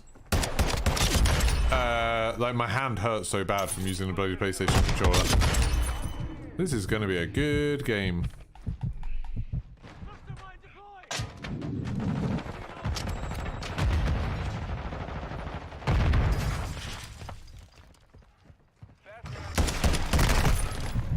So I'm not focusing and I'm still getting some kills. Yeah, I really like the Xbox. You got a PlayStation 5 controller yesterday and it feels bloody amazing. I'm glad you like it, Cobb. For me, it makes my hands hurt. It does, like, it feels super high quality and stuff. I do like that about them. The PlayStation 5 controls are way better than the PlayStation 4 ones. They're just too small for me. So I've got freakishly large hands. Because I'm a giant.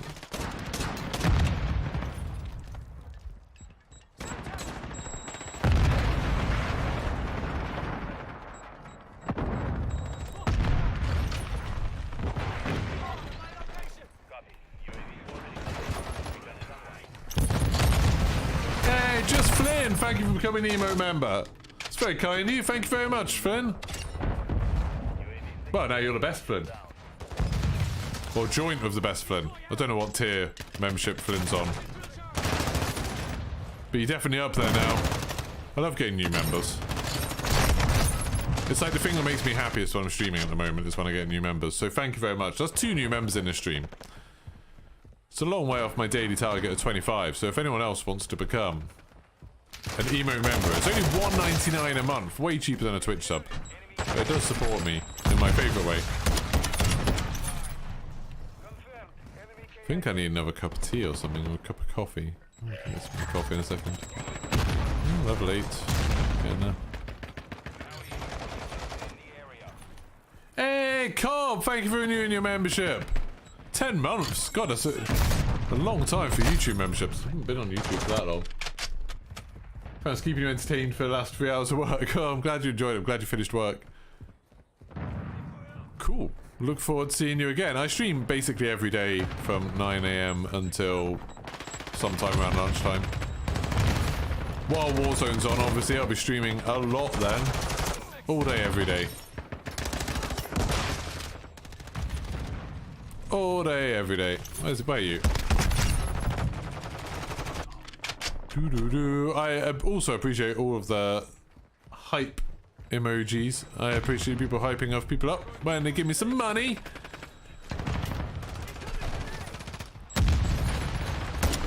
You know, the other day when people gave me a bunch of money to get pizza, and then that pizza was shit.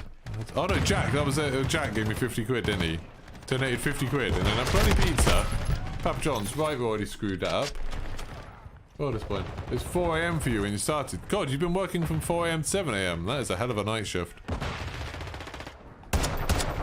Not something I'd want to do. Ow. Could do with slightly better sights on this, maybe. Oh, I'm running into stuff. You do wonder what's the opinions of streamers' girlfriends about all of this streaming stuff. What do you mean? What do you mean? You work from 10 PM to 6 AM. Oh. Oh, Jesus. Yeah, I would not want to do that. Would not want to do that shift.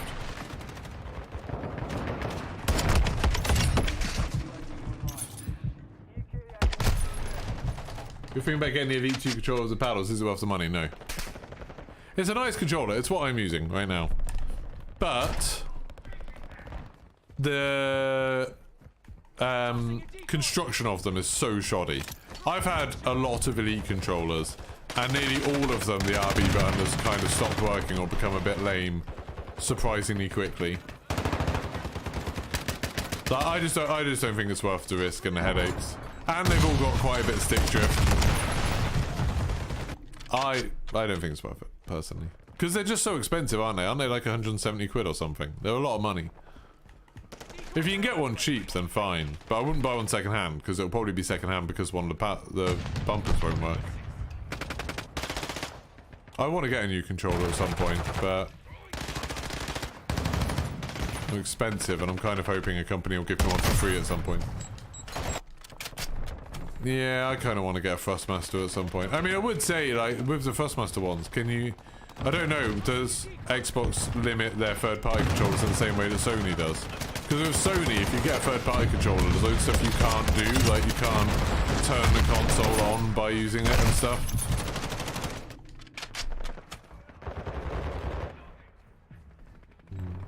I wouldn't want to... I wouldn't want to...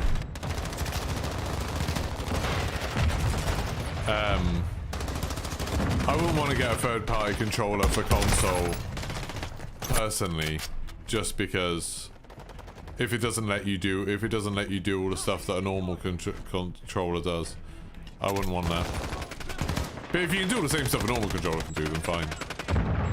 But for PC, yeah, I want to get like a Thrustmaster controller or something.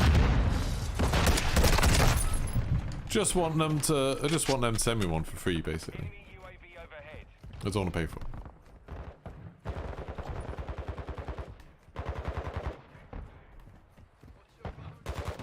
Streamers stream absurd hours. I mean, I generally, like most days, I stream while my wife's at work anyway, so it doesn't really make any difference to her. There's some days, like, sometimes when something's going on, you know, it's like a 5 AM launch or something, or a midnight thing, then I'll stream weird hours. But that's not very often, and she understands. She's very... I think because my wife plays games as well, it helps that she understands all of that stuff. And she understands why, like, sometimes I have to stream weird times, or why I have to stream all day. And she's very nice and brings me food and stuff like that.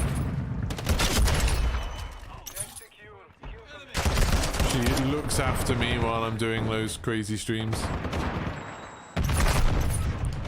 But I can't speak for anyone else. You can get scuffed PlayStation 5 controllers. Are scuff the ones where they buy a PlayStation 5 controller and then modify it? I know some people do that. Some companies do that where they are official controllers, but then they've just been modified. And that's how they get around the whole stuff not working.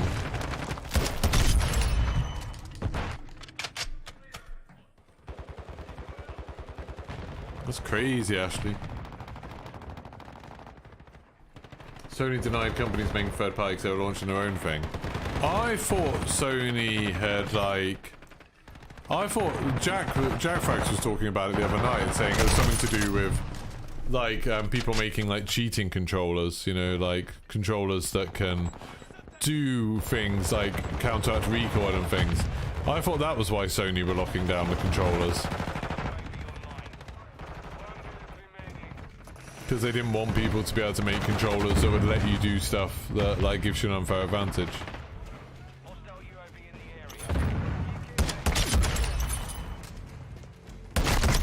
That new PlayStation controller is super expensive, isn't it? Their version of the Elite.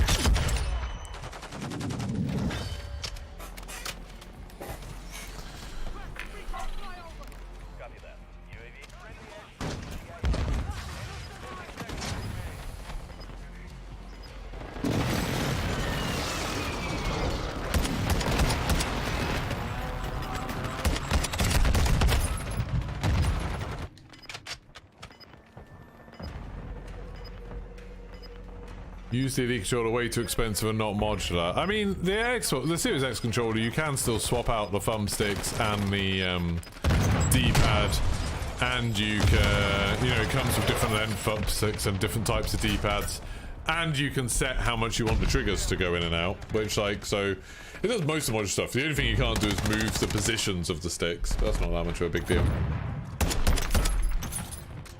Yeah, like everything Sony are doing this year. It's more expensive than we hoped it would be.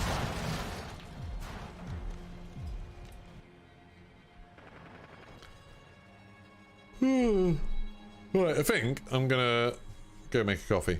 So I just played an ad because I'm gonna go make a coffee.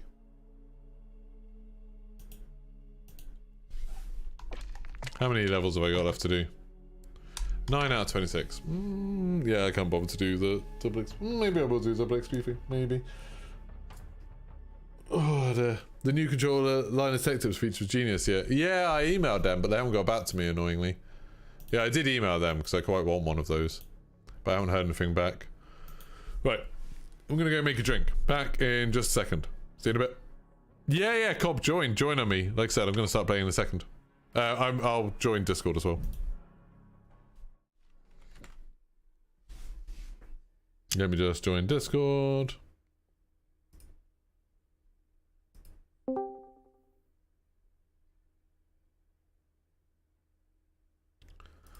Do.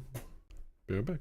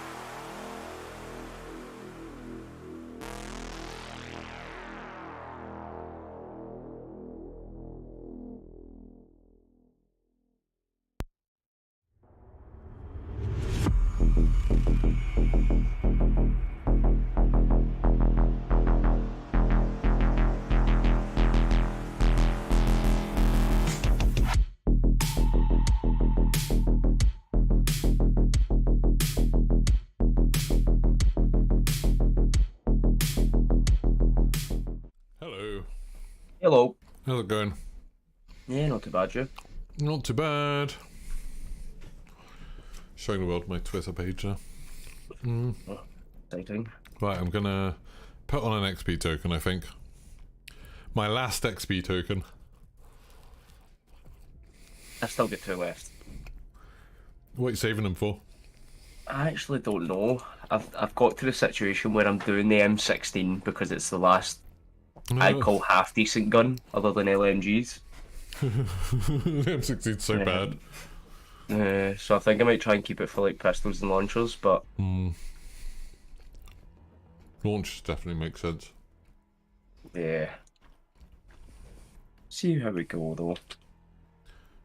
SMGs just felt so easy to do. War Daddy, if you can just join and join. I can't bother to mess around with friends and stuff, but I don't know if you're on my friends list or something or on Cobbs. If you are, you're welcome to join. Flynn's got all the assault rifles and SMGs done. You're moving on to shotguns tonight. Nice. Shotguns are alright. They weren't as much fun as I'd hoped they were going to be. They're okay. Razer's coming out of a PlayStation 5 Pro controller, and that's going to be $250. Oh, that's too much money. Again, if they send me one, I'll be happy, but I doubt that. I doubt Razer will send one. They haven't sent me anything in years. I haven't asked for anything.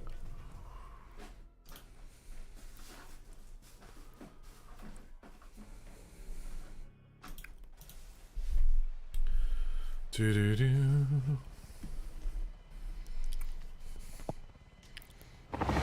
I got tricked by a Twitter thing this morning where someone had done a thing saying, like, trying to make their channel look like it was the official Twitch channel, and it was verified and had all of the stuff on it and everything. And they were saying that they were changing the revenue split, so for affiliates it would be like 70-30 or something, and for partners it would be 80-20, and I was like, oh, that's awesome. And then I realised that that wasn't actually Twitch. That was just someone had paid $8 to get a verified badge. It's like, this is why Elon Musk has ruined Twitter. Yep. It was literally like point blank the reason why this is just going to go down the It's pan. like exactly what everyone said would happen. immediately happen. Well, it's weird. A couple of times I tweeted about it, saying like, "Oh, this is what's going to happen." There were people like arguing with me, like people defending Elon Musk with this whole thing, and it's like, what? Like, what are you getting out of this? Like, why would you want to defend Elon Musk on this? It's obviously such a stupid idea. Yeah. It's like now the blue verified badge means you have been willing to spend $8 a month, and for what? You're part of a fad, Yeah. a pointless trend. It's like, and it's such a like shitty thing for a company to do, to like take away something you already had for free and say, okay, well now you can have that back if you pay $8 a month. It's the way he's like been talking so openly about it on Twitter. Like a shareholder must be absolutely shitting himself. Just looking at his Twitter every day. It's like Donald Trump when he was president, not the Twitter power of nonsense. You're like, I don't think this is supposed to happen. It's just, yeah, it's bizarre how like. It's bizarre how Elon Musk is kind of allowed to tweet the things he does, that he like doesn't have a team giving him better advice, saying like, hey, maybe don't start like talking about how you're going to reduce Twitter's moderation and you're going to make it so there's more real news on it, and then immediately start posting conspiracy theories about Nancy Pelosi's family being attacked. Like maybe don't immediately jump from one thing to the other, because it kind of undermines your point a little bit. And his whole thing about how he doesn't want to verify journalists because he thinks like the voice of people is more important, and it's like, but people just say any old shit. Like they don't have any kind of standards or integrity or like checks against them. Yep. People are idiots. Do you know what I mean? Like if you're giving anyone the access to this $8 verification and now they are supposed to be the voice, you know. But like, like the whole thing, like when, like, he's been embroiled, like him personally, in very high-profile cases where he's spread lies about people, very damaging lies, and had to go to court over it and settle. And now he's like, yeah, I think more of that should happen. Like that time when he called the guy a paedophile, and apparently it was like some scammer had pretended to be a private investigator and basically told Elon Musk that he had proof that this guy was a paedophile, and so Elon Musk just believed him blindly without actually knowing, without actually seeing any proof or having anything, and then he fell for it and then got himself in loads of legal trouble because he basically tried to ruin someone's life. And it's like, maybe you'd think you'd now have some empathy for people getting scammed like that. Oh. You flat out blocked Musk and words that could do to him. Did you see loads of people who had blocked Musk found that he's been unblocked? He's like, obviously. I was actually going to say that. Like, can you block the owner of Twitter? Well, apparently, loads of people did have him blocked, but now he's unblocked on their accounts. God, he has got God mode on Twitter. I feel like he's turning Twitter into another Dogecoin. Yeah. It's just like it's all going to get padded and then just disappear into nothing. When you see the people who are defending him, like when I've had people reply to me and then they've been defending Musk, nearly all of them, when I've looked at their profiles, are people who are like heavily into crypto. Yeah. And that doesn't surprise me. Wow. That's the worst of it. Just a weird sort of generation of gullible idiots. Who for some reason treat Elon Musk as some kind of deity.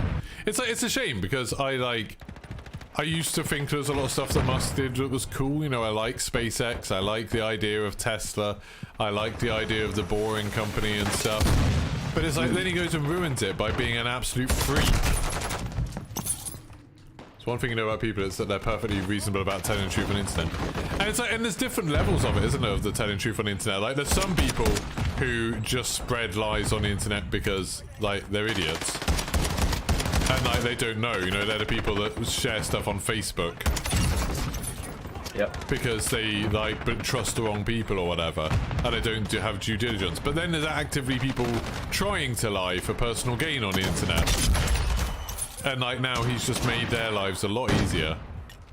That, oh, you want to scam someone on the internet? Well, now it only costs $8 a month and then you'll be verified. And most people aren't going to click on the little blue mark to see if it's a real blue mark or not.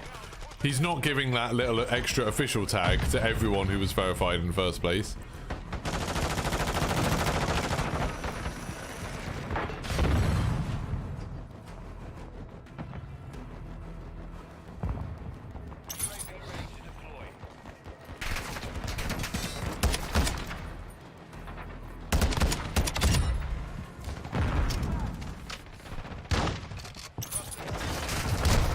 Wow.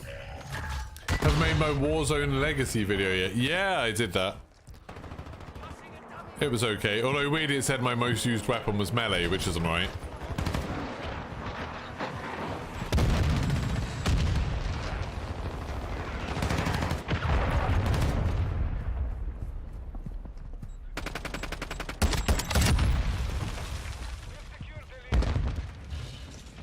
Stealing someone's kill streak. I stole someone's kill streak. Nice. Was that yours, Cobb? No. Okay, good. I mean, it was the teammates. Like the teammate got killed by someone. Then I killed the person that killed them, and then I took it. You saved the day, I would Sort say. of. I mean, it made it so our team got it at least. Yeah. We got 1 kill with it. Good. Oh, this is a sneaky spot here. Yeah, sentry. This gun's rubbish. I'm using. It's like not even like it's not as bad as the M16. It's just super boring. You wonder what's the maximum number of kill streaks you can have in your adventures? I don't know. We could try that in a custom game maybe. Oh, I hate it when bloody tags disappear all the time. Yeah, I found that quite weird. They just despawn, like sometimes like just after you've killed a person. It's like sometimes there's just too many tags on the map, so it starts culling them. It's really annoying. Oh. Well, I don't know. I think so. Please. You got a chopper I'm gunner? telling you, I changed my kill streaks to score streaks and I have not stopped getting... Yeah, in kill confirmed, you get them so fast.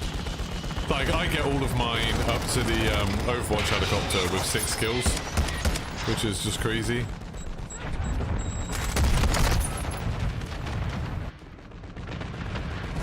The kill streaks in this game are super underwhelming, I think. Like, they're just not that... They're not that good. Like, Yeah, obviously on this map, the chopper gun is super good and the thing, except for the fact it makes people invincible sometimes. But... is that the shield thing? yeah. Yeah, that's quite annoying. It works with the Vuitton shotgun. I don't know, it might work with the AC-130 and stuff as well, but apparently it still hasn't been fixed. Okay. Because this game's full of bugs. I was watching Tim the Tatman talking about Warzone 2 last night, and he was just saying, like, it's crazy that Warzone 2 is coming out next week. And even, like, when they're playing on their own PCs at the Infinity Ward offices, still had people crashing out, people, like... Again, like, some people got stuck in the gulag, and, like... Did you watch any of it? I seen bits and bobs of it, yeah. Someone got... I don't know if it's Biffle or someone, got stuck in the gulag. So they won their game, but then it didn't kick them out when it ended. And then more people were starting the gulag matches, and they were already there, so they could just like stand behind them when they were spawning and just kill them, like kill the other people immediately. That's game breaking. Yeah, stuff like that. It's like so bad. Easy fixes, remove the shield. I'd rather they removed the VTOL and the chopper gunner than remove the shield, to be honest. If they're going to remove something temporarily. I think the shield is cool. I'm not doing so well in this. It's because I put a bloody double XP token on. And of course I'm suddenly not doing so well.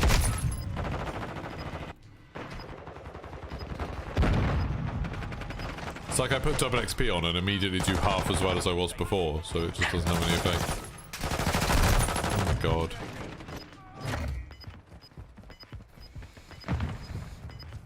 Score streaks should be standard, not kill streaks. Yeah, I've always thought like objectives should be rewarded a lot more than kills. It's like kill streaks always encourage people to play in shitty ways.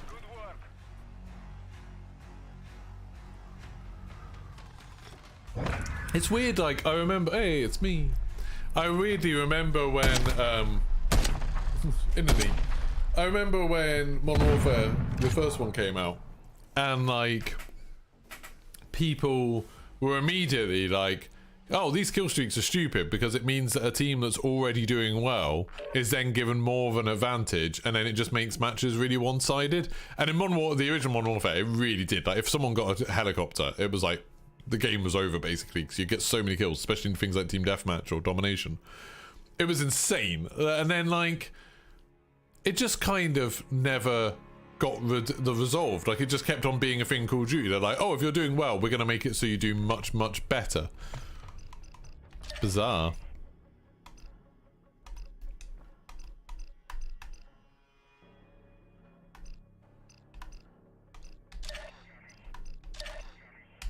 Put sentry gun on.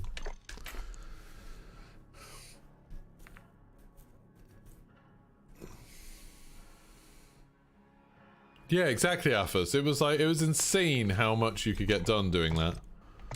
Right, level 12 out of 26, that's not too bad. I should finish it with this token. Then I'll just have 2 snipers left to do and all the pistols. Getting there. Oh, Squiz. Squiz was just had a good point saying, like, I wonder if the tags, you can only have 1 tag per person. So if someone dies and then they die again really quickly, does that make the first tag disappear? That's maybe. A good point, yeah. Yeah, DK, I'm quite looking forward to playing Ragnarok. I want to get this gun done and I'll use up the rest. When did I use my token? I don't know. I'll play till at least 1. Then I'll go for lunch anyway. And I'll play Ragnarok later. I'm not going to do a video today. I was annoyed that I rushed to do that video yesterday about the everything that was in that blog post. And normally those videos do really well, but that one did shit because they annoyingly published a blog post 2 hours before they had a big event showing loads of stuff that kind of made a lot of stuff they said in the blog post irrelevant. I really enjoyed your video though. No, thanks. It has a crazy good watch time. The average watch time is like 12 minutes, which is well beyond anything that I normally get. But there's only like 200 people who watched it. Yeah, I feel like if you haven't watched like a video like that though, you're at such a disadvantage getting towards them too. It is one thing that I always used to think those videos are pointless because I was just like, oh well, surely everyone already knows all this just by reading the blog post. But I forget that like most people don't read the blogs. Like most people can't be bothered to read like 2,000 words. Because it's like this whole stronghold black site stuff, like getting keys unlocked. Like if you don't know about that, you're at such a disadvantage in the game. I'm looking forward to trying that black site stuff. That sounds cool. Yeah, definitely seems interesting. You okay with code crashing? No. I really hope they sort out the crashes with the season 1 patch update. It seems like it's not like a thing about specific PC hardware, because it happens on Xbox too. That was a bit weird. What was I going to do? Ah, I keep getting knifed by Colossal. What a guy.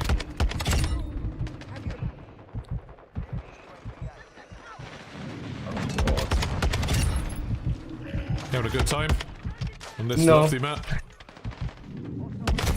Ow. Using the EBR and the M16 both in single fire. It was not a great time. Like, Namegear had a lot more fun using the M16 with the grenade launcher. Or like the shotgun attachment's good as well. It means that you at least get like 1 kill per game. Where did you just get killed from? That's it.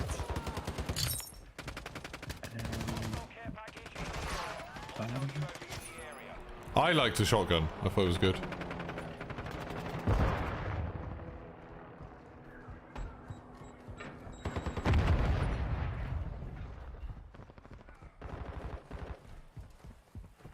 Right, I literally can't find any enemies. Enemy care package incoming.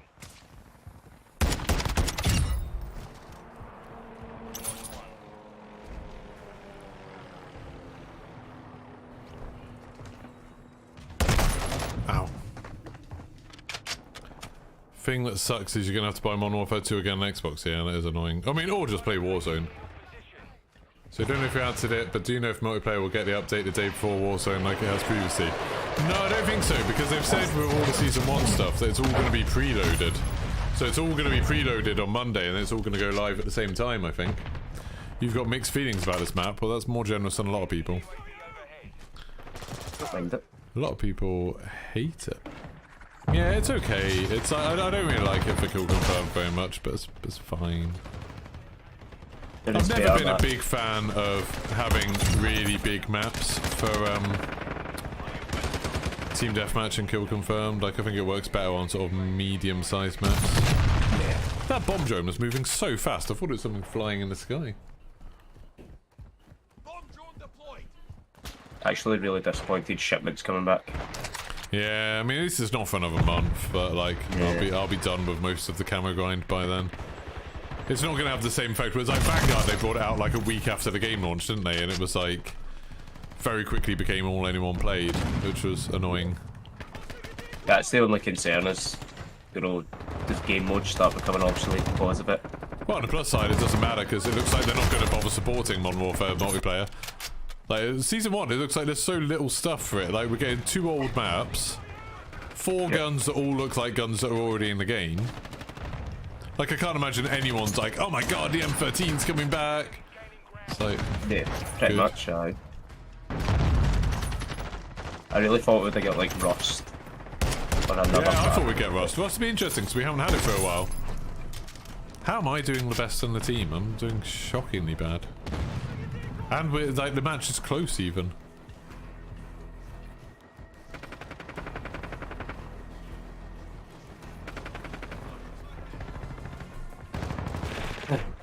Good boy. Yeah, I quite like the knifey boy.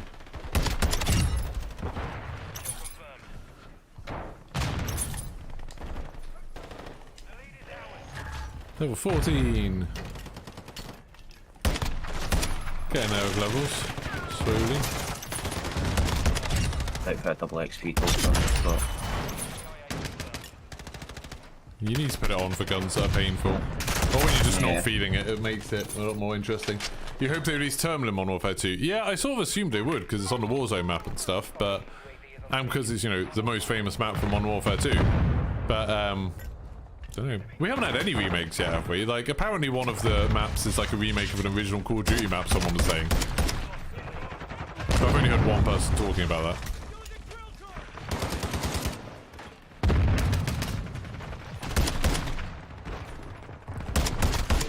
How? I shot that guy twice. Bloody knifey boy.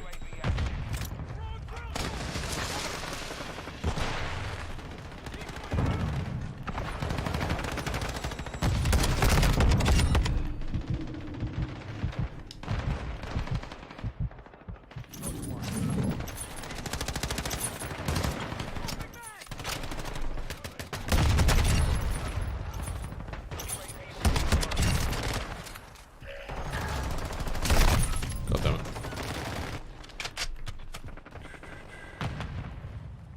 Thought you had to buy Modern Warfare 2 to play Warzone 2. Nope. Free to play. So yeah. There you go, I just saved you 70 quid. If you want a super chat half it my way, that'd be good. Just like a finder's fee for saving you money. He has a shield, that's why. But what I don't get why the shield in this seems to deflect bullets from the front. Like, I shot that guy twice in the chest and it didn't kill him. And that happened with the shotguns as well. People would survive shotgun blasts and you'd hear the effect when it hits the shield. And it's like, but they shouldn't protect you if you don't have the shield up. Like, he had it on his back. If anything, it should make some of the shots that go straight through him bounce off the shield and back into him. yeah, Do more damage. yeah. Pretty sure that's how that works. A really horrible vision. It's just leaks, isn't it, Ashley? I don't really talk about leaks here. Got 'em on the run. Keep it up. But as I was saying earlier, I just find the speculation about what's gonna come out next year slightly odd. And like the game, we've literally just got this game. All it is at this point, that whole conversation, is just a bunch of leakers trying to outdo each other with who's got the most accurate leaks about next year. It's like, I don't really want to see Ghost of Hope and Tom Henderson and Jason Schreier all like quote tweeting each other on Twitter being like, well, this is actually what's going to happen next year, this is what I've heard, blah blah blah. It's like, who gives a shit? We'll find out next year. Yep. It's a year away, it's ages away. I'm like only just at the point where I'm starting to care about Starfield because it's actually coming out kind of soon now.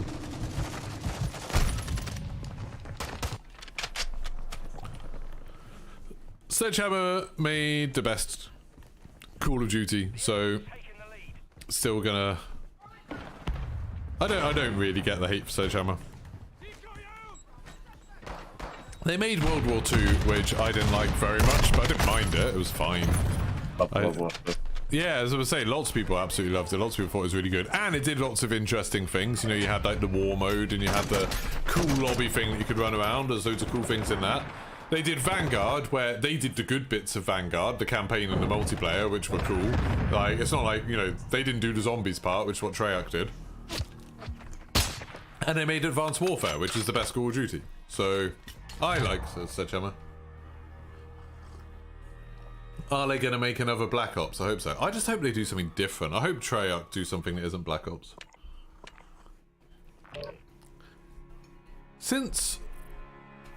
So Treyarch did Call of Duty 3, then they did World at War, then since then they've only done Black Ops, haven't they?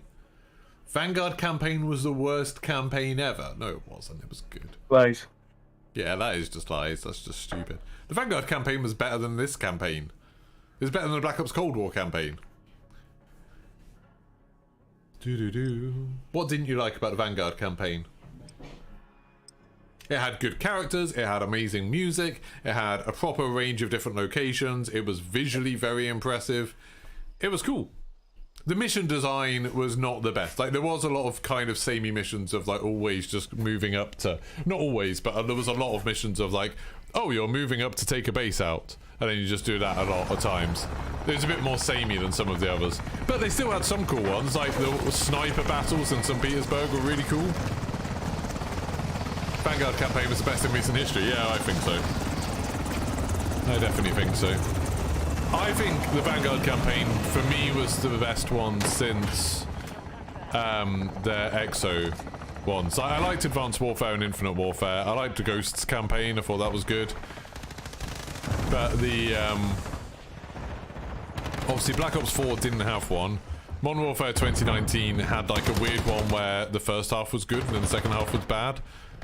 And then Black Ops Cold Wars 1 I just thought was pretty rubbish, to be honest. I just thought it was bad, like the story was bad, the characters weren't very interesting, and the levels weren't very interesting. Finally, I found a player. I mean, I died, but still. Are you going to kill him anytime, Cobb? I saw you shooting at him over and over again. Hey. Kill his friend. Vanguard looked nice, but the fact that only 2 missions were anything to do with the game story. I take it you didn't really pay attention to the story too much, Ashley. The story, it was a character story. It was about how a group of soldiers came together and their various experiences of the war. Like, it was framed with the whole thing about them being captured and like that's how, and like talking about it. But like the story was about them and like their experiences, and it showed the different experiences people had. It was cool. It was a good take on a campaign, definitely. Yeah. As opposed to this story, where you've got like, you randomly just head off to Spain for a bit, for no real reason. You're in Amsterdam a bit, just like wandering around like, oh, just gonna kidnap someone in Amsterdam and commit a few international crimes. Yeah.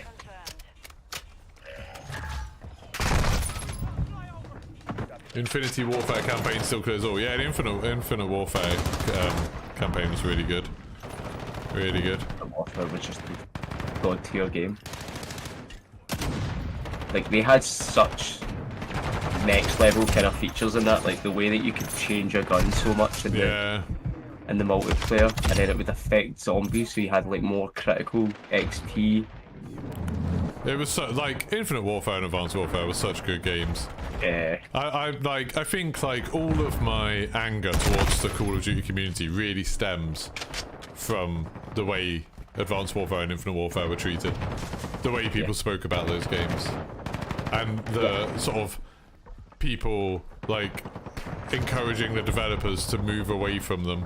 Be like, oh, we want boots on the ground multiplayer. It's like, oh cool, so now all the games feel the same. Yay. Let's go back to the present day, because we don't want creativity. We want to see the 4th different version of the AK-47 in this game. Now look at us. People have a weird lack of like value on creativity in Call of Duty. Like, they don't want new things. It's like how I saw someone, well, just before I got to play this, I saw someone saying how incredible the soundtrack was on this. It's like, as someone who always has the music up loud on all Call of Duty games, there's barely any soundtrack in this bloody game, and a lot of it is just ambient, like, and that's it, over and over again. Like, the soundtrack in this is rubbish. Compared to Vanguard, where you had, like, the composer saying, like, oh, we got this awesome concert violinist, so we just let her do whatever she wanted. Got all these, like, crazy violin solos instead.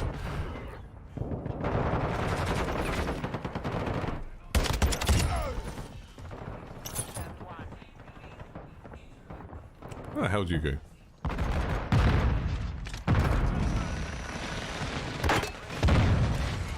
Ah!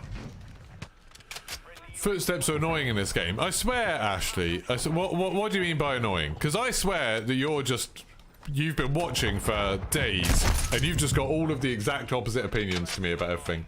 That was one that didn't grab you like all the other campaigns have, but I can agree the campaign this one wasn't the best, but it was what it was based on, like cartels and so on. But it didn't have anything to do with the cartel. It was the weirdest thing that they built up the whole cartel thing, and there was nothing about cartels in this game. Like, other than the introduction where they were like, oh, you know, the cartels run the streets. And then it was like, okay, but we're never going to mention that again, and that's going to have absolutely no bearing on the plot. And then, like, you go to a villa that apparently is the cartel running it, and nothing happens. Like, you just wander your way through it and kill everyone if you want. It doesn't really matter. It just seems so bizarre. Like, there was nothing to do with them actually being cartel. They could have just been another private military company. They could have been an actual military, and it would have made absolutely no difference. There was nothing special about them being a cartel. It was very odd. It's like they had like I've been saying a lot about this campaign. It feels like they had a lot of ideas before they started making it. And then they wrote the most generic sort of story possible. And were just like, oh yeah, well, we'll say this was a cartel. We'll say this was an American private military company. We'll say this was, like, Iran.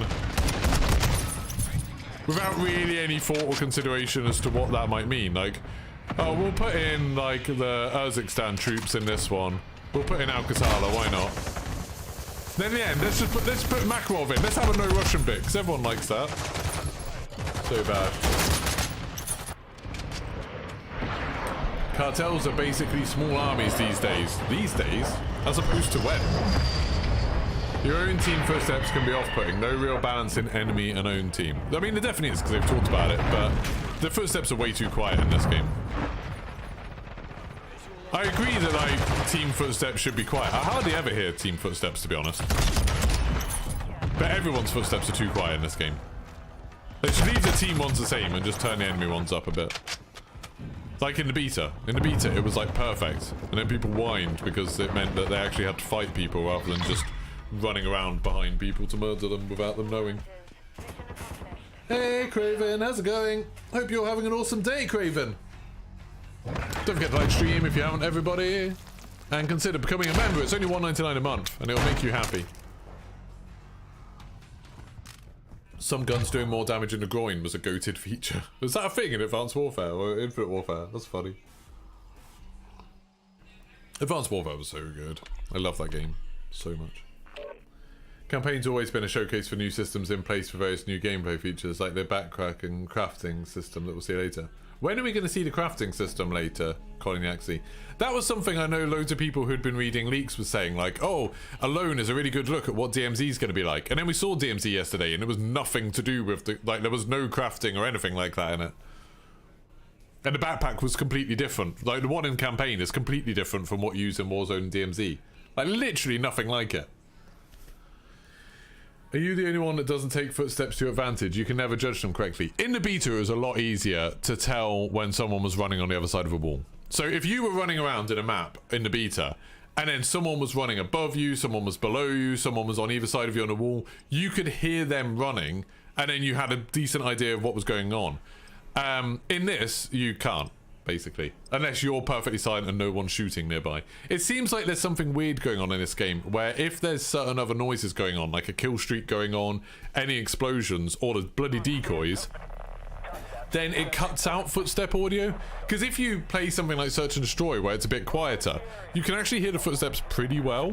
But like, if there's any other sounds over the top, it just feels like it just removes them.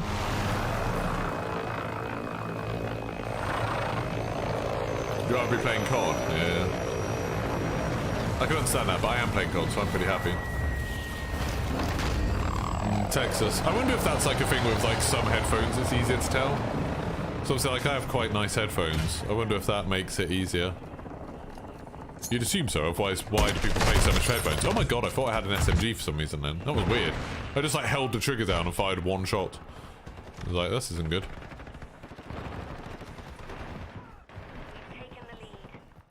It's like right now, I literally can't hear anybody.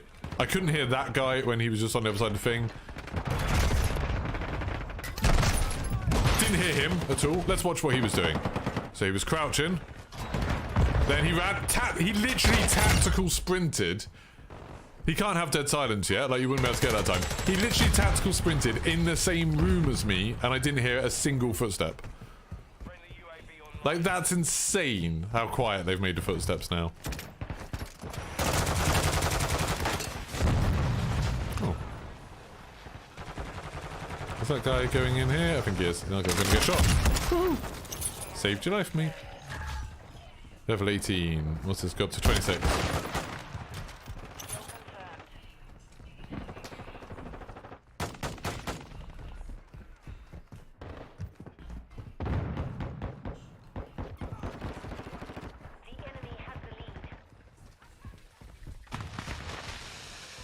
How's the enemy have the lead? Barely seen any enemies.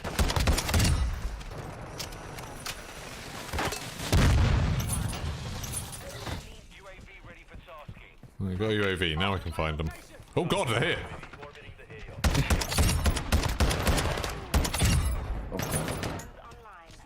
Found the enemy. That was scary, I put the UAV on and there was like two of them literally running around the corner next to me. Okay, there's one going back there. One's popping out here somewhere. No, he's dead. You got him. Oh, there's one coming here. Heard you slide. How come hearing them how is sliding more noisy than running? That doesn't make any sense.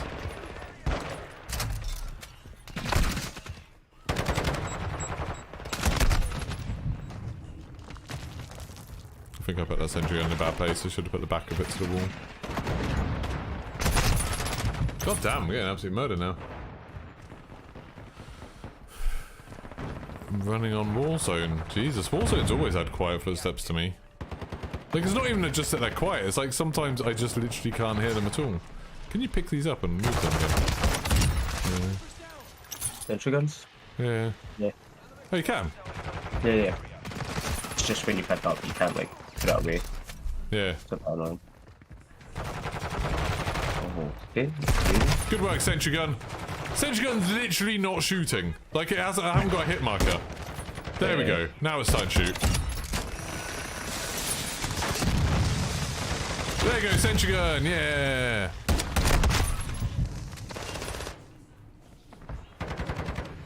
Yep, War Daddy. It's because the pros are scared of fights. This is what I've decided now. This is my stance on basically everything that these people whine about in Call of Duty. Is that all of these people who are pros, who are really good Call of Duty players, are terrified of anyone being able to shoot back at them. So they want to be able to have much better movement. They want there to be a bigger skill gap so, like, you know, they don't have to go up against people who are anything like as good as them at the game. They want to be able to run around silently.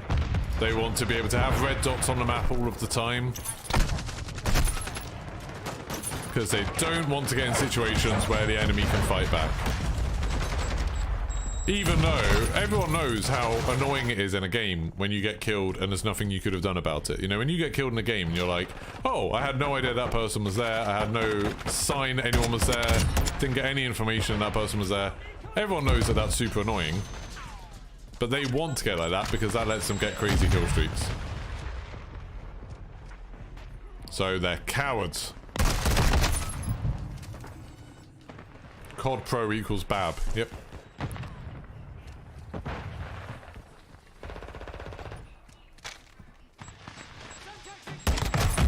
It is literally as it's the equivalent of like having Premiership footballers saying that they wish they could go up against like Sunday pub five-a-side teams because then it'd be better content because they'd get more goals.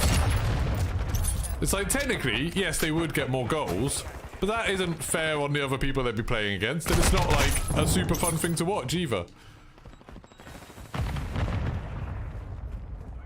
Like, we want to go up against primary school teams because then, you know, people are paying a lot of money to watch the game. I think it'd be a lot better content if we were wrecking these little kids. We should make it so sliding wears out your pants. What would the effect of that be? That eventually your bum's on show. That would be quite funny, actually. Oh my god, I can't hit this guy. Okay.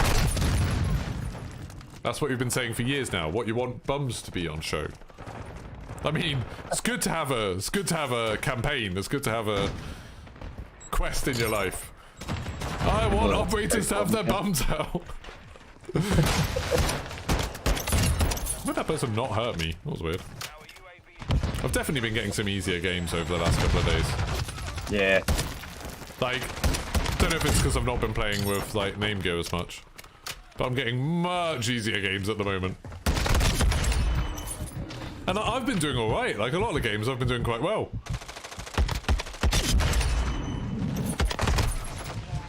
About football, not bumps.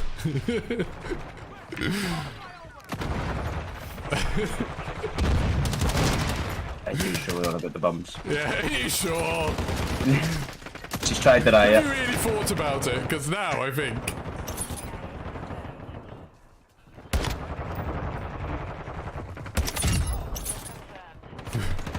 But yeah, it's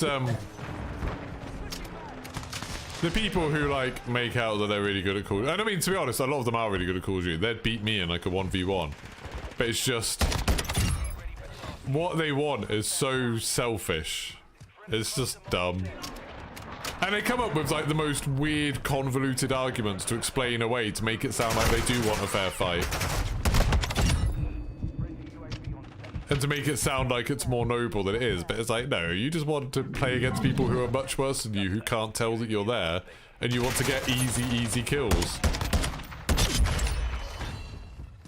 And you get upset when... You get upset when people can fight back.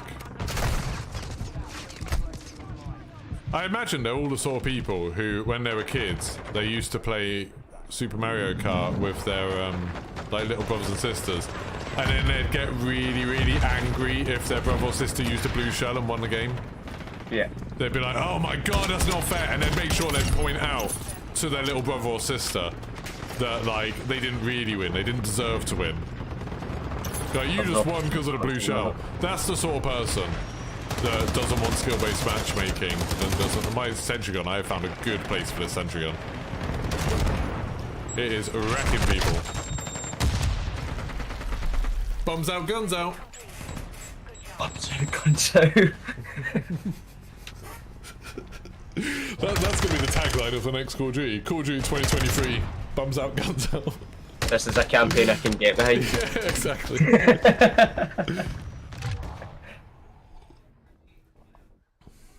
You feel alone on your island of wanting the older style COD, but also wanting stricter skill-based matchmaking.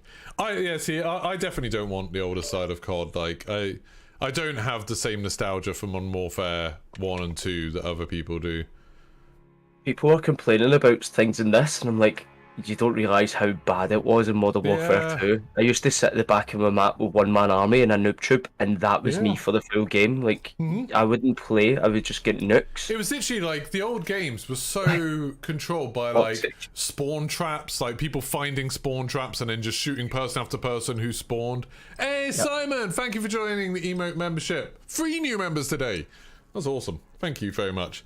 Yeah, like people would do that all of the time, just like spawn trapping people to get high kill streaks. There were so many glitches. Guns were horrifically unbalanced for ages. Like, you know, months and months at a time, guns would just be completely broken. They'd have ridiculous perks.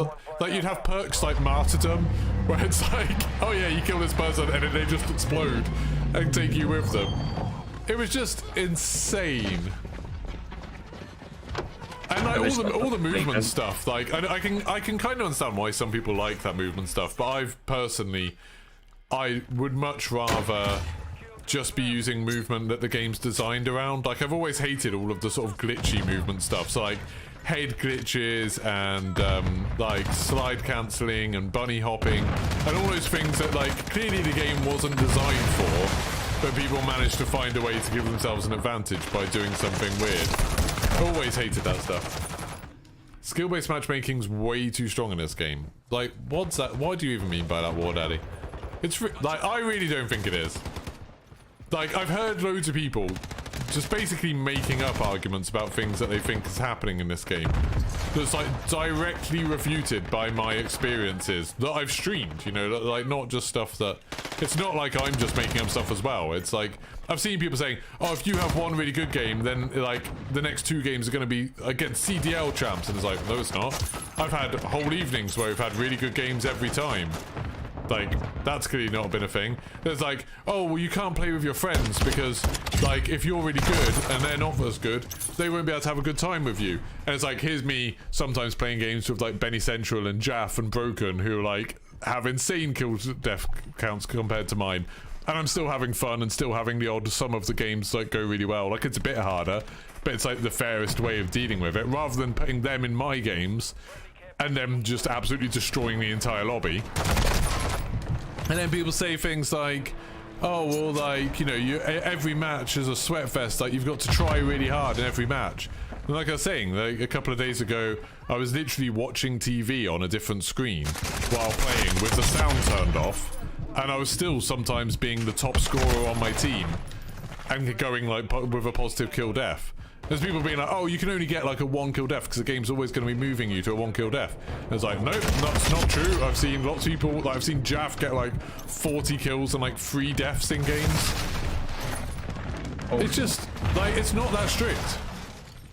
Also, I'd like to point out, when I was watching TV and playing, I was playing in the evening then as well. Like, that wasn't me playing in the morning. That was me playing prime time. I was just leveling up sniper rifles and marksman rifles, not paying the slightest bit of attention, and still doing quite well. It was good, like, it's fine. It's fine. Some people definitely get slightly harder games than other people do for whatever reason. Like, I know Name Gear gets way harder games than any of the streamers I've played with. Like, Name Gear literally gets harder games than anyone else I've played with. Yeah. And he has done literally since this game launched. Like, you know, like, well, I mean, he did in all the other games as well. But it isn't like, oh, it worked out that he was good and then did it. It's like, literally, from the moment the game launched, he was just getting put in games where everyone is using really good guns and is a really good shot. Even you got nukes in Cold War. That was easy. I mean, you say that was easy. I've literally...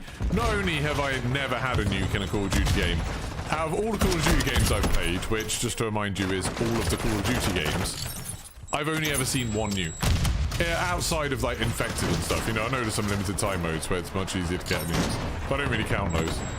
Yeah, I've seen 1 nuke. So it's not like, oh, I'm just bad and everyone else is getting nukes. It's like, in my games, people don't get nukes. I think the only time people get nukes is when it's a stupidly easy lobby.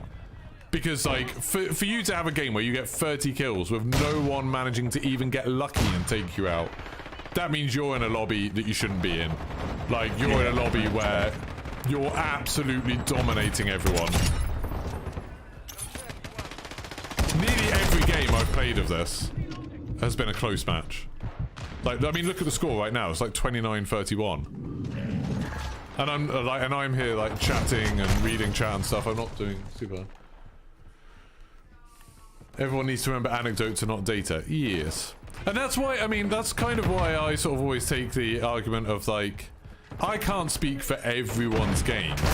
But when people are saying, oh, this is how it works, this is what always happens, I can at least say, completely objectively, that's not true. Because look at my games. Like, look at the games that I'm playing. That's not what's happening.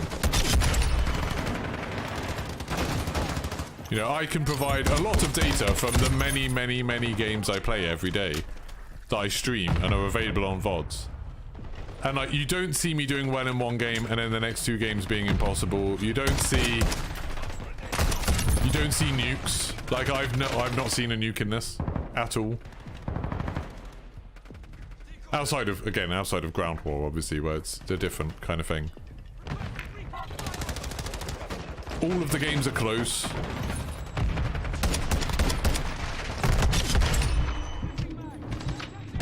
Ow! You'd rather lose a good match by 2 points than win more by 200. Exactly, 100%.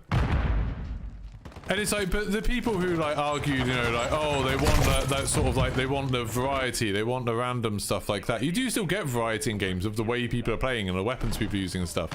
But like, if you have a game where you're absolutely dominating, that game isn't fun for anybody else. Like, you're like, this is where I'm talking about like the whole selfish thing of like, if a streamer plays in a Warzone game and gets 40 kills, that's a crap game for everyone else in that Warzone game. Like, everyone else in there had a bad time. And the same thing happens in multiplayer. I can't believe I didn't kill either of those guys.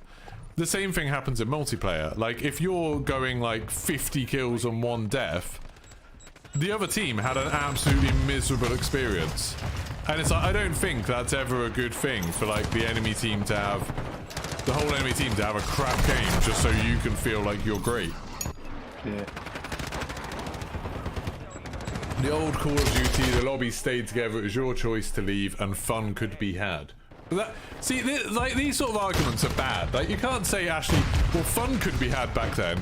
You can have fun now. Like, it's like you've snuck that into the middle of other things. Like, you say, oh, well, like, old Call of Duties, the lobbies used to stay together. Fair enough.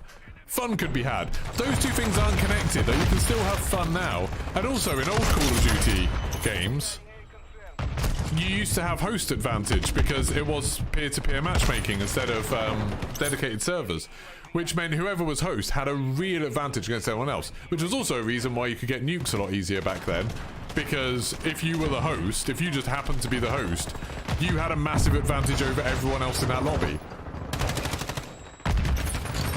Also, lobbies are staying together quite a lot in this game now. They changed them, didn't they? They talked about patch notes. I've noticed a couple of times where I've played like 3 or 4 games in a row where the teams have stayed the same. Occasionally, like, players swap teams and stuff, they balance it out. But they're staying together a lot more than they used to. I do agree that it's like, it's fun seeing the same player a lot of times. You know, if you get a little rivalry going with someone, that's fun. And that does seem to be happening on this game. Who's in this game? Let's see who we're up against. We've got Capalot, Easy, Gene Fonts, Dom Macca, Lacoca, Robs, FKB, Prax, Mike, and Dom Jones. Right, we'll try and see if in the next game any of those people are still in it. I think if a game's like really unbalanced, then it's less likely to stick together. But this game's very balanced, so... Woo! You know, we've got like, it's 62-61. Am I full-time streaming now? No more teaching. Yeah, I stopped teaching last June. Or last July. Last July I stopped. I am full-time streaming. Just trying to make a living doing it. It's tricky. I'm not making anywhere near enough money yet. I'm still living off savings. I saved up quite a lot of money while teaching, and then I've just been living off that, basically. But it's not going terribly. No, I have some okay months. I have some months where I make more than I pay in bills, which is good. We used to play against people in the USA a lot late at night, and the fun and games after each game was pretty amusing. What, you mean when people were shouting racial slurs at each other? Fun and games. Yeah. You've seen 1 nuke in total since 2019. You play 4 times a week after work. People who get nukes daily on their vids are seriously at it. I mean, they're also doing stuff like reverse boosting, the people who are getting nukes all the time. Like, the people who are getting nukes are 100% gaming the system to try and get easier games where they can get nukes because it's content. It's like, I used to watch someone who played Modern Warfare 2019, and I used to subscribe to him on YouTube because one time he made a loadout video that I used. And then, I realised that every week he would post a new video of a different gun saying like, look how overpowered this gun is, and he was getting a nuke. And all of the people who he was fighting in the videos literally weren't fighting back. Like, you know, he was playing against super easy players, and he was getting the nukes like every single day. Yes, a lot of slurs get said, yeah. We're back in 2 sets. Thank you very much, Mitta, appreciate it. Yeah, I like doing Easter egg hunts, but it's just like, unfortunately I can't base all my content on it because there's so few Easter eggs. We've had like, in the last 3 years, we've had like 2. It's been rubbish. No, last 2 years. 'It's been rubbish. Oh, I went negative, that one. Ouch. SBMM needs to exist. One of your favourite moments in Vanguard is when you got to play against some CDL players. How do you know when they're real CDL players? Like, I've been up against like streamers and stuff like that, but then I never know whether it's actually them. Have we got any of the other people? Retabla, was he in the other one? Nubbits? Were they in the previous one? I don't know. A couple of those names look vaguely familiar, but I don't know. So they stuck together. Looks like maybe it didn't. Time to kill plus skill-based matchmaking in this game right now is way too strong. That's not even up for debate. That's my experience of it. You can't say stuff like that, War Daddy. You can't phrase stuff like, that's not up for debate. That's my experience so far. Like, your experience is obviously different to other people's. Like, I would say the time to kill, I think, is too fast. I would like the time to kill to be a little bit longer, because then it would make, like, I don't like how many guns are one-shot kills in this. It does make it feel, just because you have too many moments where it feels unfair because you get killed before you can do anything about it. For sure. I think that's completely unrelated to skill-based matchmaking. The skill-based matchmaking is not too strict. If anything, if you're having... Like, you can't say the skill-based matchmaking's too strong, that's not up for debate, when, like, you're literally talking to somebody who completely disagrees with you. I would say the skill-based matchmaking is about right. It could do with being a little bit stronger, but I get why they don't make it too strong because of the need for matching people quickly. I believe how quickly we just get a game there. Sorry? That was so quick between games there. Yeah, I know. Like, it really starts games so fast. Not messing around. But I very much like the fact that I'm constantly putting games that are close. So I'm not, like, absolutely destroying people, and I'm not absolutely getting destroyed. If you are having a game... Is that me done? Ah, that's me done with marksman rifles. Nice. Right, 2 snipers left now. The LAB 330. What's this like? I literally have never used this gun. If you're having a load of games in a row where you're getting wrecked all the time, then that means skill-based matchmaking isn't working. It's not strong enough. That means you want it to be stronger. One way to think about time to kill in this game is it's slow compared to real life. Yeah, but COD isn't real life. COD's never been like real life. Oh my god, I really struggle with snipers. The Call of Duty community is toxic, yes. I mean, gaming, I would say any big fandom community is toxic. Like, the bigger a fandom gets, the more toxic it becomes. That's why, like, Dota is seen as really toxic, and League of Legends, and Star Wars, and Star Trek, and Call of Duty. Whenever you get lots of people being fans of a game, you start getting people trying to, like, differentiate themselves from other fans. You start, like, getting people trying to, like, compete over who's the biggest fan, who's the best fan of something. Oh my god. If COD was real life, every gun would be one shot. Yeah, because it's like, if you're getting shot, you're probably still not going to keep on fighting, are you? I mean, I know some people have in history, but... Oh my god, I'm really struggling to get kills with the sniper rifle. Should probably do this in Invasion or something, but... I think once I get used to it, I'll be okay. Yeah.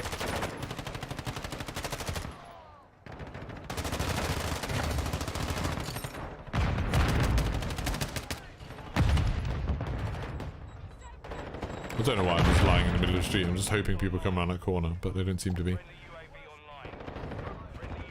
Oh no, someone... Still need to level pistols up as well, so I don't mind doing that occasionally.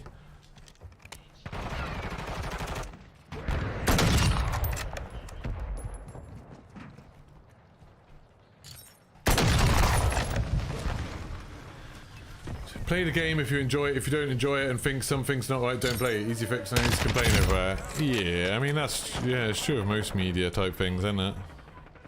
I find that the weirdest thing when you get, like, people coming into, like, streams about Call of Duty, or, they, like, commenting on the official Call of Duty posts, and they're like, dead game, oh, I hate Call of Duty, Call of Duty's the worst game. It's like, why are you following them then? Like, just... if you don't like something, you don't need to engage with it. Sorry, just sniped that man away from you. That's okay. Who just killed you? Oh, that guy. Keep going in that corridor, so they do. I'm gonna die. Oh, that's epic. Skill-based matchmaking is a great thing. You agree it could be stronger. Yeah, I mean, it's like, I think it's like an okay balance now that you find games insanely quickly. There's hardly ever any lag. That's one lie that gets spread so much on bloody social media about skill-based matchmaking. And I see it from people like, you know, quite big names in the community. They say things like, oh, skill-based matchmaking means that it, like, you get bad connections. And that's not true at all. It still prioritizes your connection and then does, like, skill-based matchmaking type stuff. Like, it looks at matchmaking time and connection. I think it's connection speed first, and then it looks at your matchmaking time and how long you've been waiting, and then it tries to do it by skill. Because you find games super quick, and you hardly ever get a laggy game. Like, that's super rare. Well, that guy murdered me. Call of Duty community's friendly as well. There's probably some people in it that are friendly. I wouldn't say as a whole the community is friendly. I'd say, like, you know, if you have game chat on, you're more likely to hear someone being horrific than you are to hear someone being friendly. Sadly.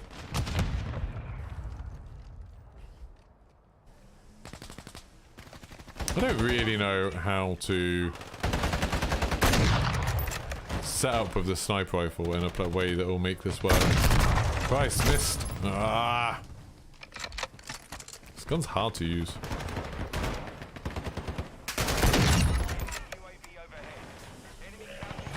Level 2! Yay! Who plays games with game chat on?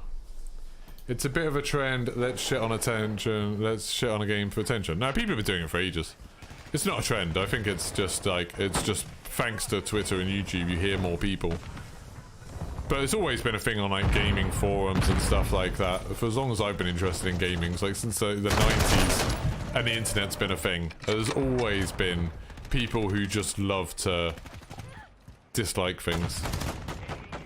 There's a lot of people who like, they're just snobs, aren't they? It's like, you know, it's a very old-fashioned thing of like, people used to be like it with music and film all the time. People were like it with books. Like, you can literally go back and read like letters from authors in like the 17th century who are super snobby about things.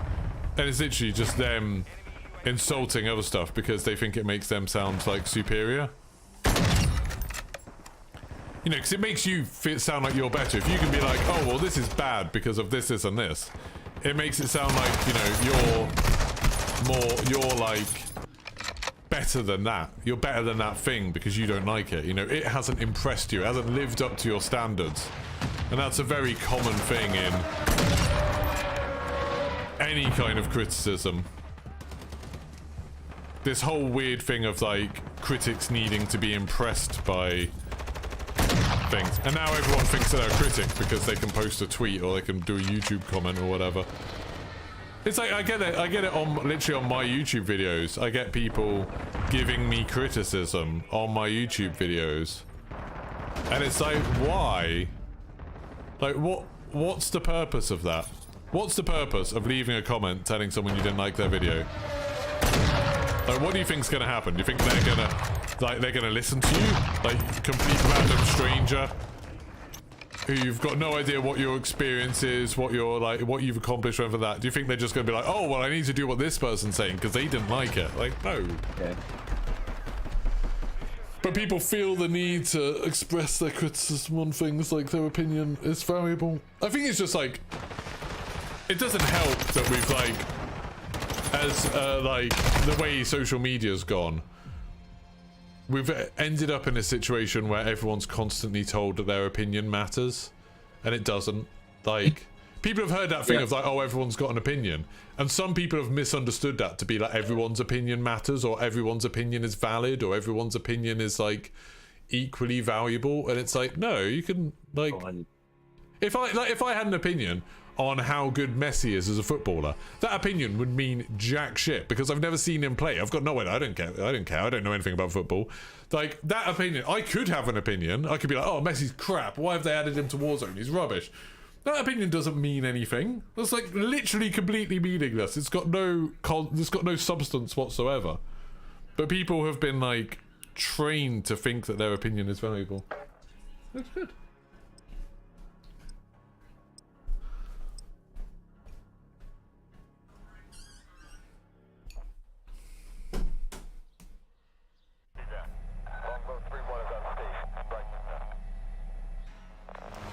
Why do most COD players have a thing with your mum? Don't know, like, they just think she's a very nice lady. Yeah, I think that's a lot better way of doing it, Rufy.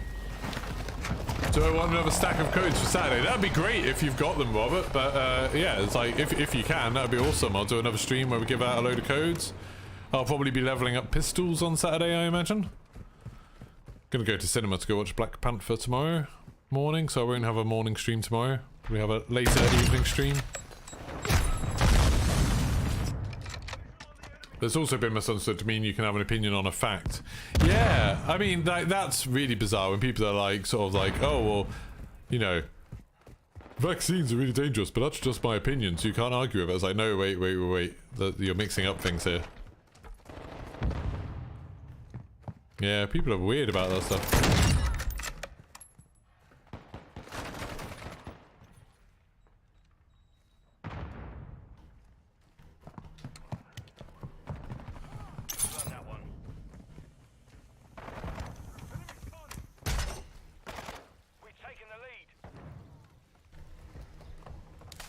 I can't find the enemies. We've lost the lead. Like, I've got no idea where they are. The kind of in the middle. I'm looking. I can see where you're shooting now, but Hold on.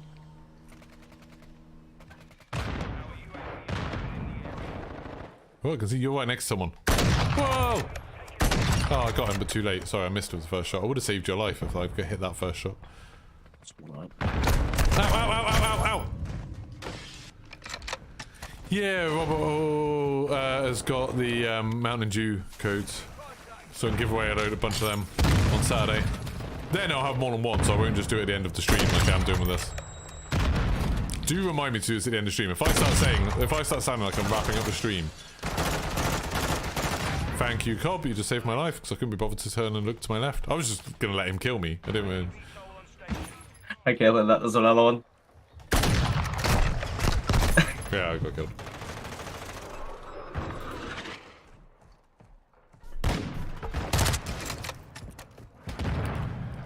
Ashley, are you by any chance? You're over 50 and you're chatting shit to people in the thing. That's very bizarre. But each their own, I guess. I wish people wouldn't normalise the toxicity in Call of Duty. I always talk, like, being an oldie person, I always talk about back in the glory days of when Xbox Live was new. There was this really amazing time where most of the games people played on it were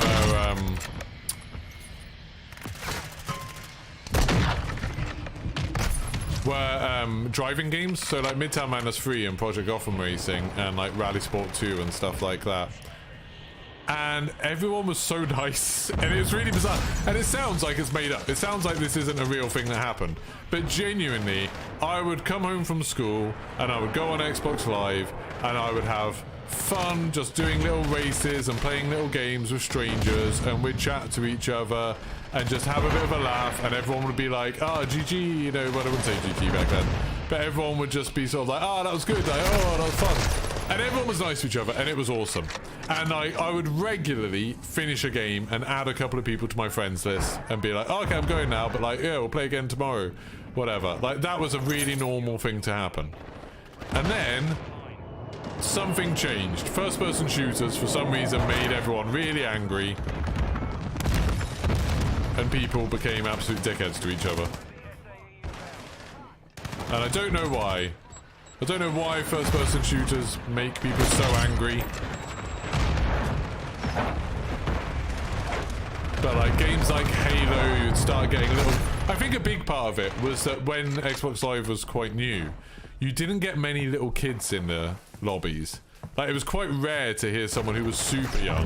Like, I was probably like 16, 17 when I started doing it, and I was one of the younger people playing. You'd often hear people a bit older. And it's like, when you started getting younger people playing, it definitely started feeling a bit more like there was more toxicity. And then I think once you start getting some kids, because they obviously dominate any conversation, you know, they'd start screaming over the top of people, they'd start like yelling and like repeating stuff over and over again, like saying the same things over and over again. It meant that you started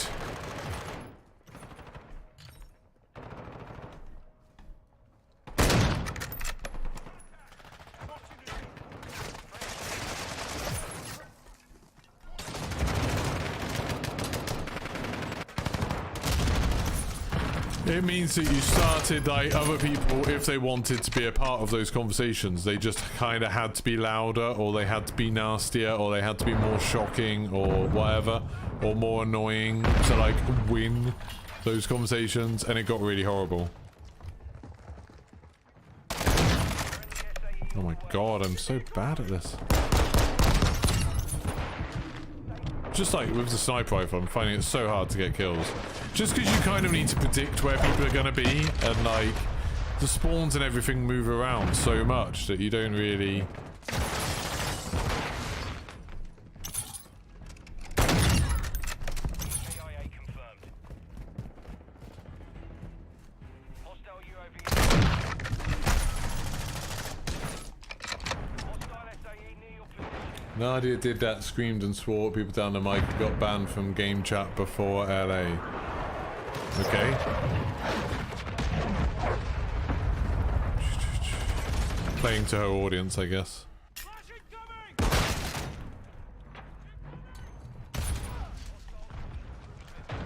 Yeah, Batman just walked right in there. Back at the time, not much hacking was happening in the old days. What's the hacking got to do with it? Have I missed something?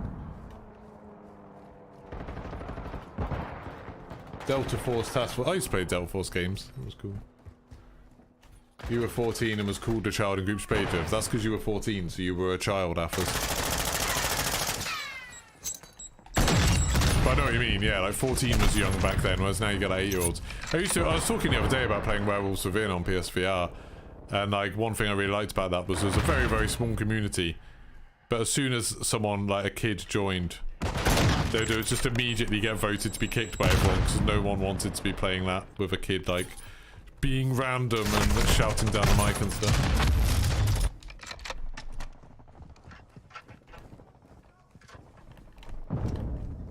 Do you think, Ashley B, with the Xbox 360...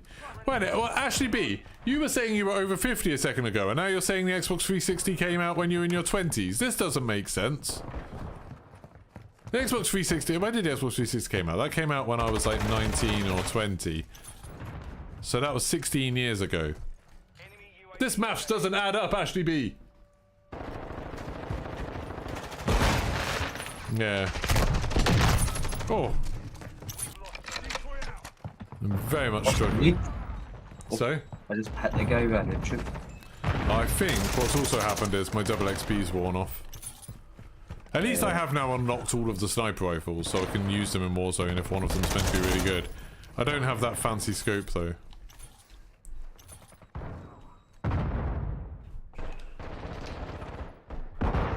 Is that person gonna come around the corner? Yeah! Good, I missed. Enemy UAV active.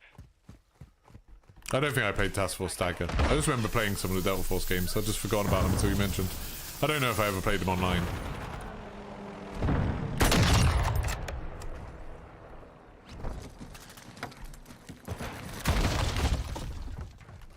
Is that your care package? Oh, chopper gunner. Oh, I mean, this is a terrible level for it, but... Terrible. Well, let's see what we can do. At least I know I can move this time. Now, aimbotting is the hacking part. Yeah, I just didn't know what that was to do with the rest of our conversation. I mean, there was a lot of hacking. Back in Modern Warfare 2, at least, there was so much hacking. On console as well, just like hacked lobbies all the time. It was really annoying. I'm glad the console cheating has kind of gone now. 360 came out in 2005. It was 17 years ago. Yeah.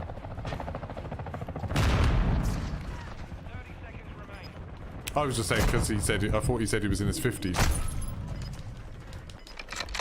And then he said that came out as in 20s, that doesn't make sense. The original Xbox Live was full of hacked lobbies. Not even, no, I don't know, the original Xbox Live. Xbox, on the Xbox 360 there was a lot of hacked lobbies. I don't really remember that many. I can't remember games having hacked lobbies on the original Xbox. But then you didn't have like Call of Duty multiplayer very much on the original Xbox, did you? SPX 80 is pretty good, give that a go. I play all the games. I'm literally going through and playing all of them. You feel old. Yeah, I think so, Texas. There's loads of different like thermal scopes and target acquisition things. Loads of them. Yeah, I think my double XP's expired now, which kind of sucks. 12 for 18, god damn.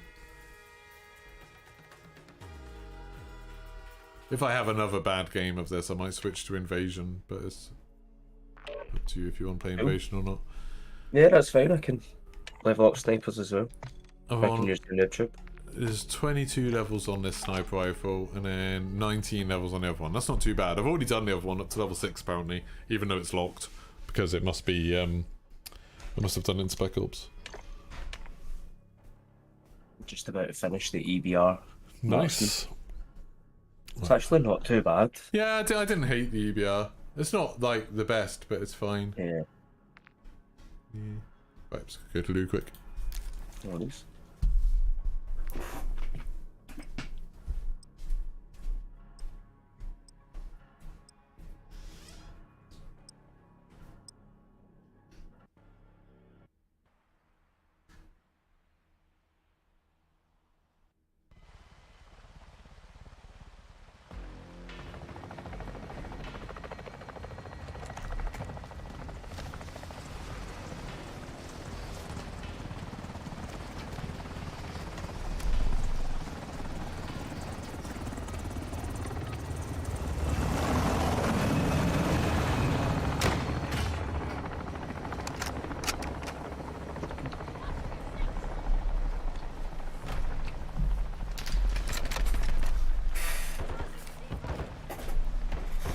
Yeah, I remember Xbox Connect.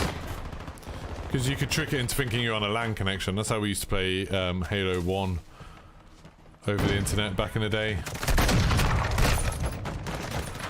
I remember XP Connect.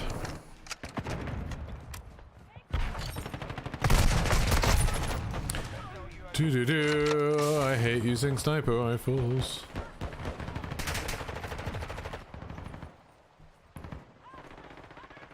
It's like sometimes in some maps you can find like a really good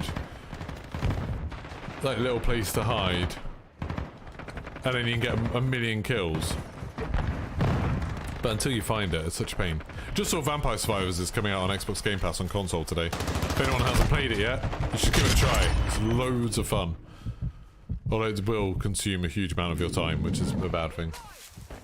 Imagine people still doing things like lag switches. Yeah, the lag switches were awful back then. That was really awful. On Halo 2, people would do lag switches all the time.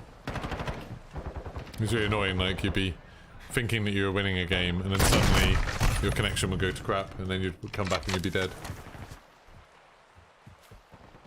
Yeah, the old Call of Duty games had so many glitches and things that were just like didn't get fixed for so long. That's why I find it just bizarre when people are going on about how much better Call of Duty was in the past. It's like, did you play Call of Duty in the past? Like, the multiplayer was... I found out when like they did the Modern Warfare Remastered multiplayer and people got super excited about it, and I was just like, I don't think you remember what this was actually like. And people were like, oh, no one's actually going to play the main game, like everyone's just going to play Modern Warfare Remastered. It's like, I don't think they are. And then they didn't.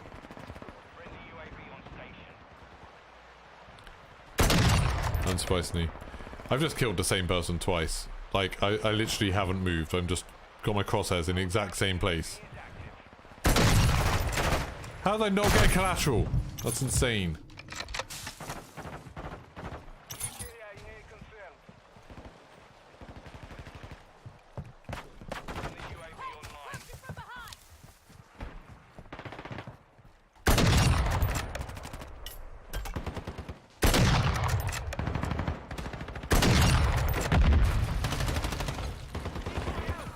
There's a lot of people in there, comp.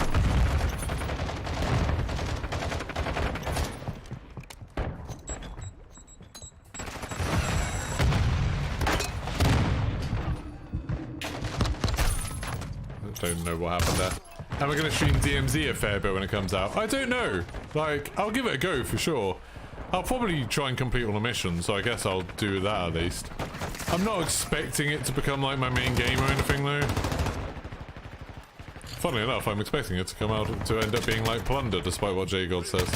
Like, it'll be something like play when I'm messing around a bit.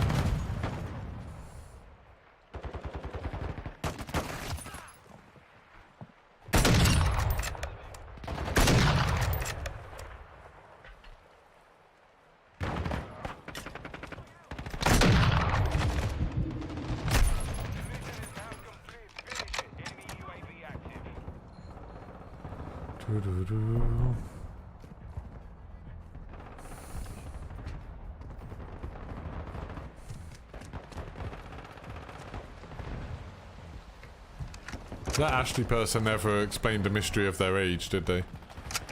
No. Because just before they said they're in their 50s, I was going to say, were they quite young? So we're talking about liking all the trash talking and stuff, so I assumed that they were quite a young person. But then they said they're in their 50s, and I was like, ah. That surprised me. But then I didn't know how old they were. First concept of time. Wobbly wobbly.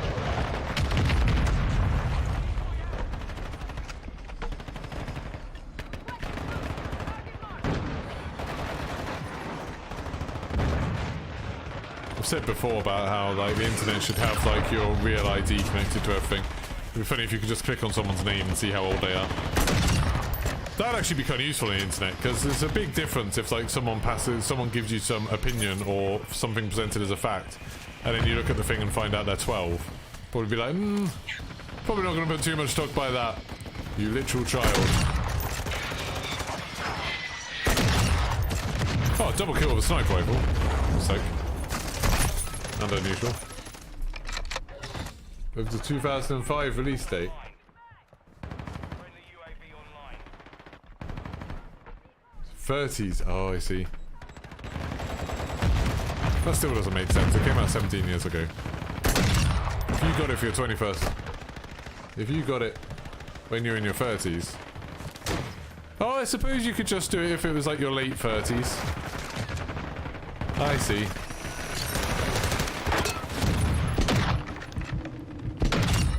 I just didn't realise that older people liked the trash talk stuff. You must be very youthful, young at heart.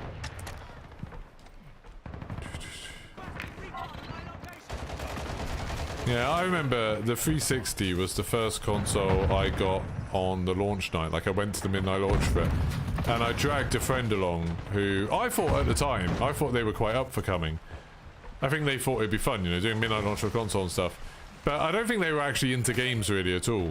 And like, we got it home and I was like, oh, what should we play? And like, the only games I had when I first got the 360 was Perfect Dark Zero and Project Gotham Racing.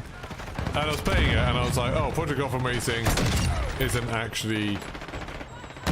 Like, it was fine, it was a fun game, but it wasn't like, it didn't look as spectacular as I'd hoped it would.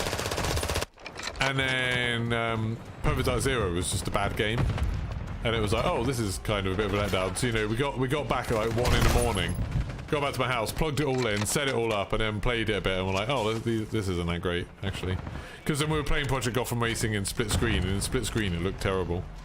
Yeah. That was back in the days when if you got a racing game, you expected to be able to play it in split screen. Can you imagine that now? Just like someone buying Forza Horizon and being like, what? It doesn't have split screen? I'm getting a little bit better with the sniper now. A little bit. Have it on me, yeah.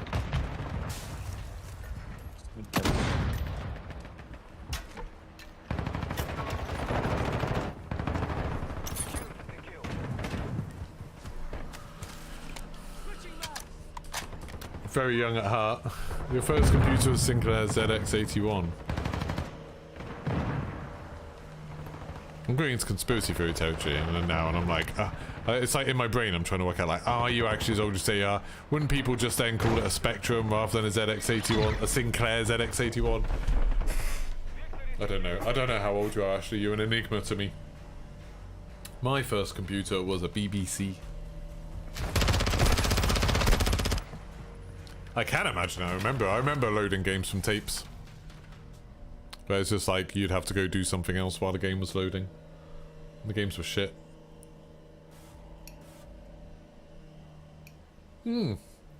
Have fun, Roofy. That's very funny that your name is Roofy and you actually fix roofs. The ZX81 is different from a Spectrum. Is it? I always thought the ZX81 was the ZX81 Spectrum. Oh, the successor was the ZX Spectrum. Oh, I thought they were the same thing.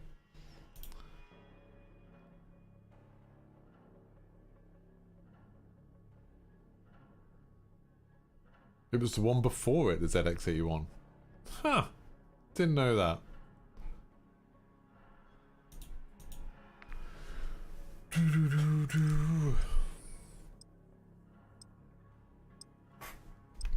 What gun are you using? Are you still doing the EBR? You finished it? Yeah, I've got one more level to do. One then more it's level. The Lockwood. Oh, the Lockwood's fun. The Lockwood's like actually good. Yeah. I'm getting one level per round with this, which just sucks. It's so tedious. You're gonna have to play like another 18 games to get to finish leveling up this thing. 16 gigabytes of RAM.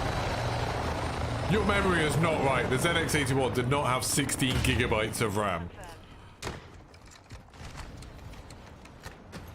16 gig.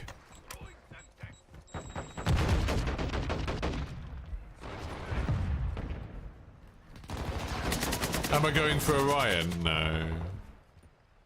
I don't think so. I haven't actually thought that much about what I'm... Hello. Boom. Haven't really thought that much about what I'm going for, but I can't imagine. 16 megabytes then. I'd be surprised if it had 16 megabytes of RAM. ZX81 had... The ZX81 had 1 kilobyte of memory, but it looks like you could upgrade it to 64 kilobytes at the most. Then the ZX Spectrum had 16 kilobytes of RAM. Kilobytes. Up to 128 kilobytes. God, can you imagine having 16 gig back then?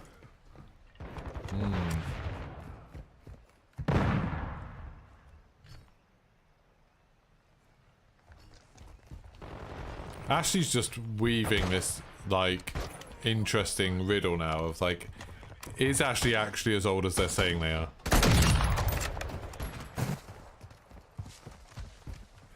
Because an old person would know, surely. If you've been playing games that long, you'd know that the old ones used to have only a few kilobytes of RAM. Because that was a big deal, the idea of, like, now computers have gigabytes. Surely. What do we think? Should we do a poll in chat? Is Ashley actually as old as they're saying they are? Or is Ashley secretly like 12?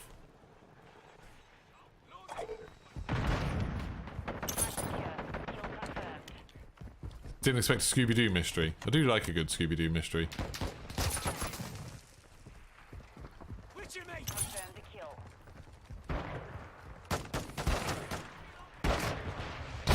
Ooh.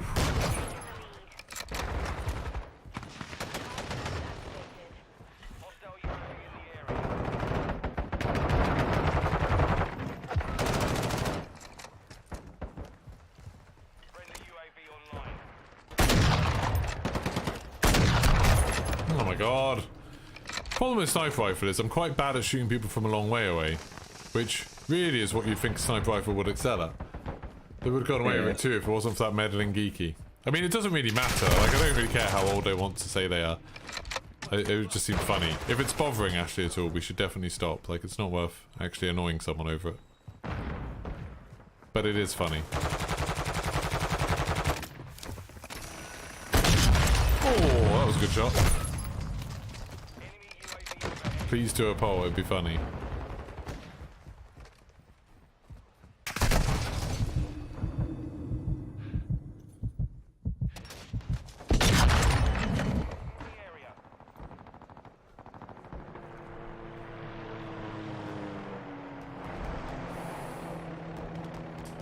Ashley's old enough to the point where I forget things. But I find old people tend to forget new things. They don't tend to forget old things. It's like old people who are really forgetful. They can't remember, like, you know, why they came into the room. But they can remember, like, their school friend from, like, 1942. That's probably a bad example. 1942 is, like, in the middle of World War II. Schools were probably weird back then.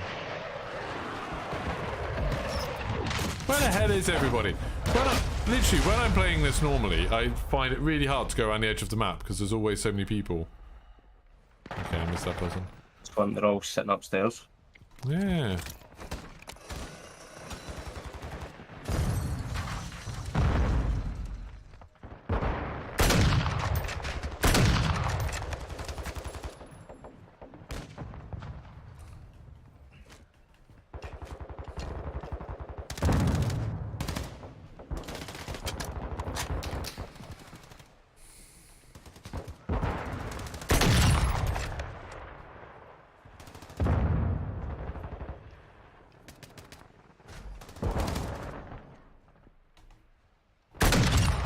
I just keep killing the same person because he's the only one who comes out here. No, him! I killed the same guy 3 times in that life. Still the one run. The TAC M looks good. I didn't really like the TAC M that much. Didn't really love it, Bellissimo.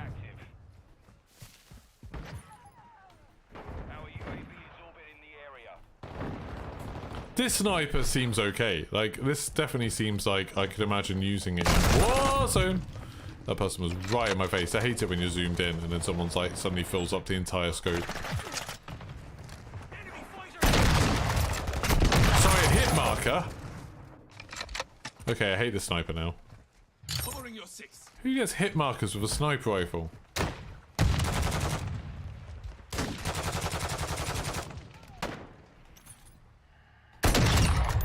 That's better. Oh, that person's good. Hey, bods. It's been alright. Like, when I was using the marksman rifles, it went pretty well, but now I'm using snipers. Oh, there's a little dip here. I never noticed this before. I can hide down here.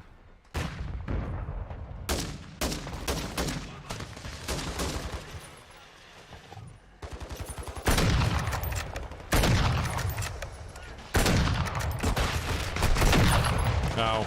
Missed all those shots. Yeah, I'm really struggling with sniper rifles. I'm not very good with them.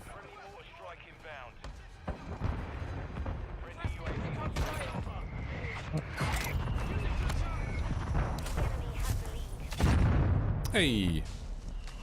Get kills with dual charges. That's no problem. Hey, James Phillick! Thank you very much! 50 plus who's been gaming since Pong and Tank Commander. Nice. Thank you very much for the $20. I very much appreciate that. Very kind of you, James. You're always very generous.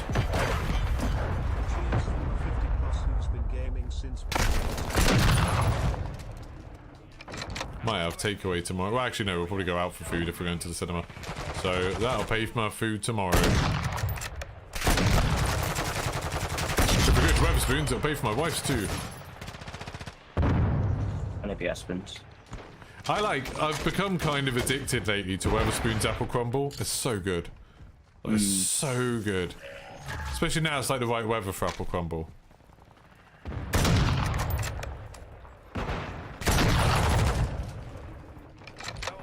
Types of multiplayer just need to be all about ADS. You're dead too quickly otherwise, yeah. Well, I'm just hard scoping and waiting for people to come to me, basically. Saved Cop's life. Good. Didn't save your life then. All I get is hit markers with a slot boot. Really? Yeah. I found it like I was just literally like very quickly ADSing, and then it's like smacking like ADS and then fire straight away. And I was getting so many one-shot kills with it. It's not very good at long range. Like it's kind of better at middle range. Because it's got crazy bullet drop. But yeah. I was enjoying it a lot, good. I wasn't, like... You haven't put any attachments on it or something silly like that, have you? No, no. still level 1. It always took me a couple of, with every new gun, it takes me a couple of games to get into like the rhythm of it and like get used to the way it works. I'm on 15 kills this game, that's not awful.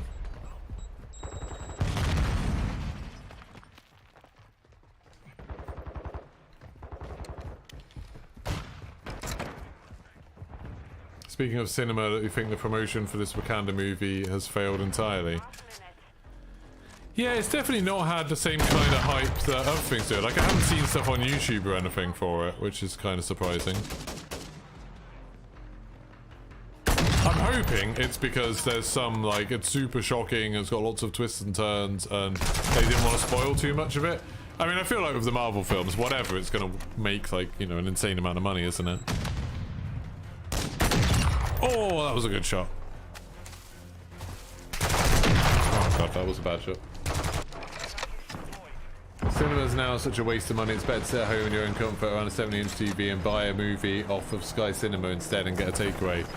I mean, if you want to buy me a 70-inch TV, bam bam, I'm all up for that. How much is a 70-inch TV? Like 1,500 quid? If you just do a quick super chat, it'd have to be free super chats. But if you do free super chats for £500 each, then I'll get a 70-inch TV and I'll watch Black Panther at the cinema tomorrow, which cost me a tenner. And then I'll watch something on the 70-inch TV and then I'll report back. Okay? Yeah, I mean, I don't know, the cinemas around here, they got weirdly cheap for a bit. So all the cinemas just before lockdown, they all went down to £5 a ticket, which was crazy good. It meant it was like super cheap to go to the cinema. And it's like, that now one of the cinemas is £5 and one of them's £10. The Odeon's £10, but the View is £5. And the View is crap, to be fair. Like, they always mess up the picture and the sound and everything. But, like, £5 for a ticket isn't bad. I just don't like going to cinema because I don't like other people. Like, I spend my whole time in the cinema getting annoyed about people looking at their phones and talking and making annoying food noises. I hate other people. I only really ever go to the cinema now when it's in the middle of a weekday or really early in a weekday. So when we go see Black Panther, I'm going to go see it like early tomorrow. Last time I went to cinema, someone spoke throughout the entire movie. Yeah, I've had. Oh, we walked out of a film. I don't even know what film that was. But me and my wife walked out of a film just because I was like, I'm not. So, like, it was like half an hour into the movie. These people were just talking all the way through it. This like group of teenagers just talking all the way. Oh, actually, I don't even know they're teenagers. They might be in their 20s, and they were just talking all the way through it. And then I went out and said to one of the ushers, I was like, "Look, there's like a group of people at the back. They're just constantly talking. It's like literally ruining the film." And then they went and like came in and spoke to them, and then they were like, "Oh no, we're not talking, but we'll make sure we're quiet." Blah, blah, blah. And then as soon as Josh went out, they just went back to laughing and talking and stuff again. And so me and my wife just walked out. We got a refund.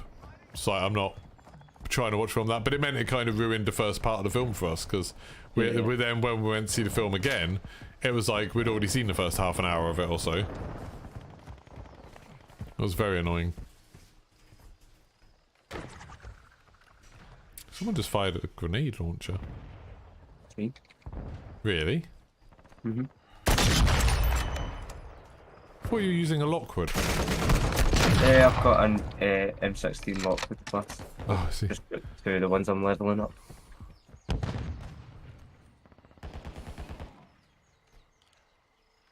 stun grenade.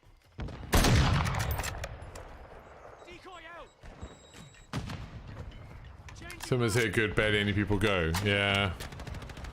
That's what I need. It's like why with Black Panther, I'm not going to go watch it on the IMAX screen at the Odeon because I know that one will be busier. And it's like I feel like annoying people are more likely to go watch it for the IMAX one. So we'll go watch it on one of the normal screens. Also, they're showing the new Black Panther in 3D, which seems utterly bizarre. I'm not going to go watch a film in 3D. I didn't even know they still did that. I figured they would for Avatar, but I didn't think they did it for normal things. Hate 3D films. This is great for snipers if you can take the back hill. It depends if everyone goes in the building, doesn't it? If everyone just camps in the building, well not camps, but if everyone's fighting in the building, So it's really good if you can take this hill and they all start spawning. Ah, there's a guy up on the hill. Didn't hear him until he was like a foot away from me. Yeah, so you can take this hill, which is good, until... There we go. Until you start getting people not coming over here.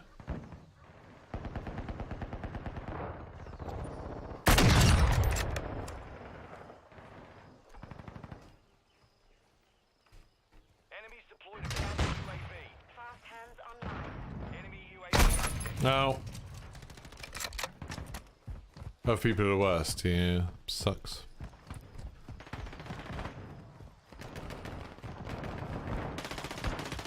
I really liked it when for a while films came out on streaming services at the same time as they came out in the cinema, like during lockdown. That was cool. Yeah, I like that. Just sit and watch it in the comfort. Yeah, it's like there's some films I'd rather watch on a cinema screen, like, you know, Top Gun and stuff. Like, I wanted to go see in the cinema. Ah!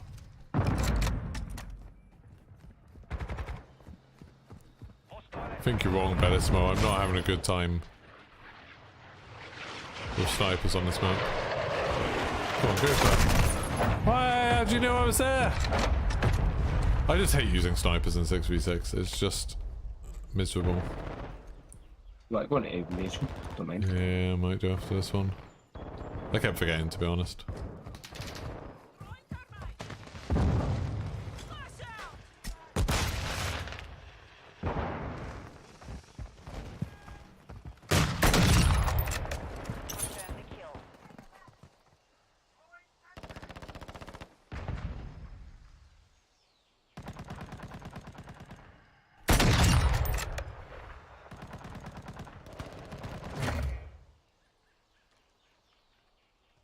This person has the Victus XMR. What gun's that? Is that the first sniper rifle, the Victus? I think so.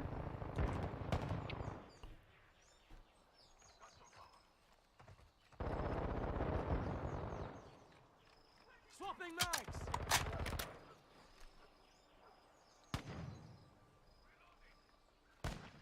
Enemy UAV overhead. That person's 100% going to come back up and kill me. There we go. Right near your location.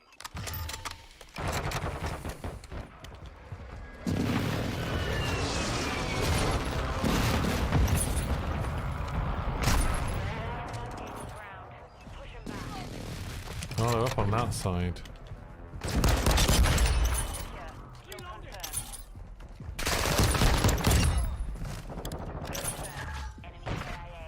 Just going on a quick killing spree. This pistol's super good. The first pistol is so good.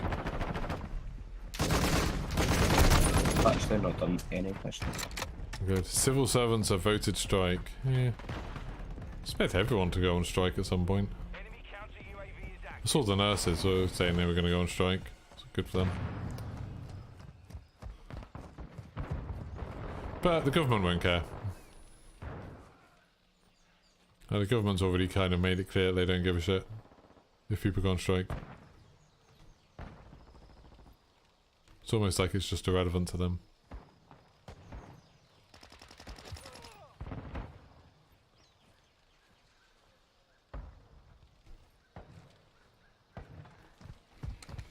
I think we probably need to go back to having some riots before anyone will take any notice. But even then, it's like, what are the Tories going to do? Like, they're not going to change anything because it's not in their interest to. And they're not going to call a general election because they'll lose. I don't really know what, like, the answer is right now.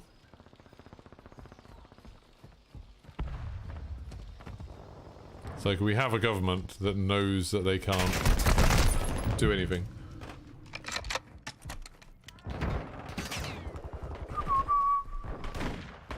They won't, they'll just get other people in. We saw the same thing when teachers went on strike. They won't care. What's gonna happen if some government departments stop functioning? Like, waiting times for things are gonna go up. They don't care about that. The reason waiting times are long in the first place is because of them. They don't use the services that are going to strike as well. Yeah. They use prioritize, so it won't actually affect them. Yeah. Anyway. And not all the staff will go on strike, so they'll reorganize stuff, reshuffle stuff. So it like won't actually anything that the government actually cares about won't really be affected that much. It's like it's a bit different when like the trains go on strike, or when you know, taxi drivers go on strike or something like that, because then it's like hard not to feel the effect and it would be visible. But when it's stuff like civil servants, it's kind of, I don't think much will happen, or teachers or whatever, they just find ways around it. It's not like they actually care about any, it's not like they care about any of the bureaucracy actually working.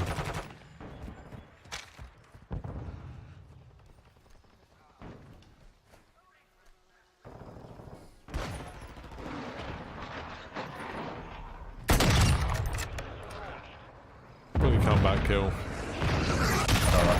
I just got hit with a cruise missile. There we go.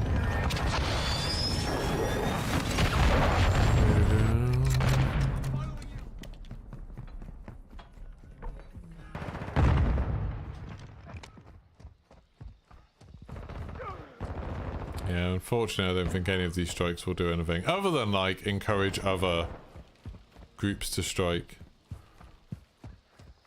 There needs to be like a general strike. There needs to be more of a... Ah, I thought I shot that person.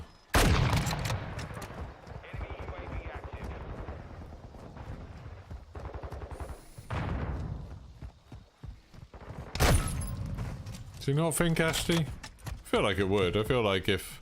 Right now, if any other parties got in, it would change things fairly dramatically. I'm not saying Labour would necessarily get everything right, but I think they'd be a lot worse than the Tories have been. I mean, it can't be much worse than what the Tories have been. 1 minute left. And, you know, if it was any other party, then there'd be big differences, you know. Imagine if we had, like, a Lib Dem majority, or, you know, a Green Party majority or something, but that's very unlikely. Friendly counter UAV is on station.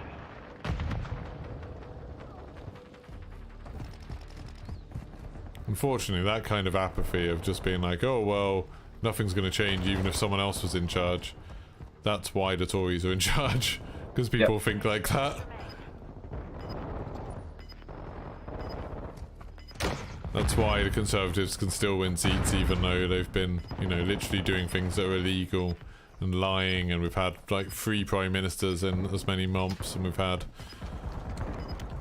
like all of their manifesto promises broken, stuff like that, but then people are like, oh well, it wouldn't matter who's in charge. Yeah, I'm glad I killed that person before the end of the game. That person was annoying me. Ugh, rubbish. It's fine, Effers.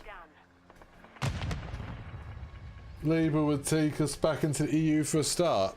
Hasn't Labour specifically said he's definitely not going to take us back into the EU? Isn't that one of the things that Starmer has said, is specifically he's not going to undo Brexit? I'm pretty sure that's exactly not Starmer's key aim. Keir Starmer on EU. We'll be doing an invasion. Yeah. Good one.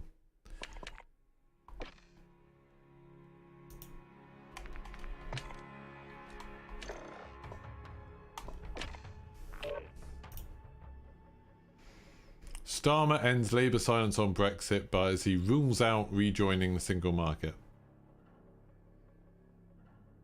He just said the EU would trust him more, but he's like ruled out rejoining the single market. It's exactly, Ash. See, this is why Twitter's so dangerous, because you can get people like Ashley posting stuff as if it's a fact, saying stuff like, "Oh, Keir Starmer's key aim is rejoining the EU." That's exactly the opposite of what Keir Starmer said. Exactly the opposite. Bloody hell.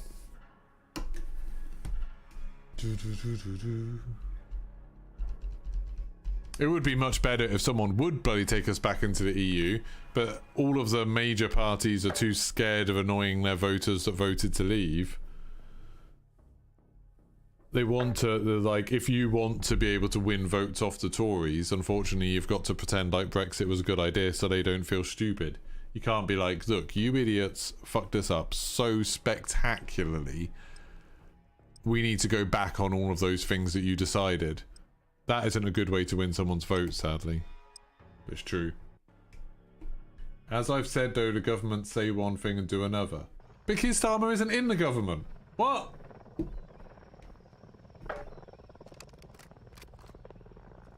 Ashley, I think you should stop saying things. You said Keir Starmer's key aim is to take us back into the EU, which is not true at all. Like, that's just a lie. And then you've said the government say one thing and do another. But the government are, like, Rishi Sunak and his little cronies right now. The Conservatives have been in government for, like, 12 years. They're the ones that have been saying one thing and doing another. Exactly, Alphas. I mean, like, that whole thing of, like, riding around the bus saying that the NHS was going to get an extra £330 million a week if we leave the EU, and then it's like, we leave the EU and the NHS is fucked. And it's like, oh, maybe that was a lie. Maybe when all of the Remainer people, that, you know, people lovely, like, named the Ramonas, said, well, that's a lie. Maybe it turned out that they were right, because it was a lie. Obviously. The boss of Next, the Tory peer and Brexit supporter, is complaining about the lack of foreign migrants today. That's so stupid. It's like, can you remember when there was the whole Brexit debate? And people said, oh, you know, if we leave the EU, our economy's fucked. And then they said, no, that's not right. The economy's going to be much stronger, much better off. And then we left the EU, and then the economy's fucked. And it's like, But the most annoying thing is what the Tories have been doing for 12 years is always blaming the circumstances. Whatever happens, it's not their fault. It's because something that they couldn't have possibly predicted happened. So, you know, it's because of the war on terror. It's because of the pandemic. It's because of the war in Ukraine. It's like, there's always something. There's always going to be something. Like, the world doesn't just stop when nothing happens for a while. You're never going to have a time where nothing is going on.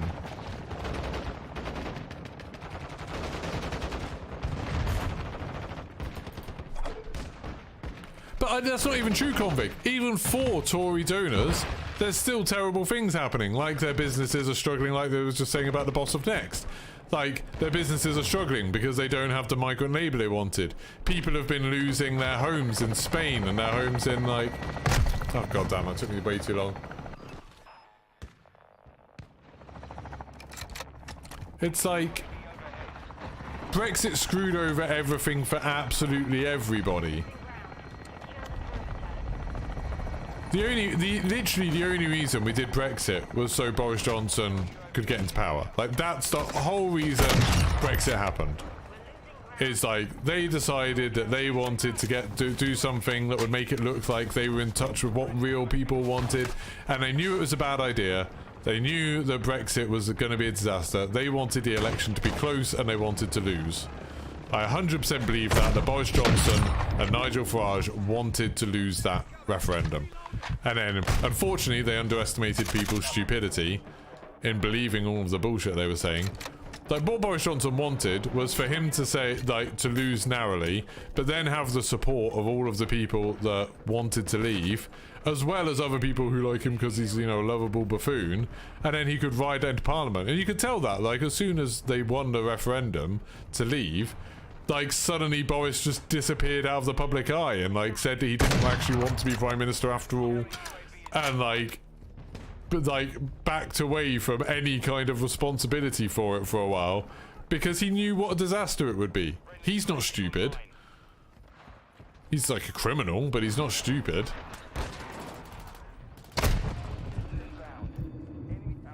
Their misinformation campaign worked entirely too well,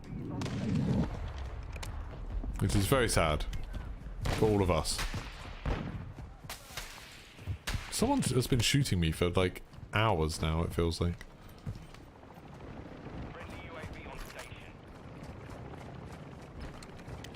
need to get to where the bots are landing. Unfortunately, other people are doing the same thing, killing all the bots before I can. Just got to a helicopter and there was one bot on it. Yeah, it's because people are shooting them out of the air.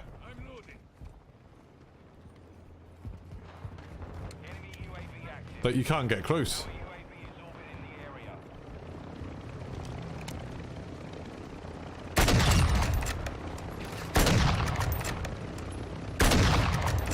Like, that helicopter just landed and there is literally no bots on it because all of them got shot out of the air.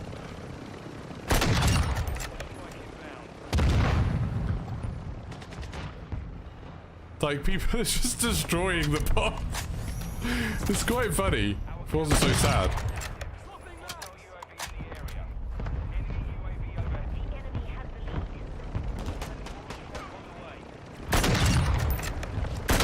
Yeah, another helicopter, no bots. I like how they added smoke grenades when they land, so it's harder to shoot them out of it. Still, people manage.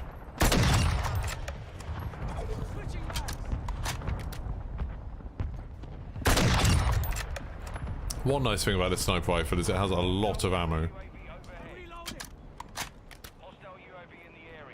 Another helicopter? Oh. Anyone on that one? No. All the helicopters are empty. Go on, open the doors, open the doors, open the doors. Go on, you cowards. Who's shooting me? Whoa!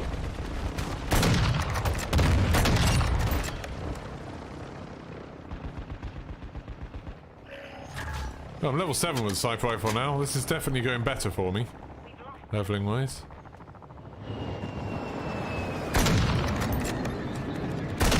Oh god, I'm missing these ones. Can't hit them.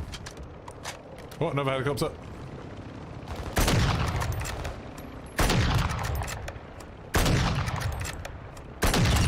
There we go.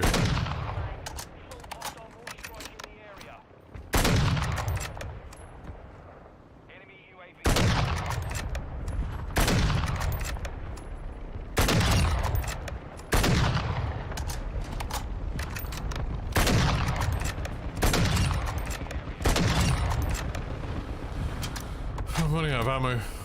God damn it.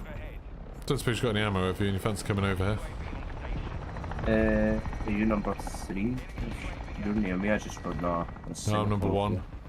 Yeah, I just dropped the box as well. God damn it. Oh shit. I've got 6 bullets left. I like I just fell to his death.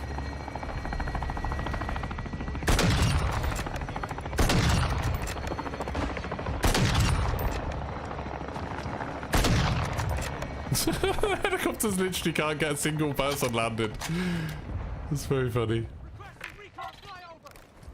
There's no like ammo packs near me or anything. There's just corpses falling out of the sky.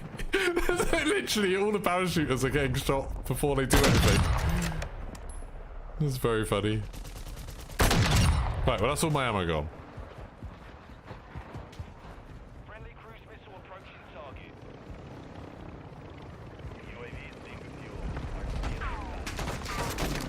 I can get to. That would be spectacular if you could.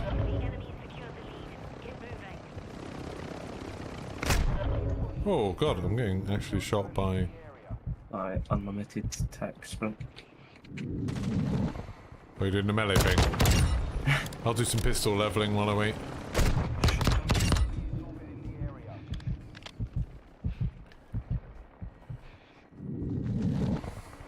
Yeah, there's no ammo boxes or anything near me, which is annoying. To be fair, I could just kill myself. So I've got my thing. Are you likely to get here anytime soon? No. Okay, I'll try and kill myself if I can.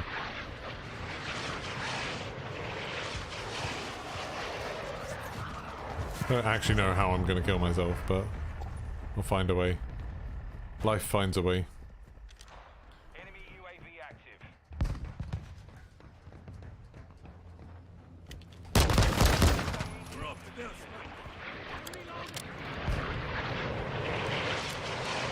There's no ammo anywhere. It's ridiculous. Right. Woohoo! Oh my god, I just jumped off a building and didn't even die. I am apparently immortal. Right, come on. There's some bots here? Some bots? Nope, you're all dead. Oh! Is that you? Yes. Oh, I see you, I see you, I see you. Yay, ammo! Woohoo! There we go. How much ammo do I get? 7 bullets. Motherfucker.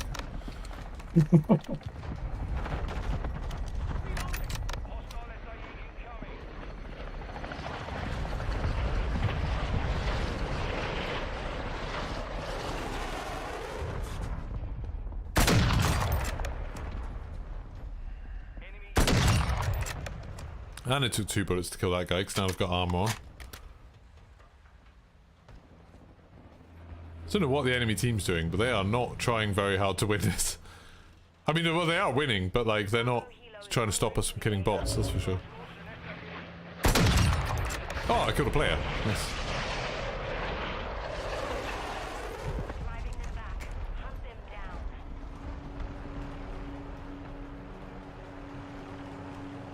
Come on, come on. Oh, oh, oh. There's somewhere I can put it down.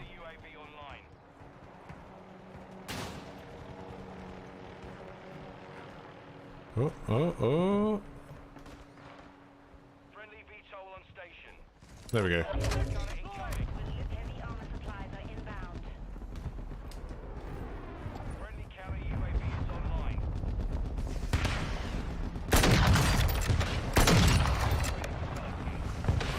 Got an Overwatch helo. Nice. Run out of bullets again. Kill me! Good. Oh, that's actually a player that killed me.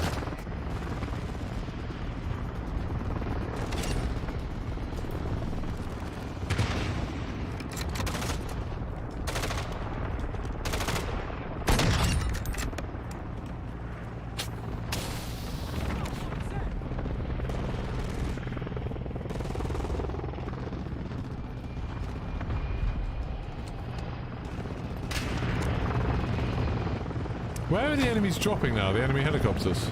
Oh, here's one.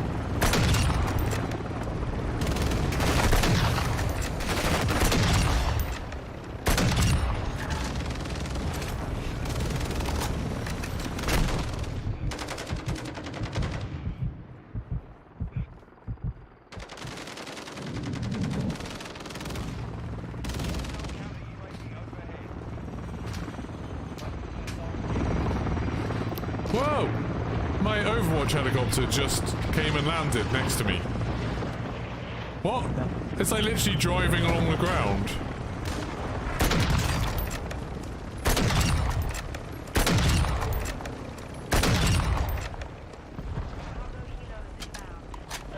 I need more ammo. I wish it was easier to get ammo. Come on, kill me! Yeah!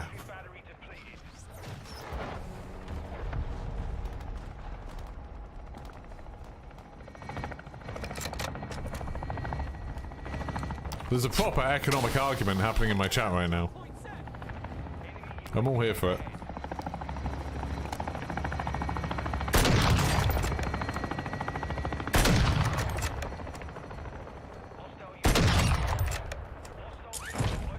I'm actually having a pretty good game of killing bots here. I've killed a lot of bots. How's the game been going for you? Mixed, I would say. Oh, a real player sniped me. I don't know how many actual kills I got then, but I killed a lot of bots. Killed a couple of players, but not many. Oh, look at this thermal scope. That's ugly as hell. Ooh.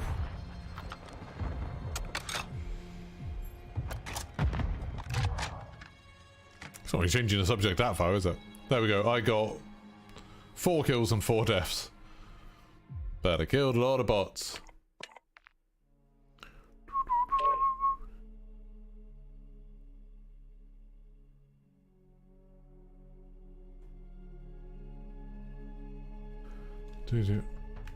Oh, wait a minute. Ashley's trying to defend Brexit. Oh my god, I haven't been reading any of this. Some parts of what happened since the UK leaving the EU have gone very wrong, but look at the EU, they're struggling as well. The whole world is a mess. But nowhere near as bad as we are. Like, you can literally look at, like, all of the charts, like, that show growth, economy growth and all of that sort of stuff. The UK's gone from having one of the strongest economies to one of the worst economies in Europe. It's insane.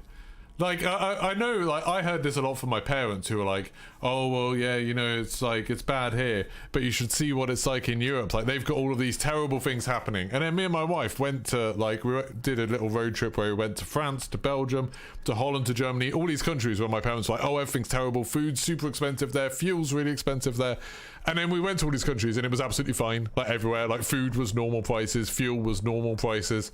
It was like everything was much better than it is here. And then my parents were saying crazy things that, like, they've got these neighbours that I think are kind of racist that heard where they were like, oh, in Germany they're making it so now if you've got a spare room in your house you've got to accept refugees to come live in your house. And it's like crazy stuff like this. It's just clearly not happening. It's much worse in the UK actually than it is in the EU. We were strong before we entered the EU and all the single market. No, we weren't. But as a country, why should we pay a vast amount of money each year and get very little back? We got more back than we gave in. Mostly in the way of subsidies for all of those, you know, for fishing and farming and all of those things that where the industries are now in an absolute tailspin because we left the EU and lost all of those subsidies. You shouldn't believe all of the bullshit that people like Boris Johnson and Nigel Farage say. Stop reading the Daily Mail, Ashley. Trade hasn't changed that much and we haven't seen a shortage of goods. Have you seen the number of companies that are saying that they can't trade anywhere near as easily with the EU anymore? Like, there's been loads of companies have been complaining about how much trade has changed and how much harder it is and how much more expensive it is. You voted leave. You're an idiot. Like, there genuinely wasn't a good reason to leave. Like, I'm happy for you to leave my stream if you want. But I think that was a very stupid thing to do. And the arguments you're putting forward are the same sort of arguments that are being bandied around in the Daily Mail that were just wrong. There's a really, really good image somewhere floating around of where it shows some newspaper, I don't know if it's like The Independent or someone like that, where it shows all of the things where it's saying like, oh, all of these things that, you know, Ramonas are fear-mongering, like Project Fear, they're saying all of these terrible things were happening. And then it compares it to the news stories since Brexit, where it shows that all of those things have happened. Like, literally all of them have happened. It's like, you know, where they were like, oh, Ramonas are saying that if we leave the EU, we're going to reintroduce roaming charges for people in the EU. Oh yeah, that happened. Ramonas are saying, like, fishermen are going to be struggling because they can't sell their fish to Europe anymore. Oh yeah, that happened. Ramonas are saying that farmers are going to go out of business because they can't sell their crops to the EU and they can't get migrant workers. Oh yeah, that happened. It's like, it's insane how much Brexit screwed over the UK. Like, it's properly bizarre. And it was all just built on lies. It was all just built on lies and this sort of thin veil of like a little bit of racism mixed into it. So you get all the racists to do it because they're like, oh yeah, like we don't want these Europeans coming and taking our jobs and spoiling everything. And it's like, oh wait, why don't we have people doing all of these jobs? Why are we so understaffed? Maybe it's because you got rid of all the migrant workers. Yeah.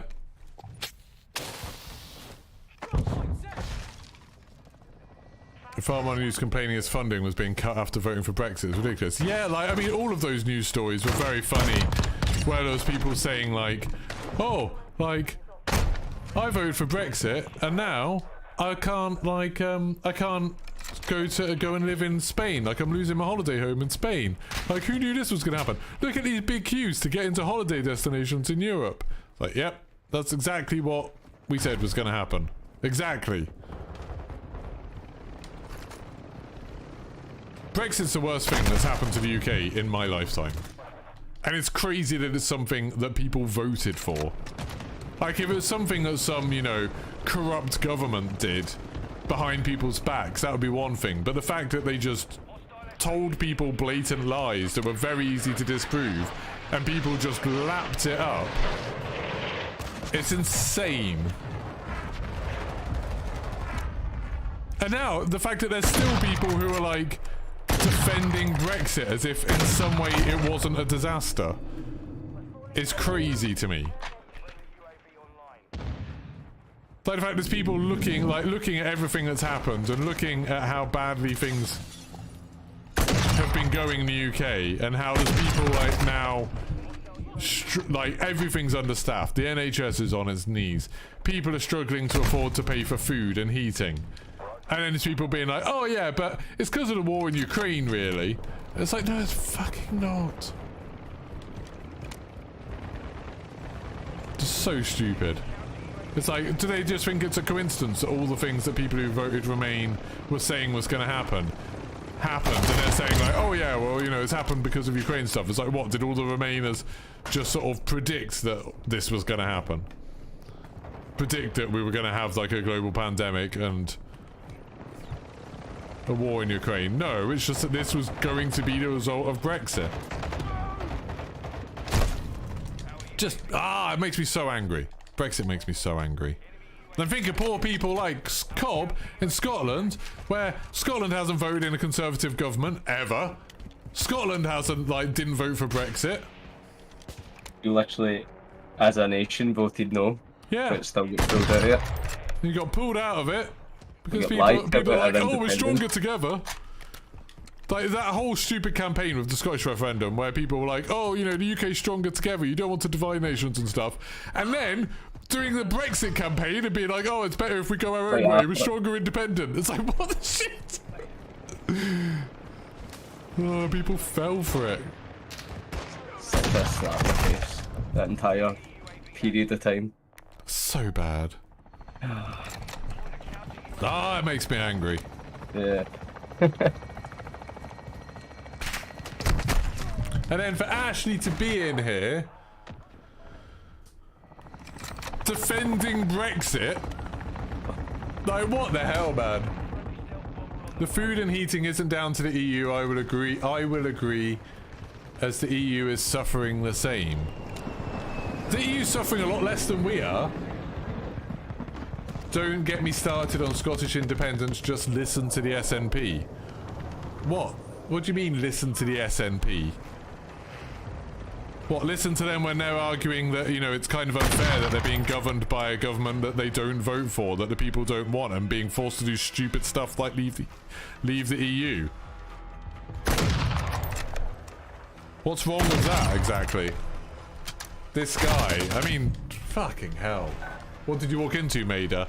Someone who is apparently in their 50s, but also is confused about everything in their life, who's now defending Brexit. What they lost. Oh SNP still going on about a vote they lost. Fucking hell. Oh man, dude. Ashley, just put the Daily Mail down. Fucking hell, man. Come up to Scotland and start talking like that. I swear to God.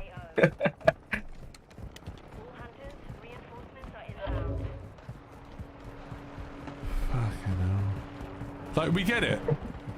There was referendums where people were openly lying in them, just very blatantly openly lying. It was very easy to show that they were lying, and people were tricked by it, by stupid people writing for things like the Daily Mail and the Sun and the Mirror and the Express and all stuff like that.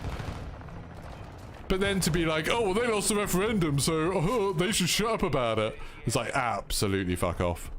The day before the vote, putting it in every single newspaper, the promise. Yeah.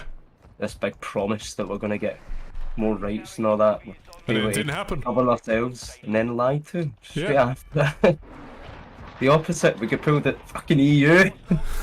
The referendum was like both the Scottish referendum and the Brexit referendum were just completely built on absolute bullshit. Aye. That people just lapped up, and then it left us in the state we're in now. It's, oh my god. And then to have people like Ashley, I didn't realise there's like people who just, well, I mean I did realise because like I said, there's people like my parents who are a bit like this, who just like believe it. Like, fucking hell, how detached from reality do you have to be? But it's alright, Ashley, with all of your, you know, you must be very wealthy now and very successful from all of the extra money that Brexit has brought you. So if you want to drop some, you know, huge super chats in my chat and become a member at the highest tier, that would be great. So I'm sure you are very wealthy and affluent thanks to Brexit. I'm just waiting for Ashley now to say that, you know, oh, Boris Johnson did the best that he could. Like, Boris Johnson was put in a hard position, but he was a really good leader. You know, really honest and down to earth. Like, he really understood what people wanted. Fucking hell.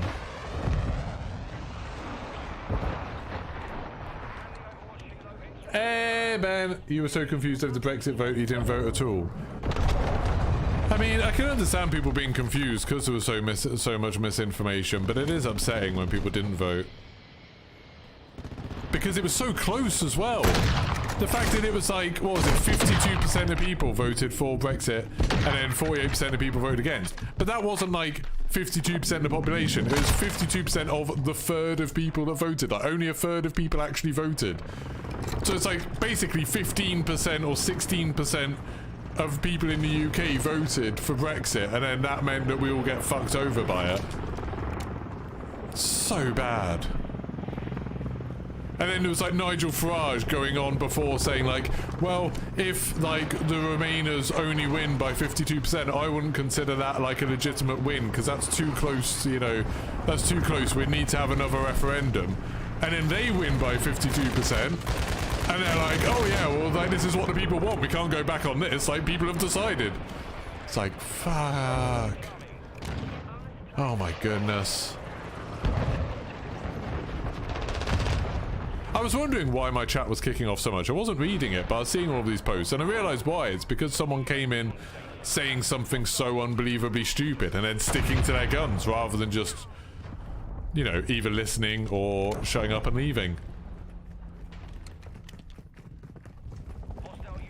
And that's one of the worst other things, is that, like, the people who voted for Brexit were old people. Like, older people who aren't going to have to deal with it for as long. And a lot of people who don't have much of their working lives left, or don't, like, aren't interested in ever going and living abroad or working abroad or anything like that. I imagine lots of people who don't really have many friends who are from other countries, that don't have much contact with people from Europe. Like, they were the ones voting for it, and it's like they're the ones that are going to be affected the absolute least. Even if the things that they thought were going to be positives of it were actually true, which obviously they weren't.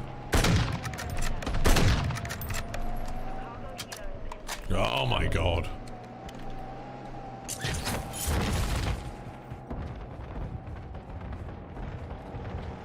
Being in the EU never brought you money, hard work did.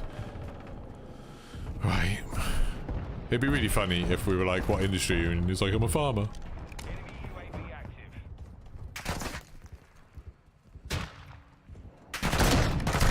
Do you not ever think, Ashley, that maybe you benefited from, you know, eating food that was grown by British farmers who were surviving thanks to subsidies? Or you ever thought that maybe having people in the NHS and in schools and in transport and even, you know, in shops and takeaways and restaurants and stuff, having those EU workers doing the work, you don't think that ever brought you any benefit? You don't think you ever maybe benefited by society benefiting at all?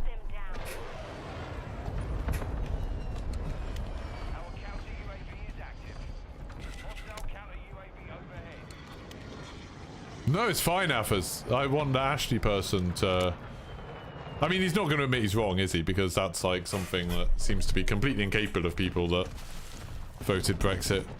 That they seem to be just living in some alternate world where apparently everything with Brexit went great, but like, it's everyone else's fault that something bad happened. I mean, that's how we got here in the first place, that these people seem to have this idea that everything that was going wrong in the country was somehow, you know, oh, it's these immigrants' faults, isn't it? It's like all of them stealing our jobs and filling up the NHS, and what else did they do? Filling up our schools, not speaking the language. Whoa, it's their fault that everything's wrong. It's their fault I can't get a job. It's their fault I can't get to see a doctor in the NHS. Then you realise that, oh, the doctor was from Europe.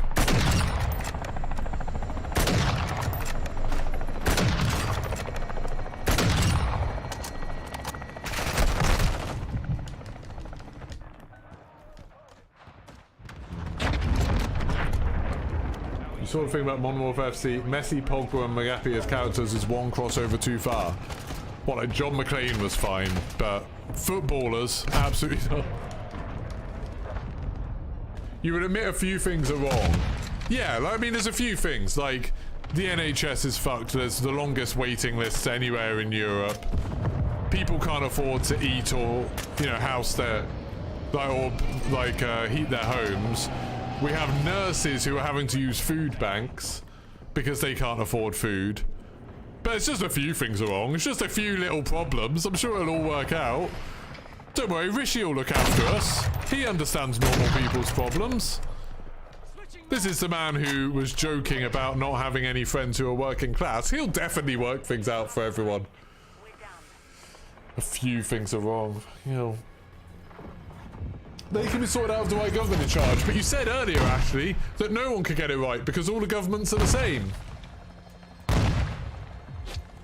You know what would be really good is if all of the European countries kind of helped each other. Maybe they could form this kind of government where you'd have elected officials from all of the different member states and they all work together, and then they could share the problems of, you know, economy and like workers and unemployment and things like that, but all just like together. So maybe they could have a headquarters somewhere central, you know, Brussels or somewhere, and then yeah, you could have like a member of European Parliament that you vote for because they were democratically elected, as much as people are like, oh, people making decisions who we didn't vote for. You did vote for MEPs, just if you didn't personally choose to vote for them, that's your problem. But yeah, that would be a really good kind of system, wouldn't it? And then, like, you know, countries that need food from countries that farm a lot could subsidize the farmers, and countries that need energy from countries that can produce energy could subsidize that energy industry, and like, oh, that'd be amazing, wouldn't it? And we could all like work together on things like research. We can make it so you've got a lot easier movement between countries. So if there's, you know, sort of like a country that needs a lot of farm hands, you could get a load of people could go work there. Or if you need a country that needed doctors, people could go work there. That'd be amazing.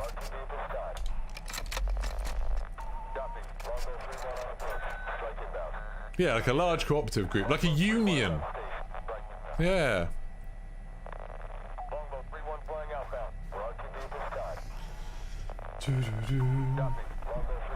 It's new to you, Fogger, that Scotland and England are countries.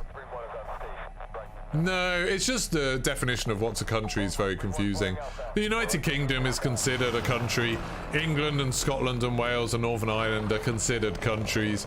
Depending on who you ask, the Shetlands and the Isle of Man and the Isle of Wight and the Falkland Islands are considered, and Gibraltar, and considered countries.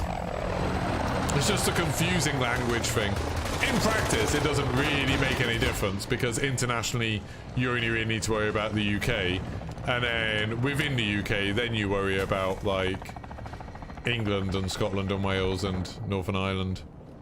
In practice, it's not very confusing at all. But like the wording is very confusing.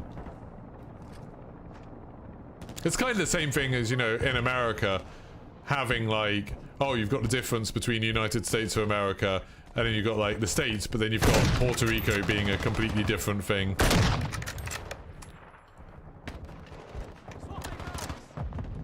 And then you've got like the States having some of their own rules and some of their own government representatives and stuff. And then like Hawaii and Alaska being treated a little bit differently.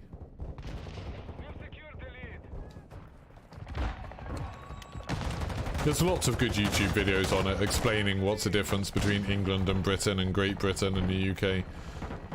And then basically nearly all of it just comes down to words in terms of what matters. But most people would agree that Scotland and England and Wales and Northern Ireland are separate countries. They have separate cultures, they have separate languages, like they share a lot of things as well, but they also don't share a lot of things. Scotland even has their own stupid banknotes. Yep. As Cobb posted about the other day. Funny money. Yeah. Funny Scotland money. I suppose you don't really have it in many European countries, do you? Of like completely different like parts of the country that are kind of considered countries in their own way. Yeah. I suppose you've got like Italy and Sicily a little bit. And then you've got all like the colonies. So like like Denmark and Greenland, or like France and all the various islands that are kind of French but not really.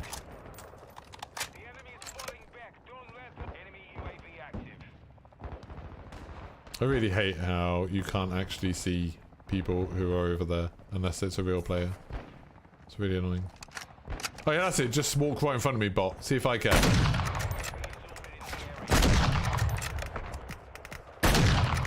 How is that not hitting you? God.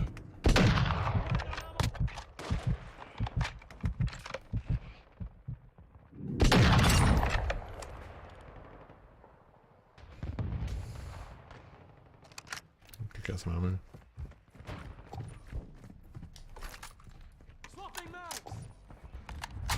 Friendly mortar strike inbound. Hostile UAV in the area.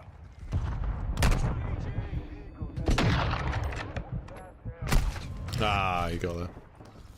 He worked it out first. So after watching some DMZ gameplay, you think you'll stick to Battle Royale, no matter third person mode, screw that mode. Yeah, I mean, each their own, I guess. Like, I can understand why people are excited about DMZ. I'll definitely give it a try. I can't imagine. It doesn't, like, like, that presentation last night didn't, like, wow me and make me think, oh, I can't wait to play some DMZ. But, to be honest, it didn't even make me really want to play Warzone very much. I didn't think it was a very...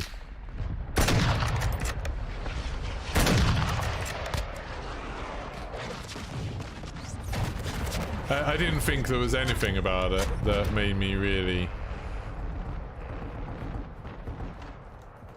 I'm just gonna try and run some people over.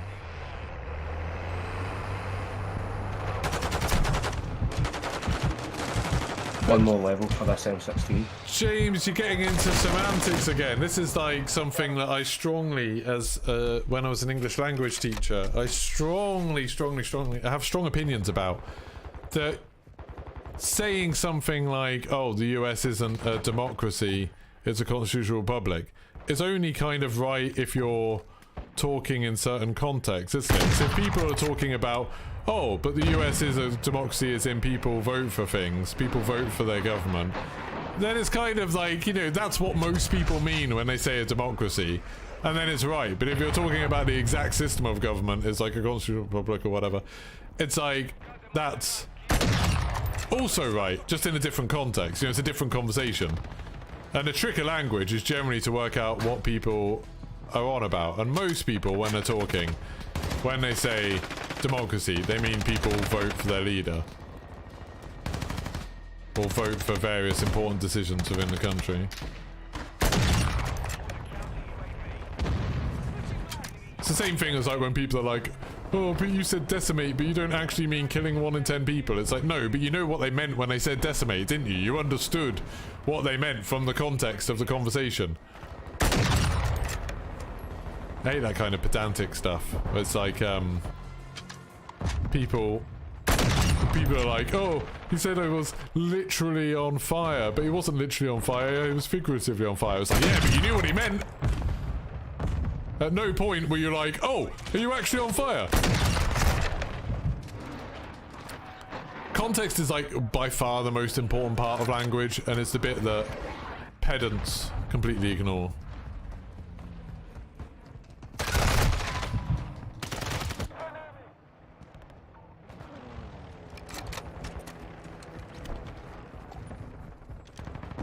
The full meaning of decimate. Yeah, it's like a Latin word from supposedly, I don't even know how true it is, but supposedly in the Roman legions, when they wanted to like punish a Roman legion, I guess, I don't know, a group of Roman soldiers, when the leaders wanted to punish them, they would kill 1 in 10 people. That's where like the deck bit comes from in it. So they'd and you know, it's meant to be like a punishment because you wouldn't know who was going to get killed, but 1 in 10 would, so that your friends would get killed and it would be bad, but you're not actually reducing the strength of them by that much.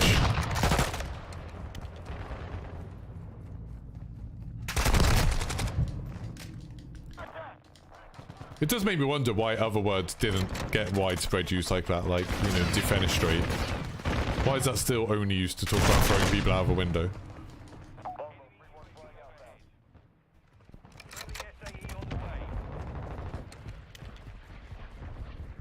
It comes up even in pop culture, this whole pedantry thing. Like, people are like, you know, the example I always give of bloody Grogu. How'd that not kill you? Oh, there we go. It did kill him. Some in chat want to go really bad. So I don't... everything's making me angry now. I'm going back to rant mode, aren't I? I mean, I went on a big rant about Brexit, I guess. How am I still only level 11 with this sniper rifle? God, I hate this. I hate leveling snipers. It just feels so slow. And like, you have to play in such a boring way. Did I get him? I don't even know where my grenade went. Yep. Oh, well, that was a nice shot. Even if it was against the bot, that was still pretty good. Like, you know, the whole, like, Baby Yoda and Grogu thing, and it's like, people are like, oh, it's not Baby Yoda, it's Grogu. It's like, but you know who they meant. I was reading a thing on Reddit the other day where they were saying about how they were at a convention type thing, and they had, like, a kid with them, like a little kid. And they saw someone dressed like a Mandalorian, and the little kid, you know, it was like a 4-year-old, was like, Daddy, Daddy, Boba Fett! And some douche was like, actually, because of the colour of the armour, that's Jango Fett. It's like, what is it? Who would correct a 4-year-old about that? I was like, what a absolute douchebag.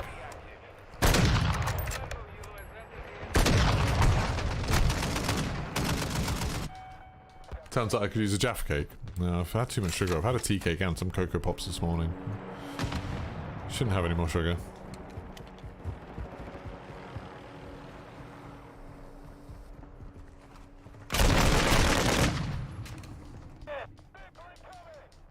I like that thing, James, about like, you know, an empire is run by an emperor and a kingdom's run by a king. So who runs a country?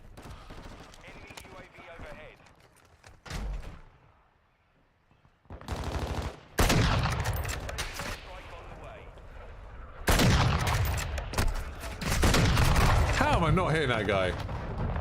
Casual 4-year-old. 4-year-old needs to get good. 4-year-old sounds like a bot.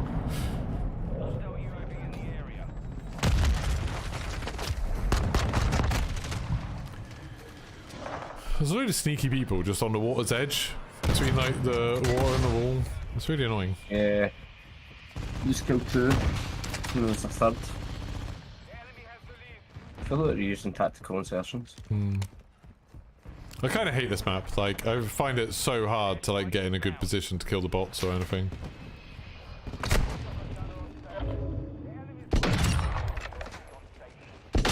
Oh, double kill. Oh shit. We showed the literal bab.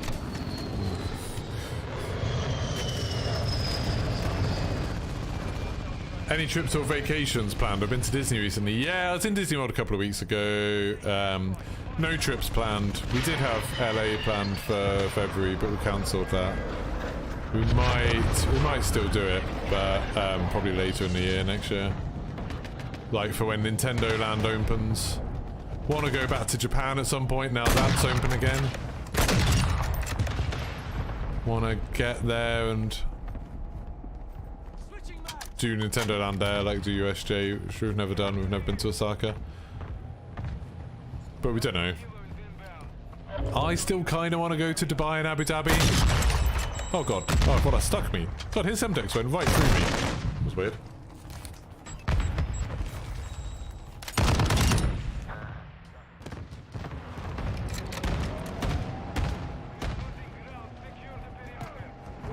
I think like it's become one of the things that I hate the most on the internet is people trying to make a big deal of knowing something that someone else doesn't and doing it in like a toxic way. And I think it's just because I'm so aware that I do it. It's like such like a, you know, what do you call it, deflection type thing. It's like I'm very aware that I in the past I used to be really guilty of it, and you know, now I try to be a bit more careful. But like that urge to correct people for no other reason, like you don't actually care about them being right, you just care about them knowing that you corrected them. It's like people are shits. It's such an annoying personality trait to do. If you're ever about to correct someone, just pause for a moment and think, do they actually need to be corrected? Will it help them in any way to be corrected?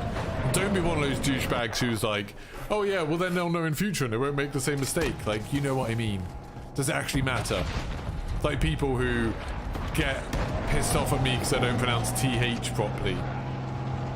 People who try to correct the way I pronounce beta.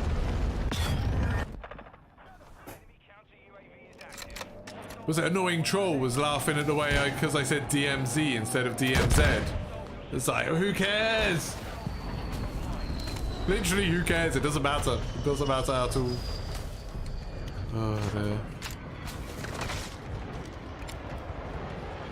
It's like I've found myself getting a lot better recently on Twitter. That like, there's loads of times I see someone tweet something and I know it's wrong or I think it's wrong. And I'm like, but it doesn't matter that I think it's wrong. Like, it literally doesn't help. If I correct them, I just look like an asshole. So I can just leave it. That was me. I did terribly in that. I died 20 times. Jesus. Yeah, I know, sure. I know. You know it's stupid, but you've always wanted to try those strange full meal vending machines in Japan. You can only get those in Holland. If you want to go to Holland, you get meals and vending machines. There's loads of drink vending machines in Japan. That's quite nice, and you get like hot drinks as well. There's a lot of like the drink vending machines in Japan are quite cool. Although they do something really mean. That in Japan there's loads of vending machines and there's no bloody bins. You're just meant to like take your rubbish home with you, which if you're a tourist is more annoying. Holland's a bit closer, good idea. You can get these really nice like fried cheese and ham things in Holland. It's really good. What level am I on this bloody sniper rifle? I'm halfway. 11 out of 22. Halfway. Halfway, chat. There's some utterly bizarre vending machines in Japan. Yeah, kind of. I think there's definitely like people will find one weird vending machine. Like I think in Japan there's a few companies that make weird vending machines so people post about on social media. And then our media does this thing where like they say, hey, look at this craze in Japan, and it's like, you know, underwear vending machines or something, and it's like there's one somewhere in some dingy little bar, and then they're like, look what everybody's doing in Japan, because people like to think that Japan's really weird.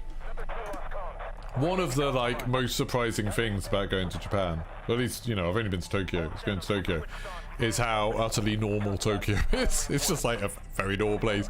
There's like some weird things, like, you know, how there is a lot of Pokemon stuff everywhere, like it's a lot of Pokemon branding on things, which is like strange. And there's, you know, you get like maid cafes are a real thing and stuff like that. But like a lot of stuff is just very ordinary. A lot of the weirdness is very much exaggerated by our social media and... Yes.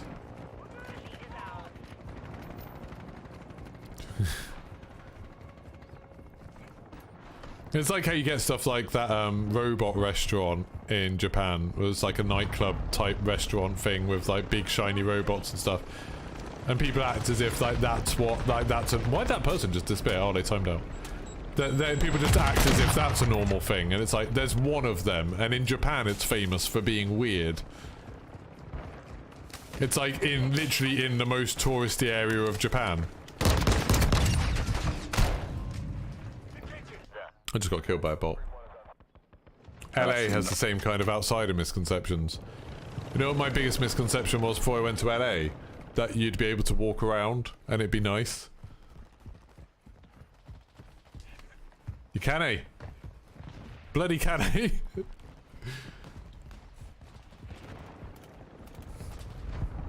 Walking in LA is crap. Can't go anywhere. Everywhere's too far apart.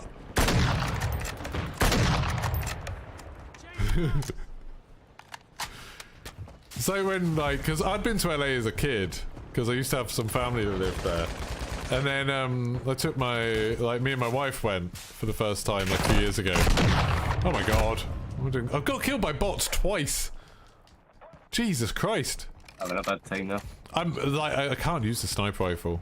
Like, there's nothing even wrong with a sniper rifle. I'm just really bad with sniper rifles, like, in normal fights.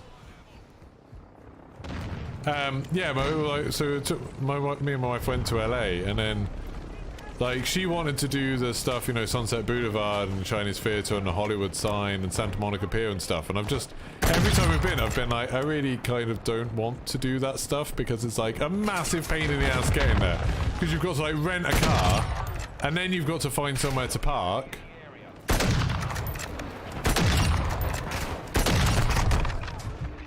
And like leave your car. And then like you've got to go between every individual thing. And then you've got to sit in traffic for like hours and hours and hours to get anywhere. Just like, I just want to go to Magic Mountain and I want to go to Disneyland and I don't really want to go anywhere else. Like at some point I'd like to go to Knott's Berry, but that's in Anaheim, so I can probably get an Uber there from Disneyland. But yeah, bloody, I hate how LA is all about cars. Really, really don't like it. So there's something that's very nice about going to European cities and like how you can just walk everywhere and you can just wander around and get lost. You know, you go to Venice, you can just walk around the whole place. I mean, you can't drive around Venice, but you go like anywhere in Europe really and you can just walk around or use public transport. New York's like that, I guess. You can walk pretty much everywhere in New York or get the train.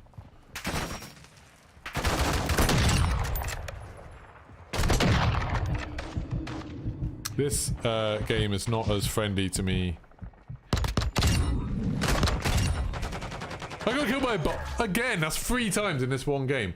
Knott's is a fun day trip. Yeah, definitely. I want to try it sometime. Probably sometime when I'm staying at Disneyland. We'll do it. The traffic too, 15 miles in or out of city won't take 15 minutes. Yeah. Yeah, we did Universal Studios. We were staying at Disney.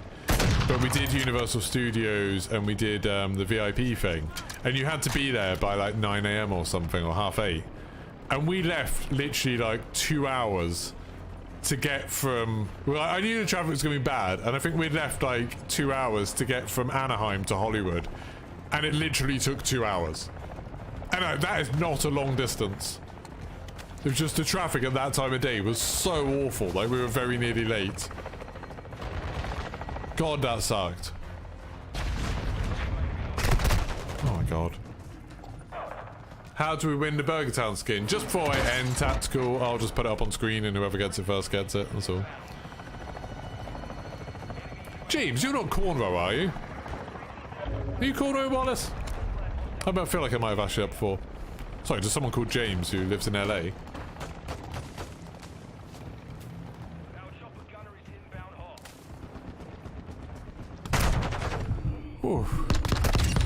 Cornwall used to watch me on Twitch, but I never thought he watched me on YouTube. You've had friends who trip to Europe and they post about how much they feel so much healthier and lose so much weight. And they think it's all because of the food. USA food can be rubbish, don't they? Yeah, I mean, USA food's got a lot better, I think. At least, you know, in touristy places. I think it's a mixture of USA food's got a lot better and European food's got a lot worse.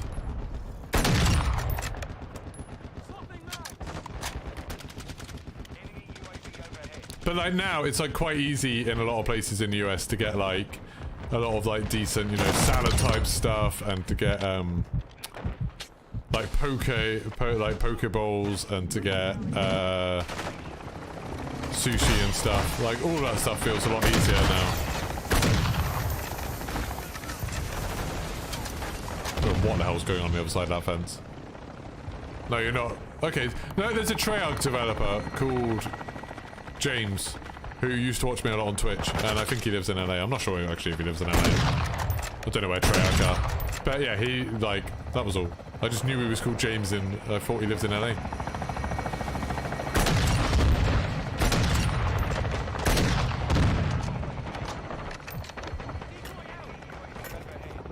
Oh, I'm running out of bullets again. That sucks.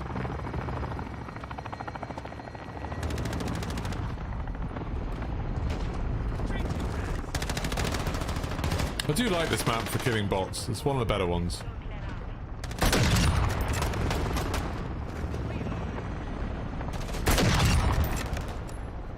Even if I do completely run out of ammo constantly.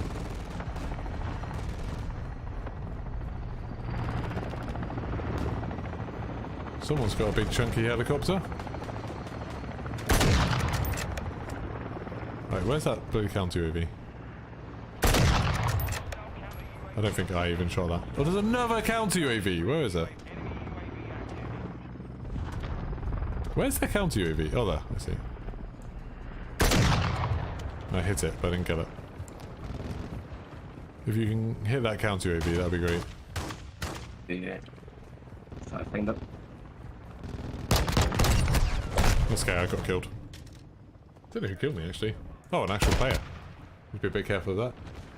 How many Burger King codes do I have to give out? One? Just Zuxio had a spare one, so gave me one.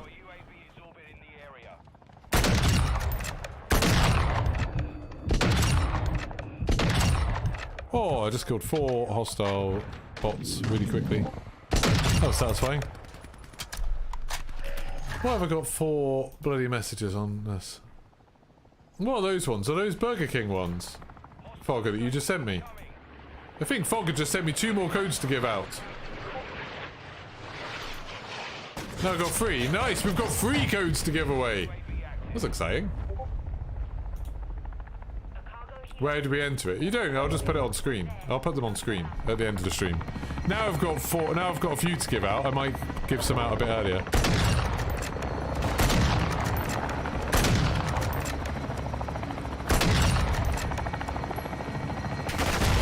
Whoa! Someone just destroyed that whole thing.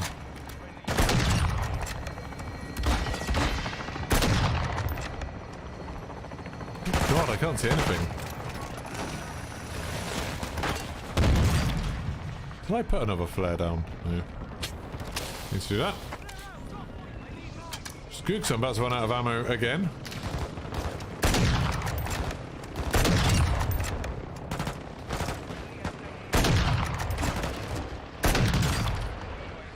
Oh my god.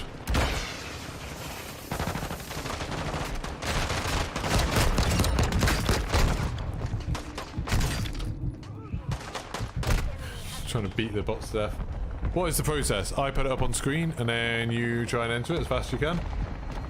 It's callofduty.com/redeem tactical. I'll tell everyone that before we do it, don't worry. It's just a normal Call of Duty redeem page.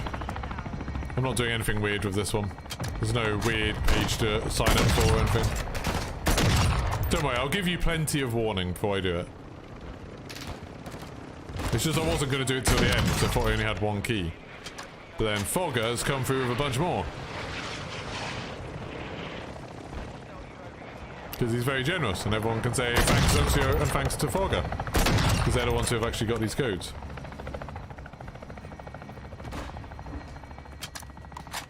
Nice bennies. Oh, I could do with a Burger King though.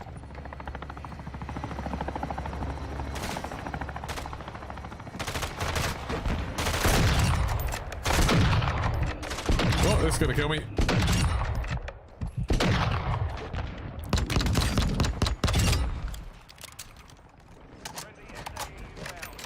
That was a real player was next to me. That was a bit weird. I wish you could use other people's ammo crates, like enemy ammo crates. Cause it's like, surely it's still just the same bullets. Yeah. It doesn't make any sense. I've only got 2 bullets left again. I really need to put on the thing where I can use ammo or... I don't know.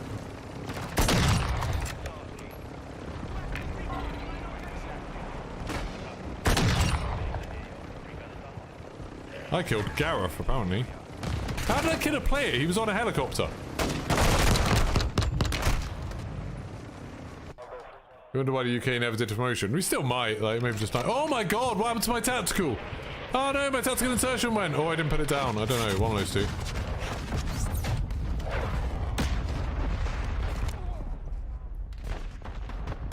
I died. Where are you? Oh, I can't bother to chase him. Ow, ow, ow!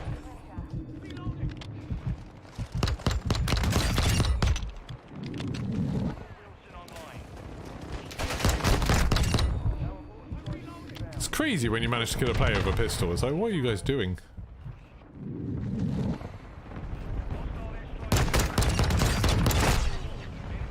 Oh, Gareth killed me. I've been here for a giveaway for a while. No, that's fine. I do them differently every time, depending on what it is I'm giving away.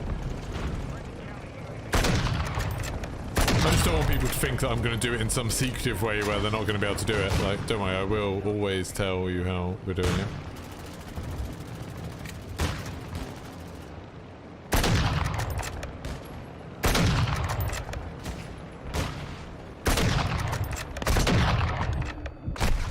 Ah!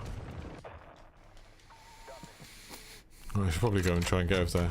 You having fun down there, Cobb? Yeah.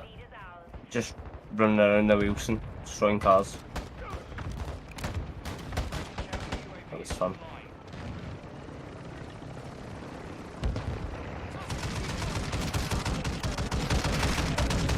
Whoa!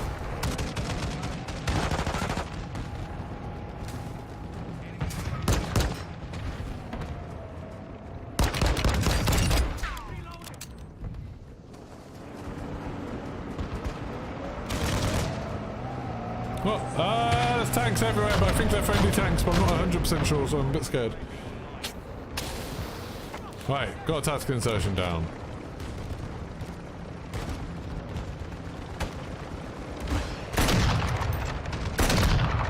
Ah, why am I getting shot?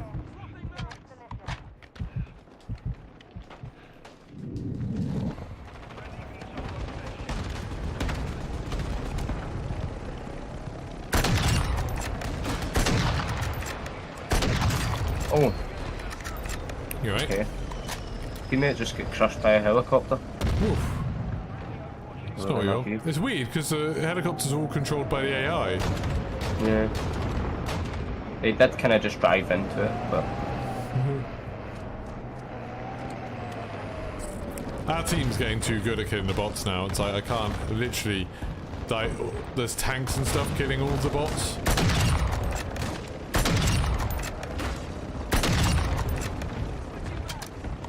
There we go. Nice. Do I want Kill House to return? What's Kill House? That's it. What's Kill House? Do you mean Shoe House? Because that is coming back on Wednesday.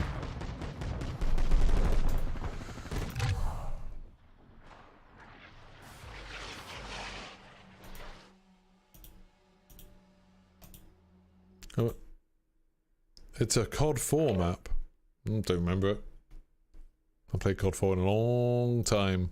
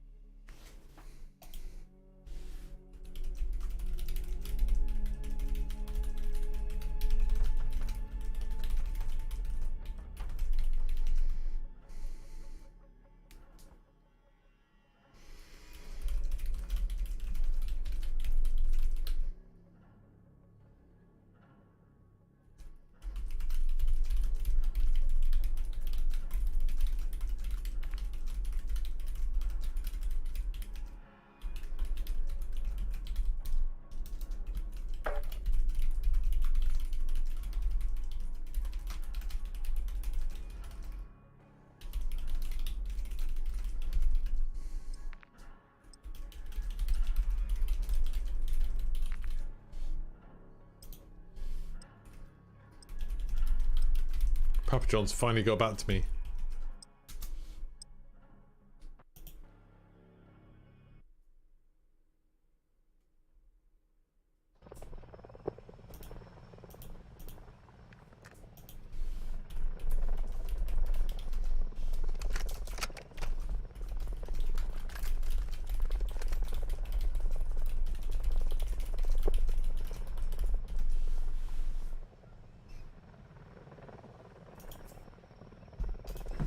Papa John's, like, I complained to them saying like, oh, I ordered this pizza and then they said it had been delivered and then I didn't actually get it until like another half an hour after that, and by then it was cold and like I had to keep on ringing the store repeatedly just to get that.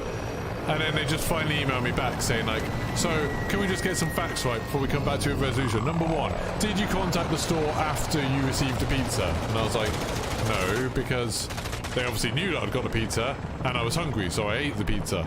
And then it was like, number 2, did you accept delivery of the pizza? It's like, yeah, because I was hungry, and I'd already paid for it. Like, you know what they're going to end up saying? They'll be like, well, you should have refused to accept it. It's like, can you imagine how well that would have gone with the delivery driver? Like, oh, I pick up the pizza box, feel the bottom of it, and be like, no, it's a bit cold, so take it back. Bloody hell. How do you win the skin? I will put the codes up on screen in a bit. I've got 3 now, thanks to Fogger giving me another 2. So, I will...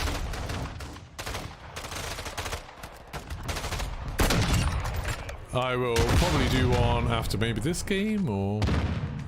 Have you been using double XP codes, Cobb? Cobb's not answering. 20 codes for Saturday stream, nice. I'll be able to put that in the title. Got some Mountain Dew codes for Saturday, that's very kind of you, Robert. Have I shot guns in real life? Only one, a shotgun. For Name Gear, who I play with sometime, for his stag do. I was at first okay at it, and then I was really bad at it. What about Shipment?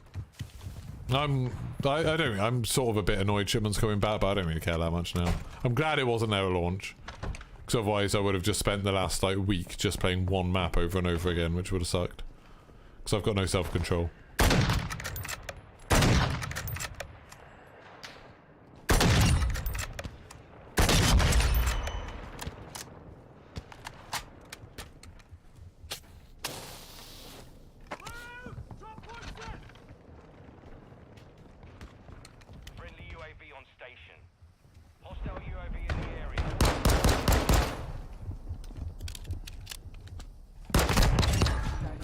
I love it when you kill someone and then they come back to get you again and you just kill them again. That's very, very funny to me.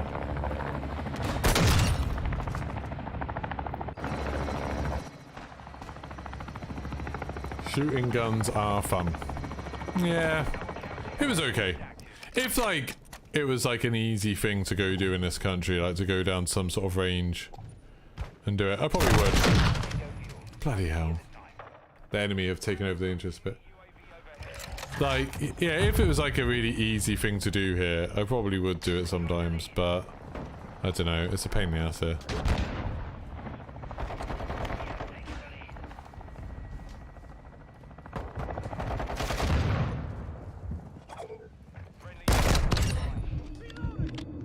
I've got more bloody pistol experience than I have sniper rifle experience in this game.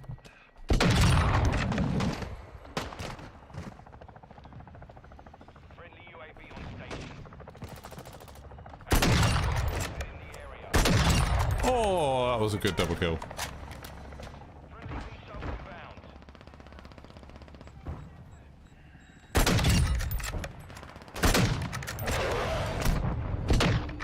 Excuse me? Yeah, I'd rather people didn't have guns at us. For sure. Yeah, I'd much rather live in a country where it's hard to go shooting, but then also know that most people don't have guns.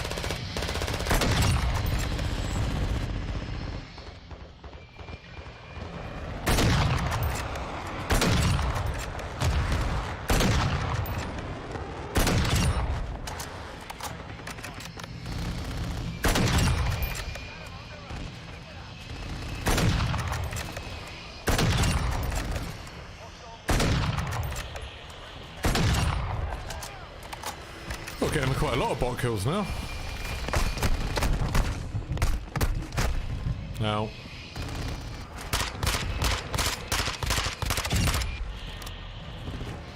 What, they just let people from other countries use them, Wolfman? That seems like a mistake, doesn't it? Guns don't kill people, people do. Yeah, but it's a lot easier if you've got a gun, isn't it?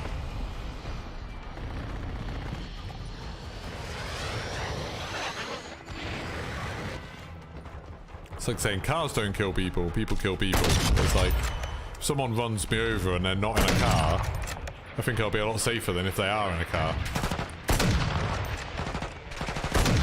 Oh, are you still there? don't know if Cop's still even in the game. He might be on mute, I don't know.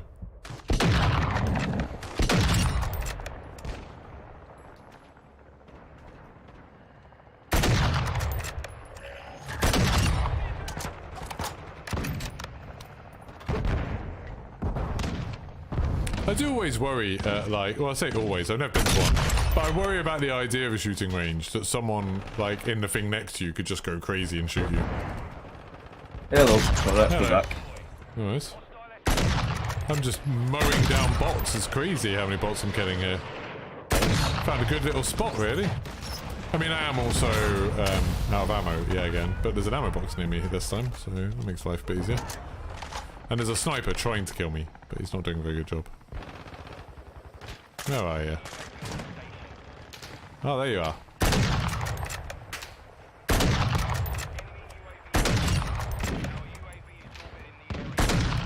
Oh no, there's another sniper now. Ah, don't compete with me for kills, bloody other sniper. Just let me get them all.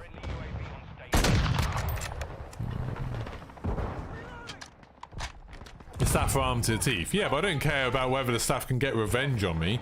If someone's in like the little lane next to you and they just turn around and shoot you,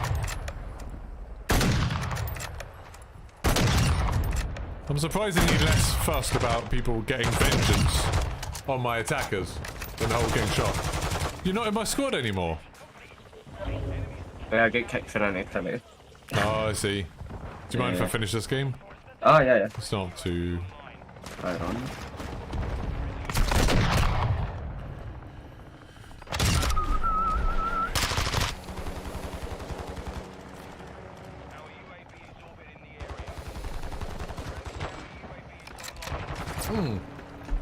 Well, that's good effort. Yeah, I always imagined it being like AC in movies where everyone's just kind of got a little, like a little dividing wall, but you can easily just go around the back.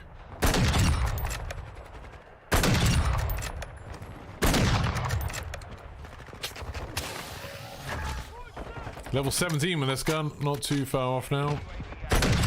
Then I'll only have one gun left to do.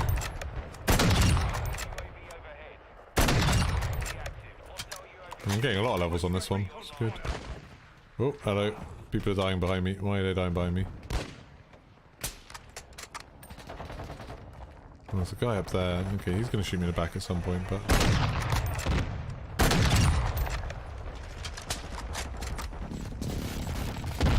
He's going to shoot me in the back? No.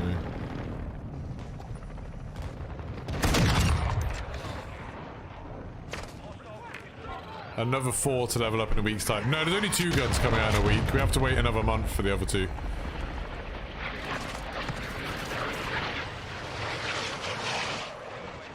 I mean, whether or not I'm actually going to level up those other guns, I don't know. Like, already at this point, I'm now at the point where doing this is kind of pointless. I sort of want that fancy scope. But I'm not, like, super fussed about it. Oh, more bots. Good.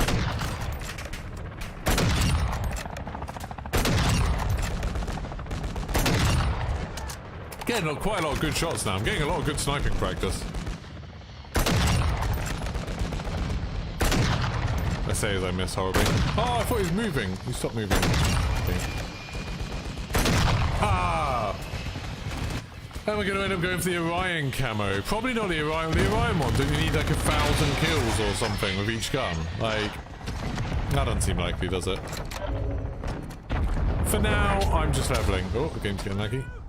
For now, I'm just leveling them all, and I might get gold for the ones I like. I might go for platinum for some guns, depending on how hard the challenges are. Like, I haven't actually tried doing any of the challenges yet, so I don't know. I don't really have a good sense of how hard it'll be. Yeah, but it's an... Oh, I thought there's an Orion challenge as well, isn't there?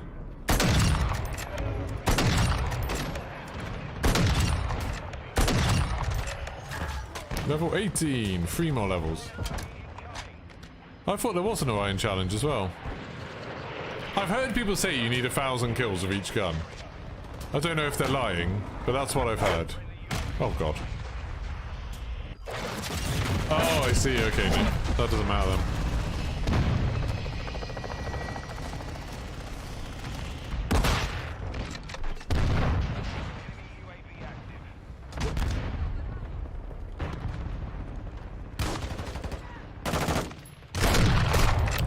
Oh, okay. Got murdered.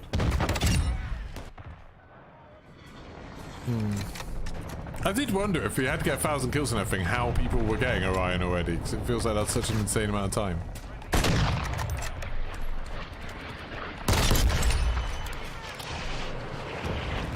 Oh, I'm not actually that far from where I was. Sick.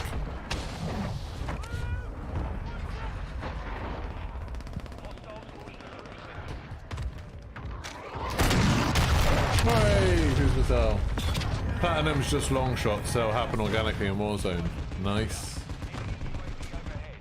Yeah, I'm not like specifically thinking I'll go. I would like the polyatomic camo, I think that one looks really nice. I don't really care about Orion that much. Oh god.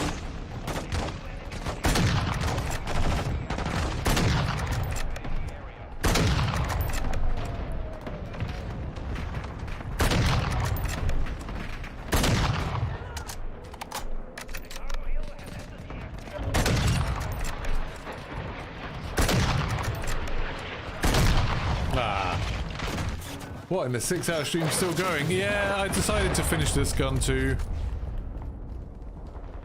I didn't really plan on streaming this time. I was saying it was going to be a short stream, to be honest. I feel bad for anyone who joined the stream at the beginning, thinking I was then waiting for the Burger King skins. I might do one of them after this game, so if you want to get the page open, because this game's about to end, it's callofduty.com/redeem. I think that's the website you go to. Totally not you, Nick. But at least you've been entertained for 6 hours, so it's fine. Sort of. Yeah, I hope so.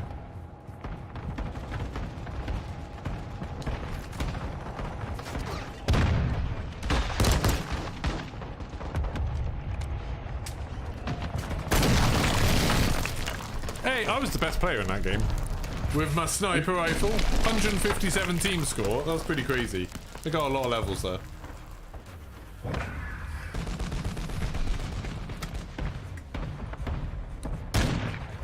think there's a special page perhaps on this. There's a what?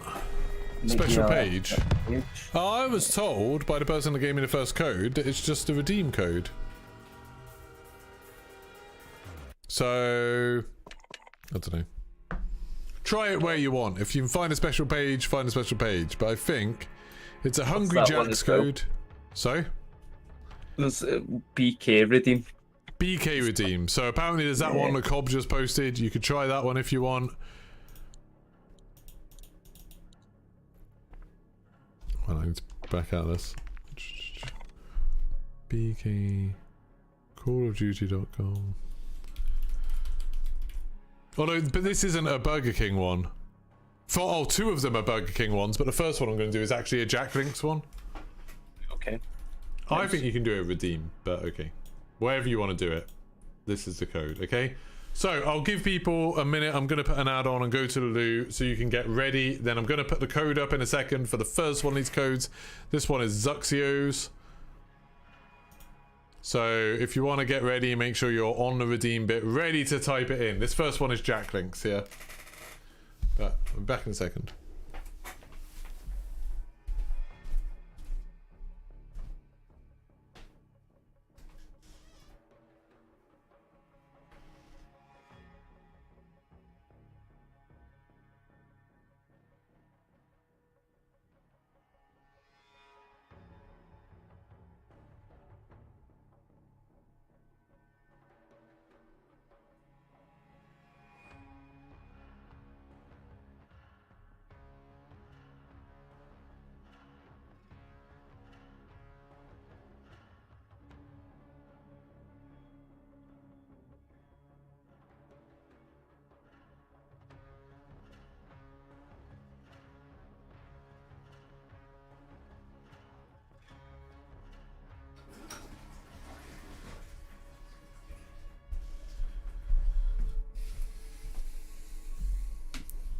Right.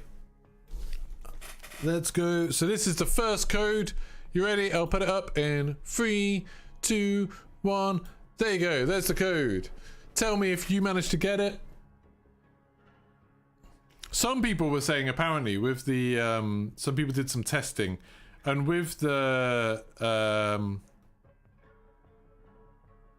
I don't think so, Nick. The first one's Jack Links.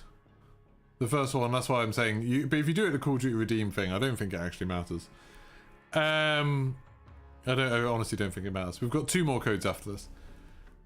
With the what's the code? The beef jerky one. Already redeemed. Convict got it. GG Convict. I mean, you should thank Zuxio. That was his one. Then the next 2 will be Burger King ones. And so I'll do the next one after next game, and then so on. Oh, I'm so glad I'm nearly done with this stupid sniper rifle. It's not even that bad, but still. 18 out of 22. That's like, if we have a good game, I could potentially get it done in the next one. Because I'm like, I think, I'm quite close to through 18, so it's only 2 levels after that. No, 19, 20, 21. God damn, it's 3 levels after that. So it'll probably be 2 more games. Yeah, thanks Zuxio for that. It's his code.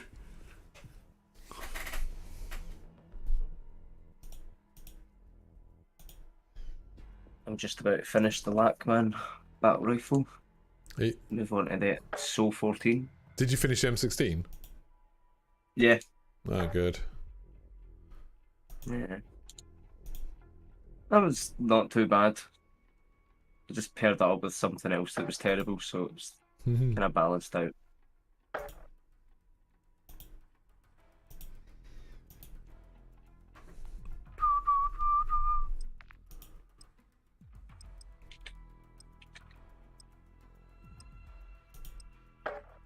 Right. Yeah, with the Burger King ones, you always get the skin. You suddenly became the worst typist in the world. Oh, this might be not too bad for sniping, maybe.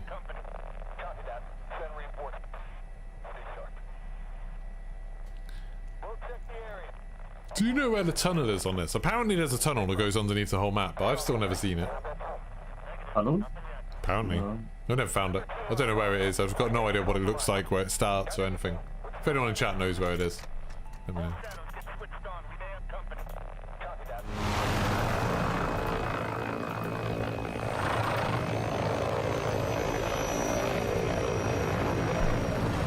Apparently there's a tunnel that goes all the way through this map. Which would be very useful for me, but I don't know where it is. It has one end in a house, but you don't know where the house is. So that's a problem, isn't it?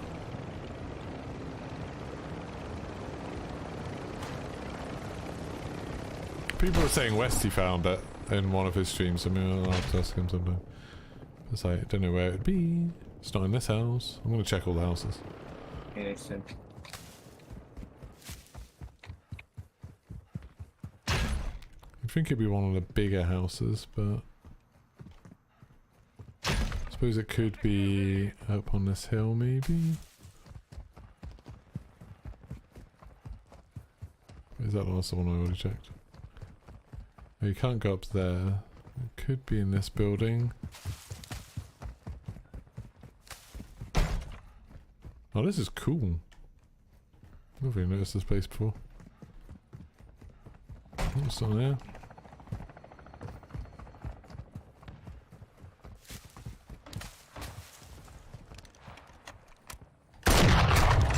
Oh my god, I just got wrecked by someone.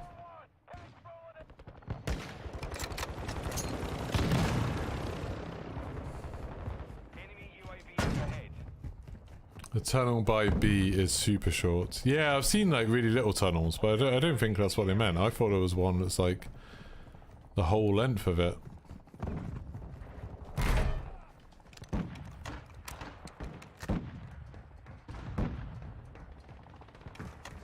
Enemies deployed a counter UAV.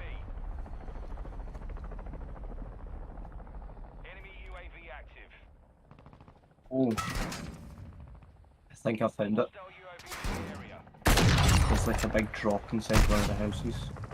Yeah, I'll come over to you now. I just died. Where are you? I'll bloody counter UAV.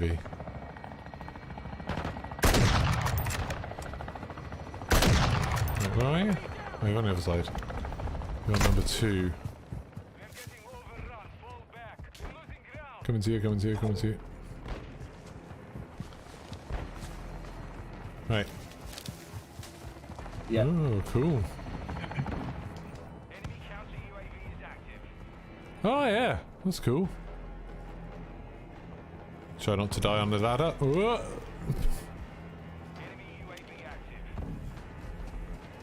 This is cool. No, it's not that long. I thought it like would go to like literally. Oh, someone's shooting up there. I thought it was going to go to like their spawn or something.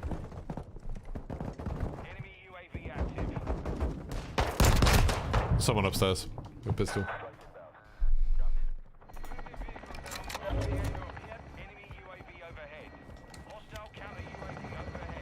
Oh, wait a minute.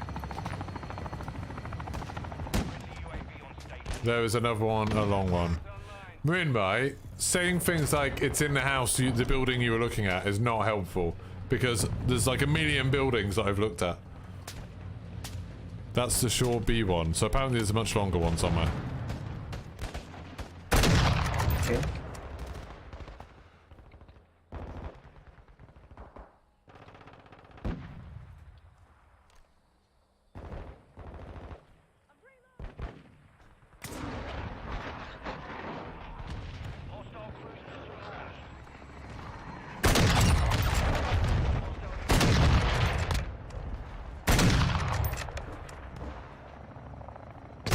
Ow. It's in the house with the windows. Good. Good, yeah.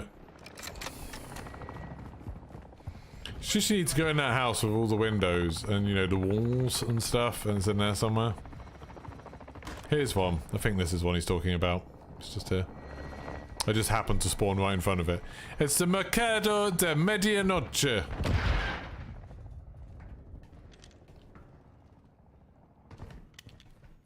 Ba-da-ba-da-ba. Oh. Shot in the face. This is long. This is cool. This is super long.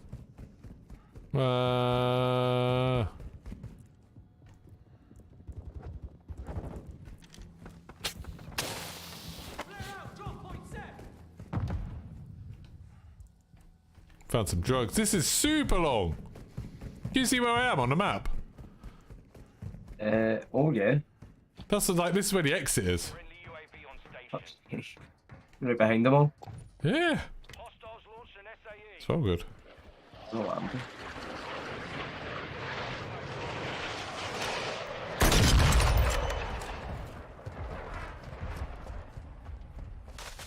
That's well good. Good tunnel. And funnily enough, I can't remember looking at that building at all. Hostile UAV in the area. Ah!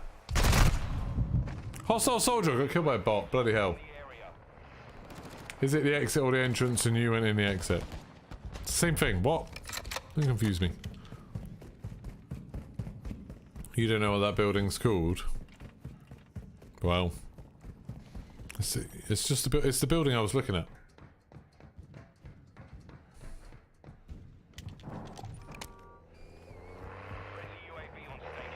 It, funny enough, looked like it didn't actually have any windows. Enemy UAV overhead. Enemy UAV active. Where's that soldier that murdered me? Friendly UAV online. Don't know where their helicopters are dropping their soldiers off or anything. Friendly counter UAV. Like, I'm so far behind the enemy lines.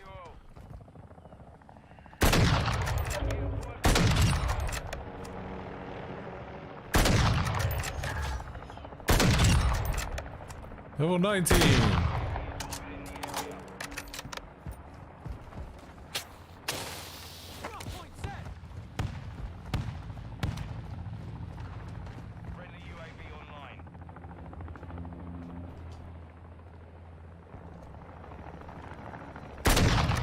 God damn it.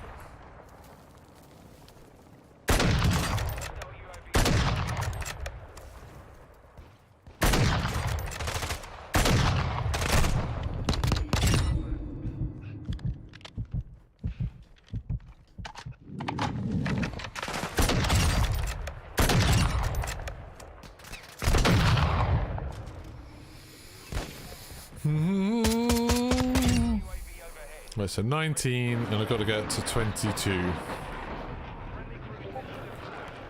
So just a few more levels to finish. Not too bad. You'll get them. Considering I've done this one from scratch, and the next one is only 19 levels in total, and I'm already at level 6, then this isn't that bad, comparatively.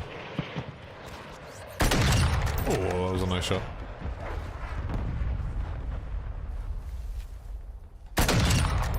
There's a Wilson.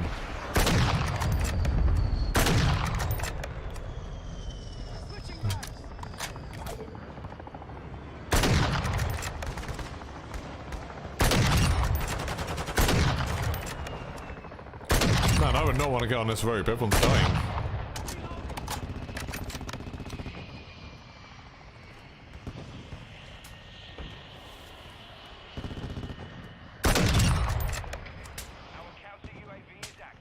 Oh, got another sniper up here. That's not fun for me.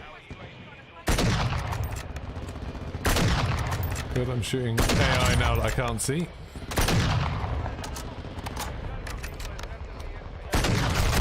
No! No! Hostile soldier!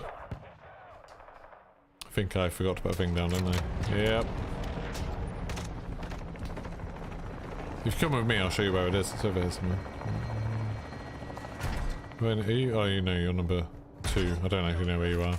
Oh yeah, I see. You're following me. Yeah.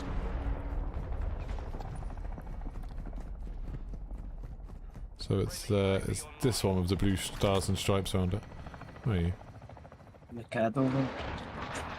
Here. It's here. No, next door. This door.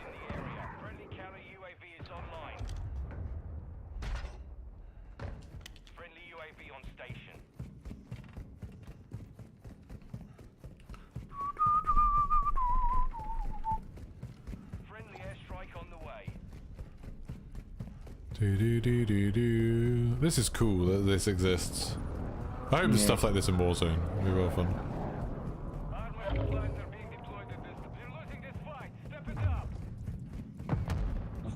Still going, man.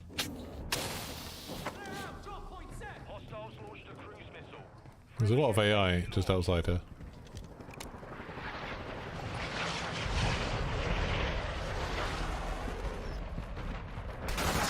Whoa! That was fun. It was fun how one of them had a rocket launcher. Yeah. I nearly died. Yeah, like, they're really strong, aren't they? Like, they do a lot of damage. There's someone sniping. Oh god, there's attack! Oh god! Well, that's attack. Killed him. Woohoo! I just killed a tank with a dual charge and my pistol.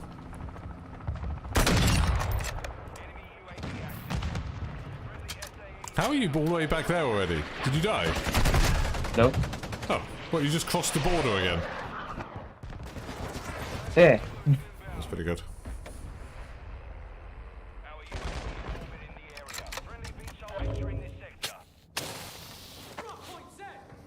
Right, let's go do some smuggling.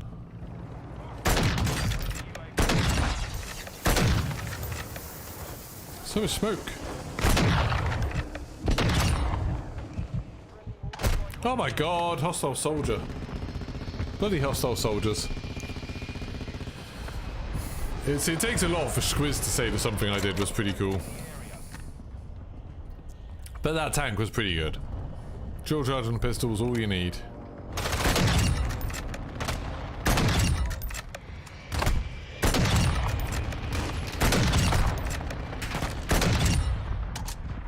That was quite a lot of murders. Some would say this is too many murders. Hostile Wilson is online. Hostile Wilson's online. Ah! Oh no, he's gonna kill my respawn. Is he? No, he's not. He's just gonna keep on running. So which way is that? The road's okay. Let's that way.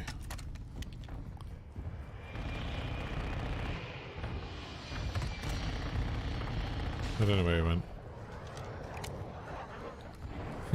Hello. Hello.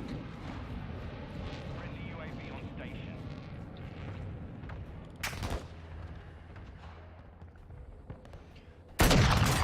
God damn armor. It sucks when they have armor.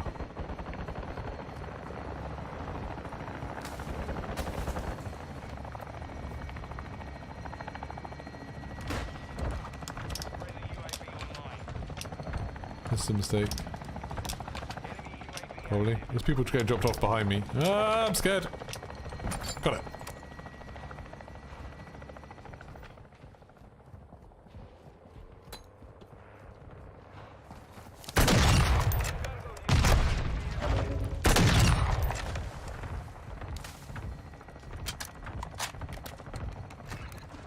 Friendly UAV on station.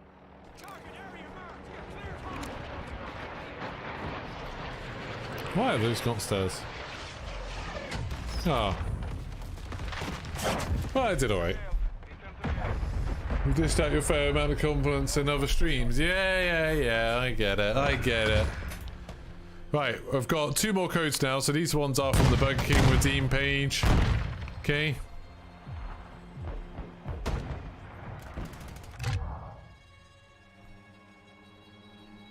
Oh, apparently Nvidia have just released new drivers today.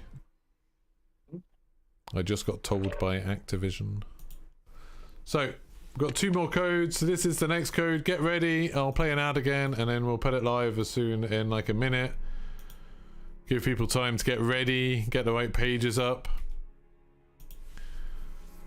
So, in like 1 minute, we'll put this live.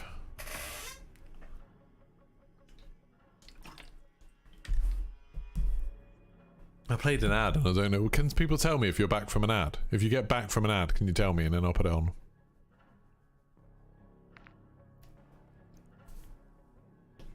You're back. You never went, did you, Nick? I bet you've got YouTube Premium and you never went and you're just trying to make it so other people don't get a chance. Everyone is back. I should do it now. Yeah, I know what you two are up to. Yeah. Just a 5-second ad. Yeah, I see. Sneaky devils. Really short ad. Well. It's terrible. Right, I'm going to put it up in 5, 4, 3, 2, 1, go! That's the code. Go, go, go, go, go, go, go, go, go, go, go. Tell me if you get it. Tell me if you get it. Tell me if you get it. If you don't get it, I don't want to know. Not interested.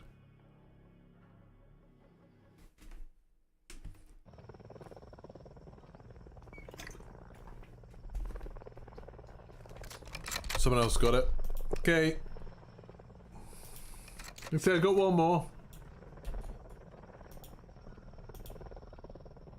You got it, Texas. Nice. GG, Texas. It's good that people are actually saying when they got it this time. Unlike when we did the million Mountain Dew cards and Dew codes and people didn't do it. You did good typing. Good work.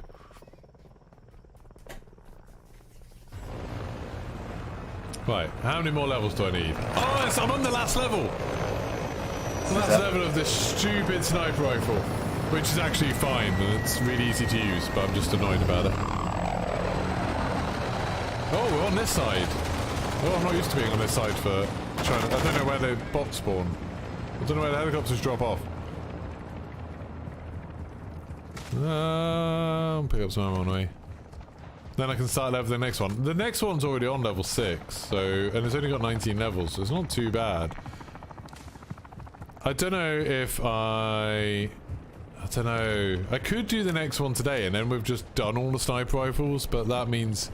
I mean, I've already been streaming for like over 6 hours now. That's quite a long time. I don't know.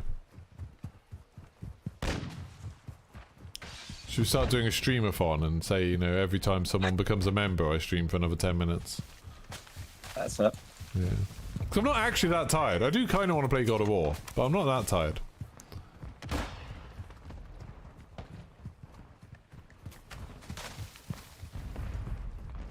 Right, I think I've got behind them all.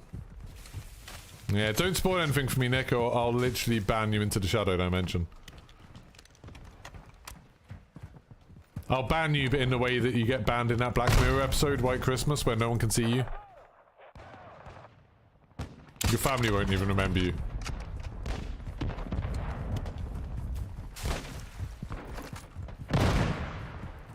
Yep. That's not a spoiler, that's the premise of one of them.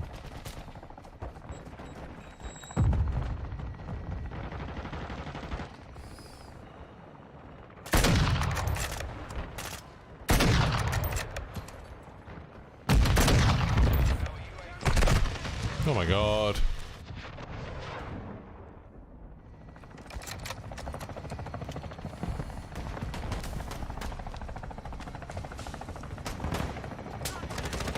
I mean, someone else got it, Blade, so I wouldn't presume that the code was wrong.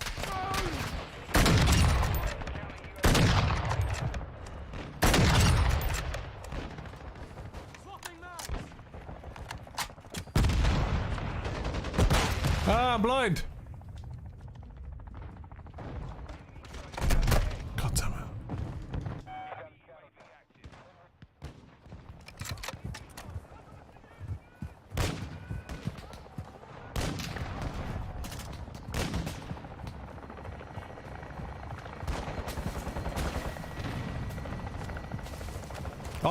I did mine on the COD Redeem one, but your mileage may vary. Which one did you redeem it on? Convict and whoever the other person was?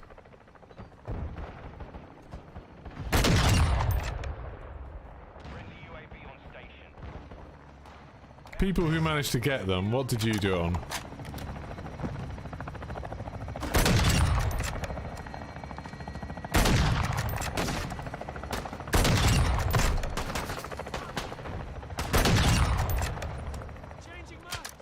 You redeemed it on the COD page, not the thing. Yeah, that's what I thought. They're all the same, it doesn't make any difference.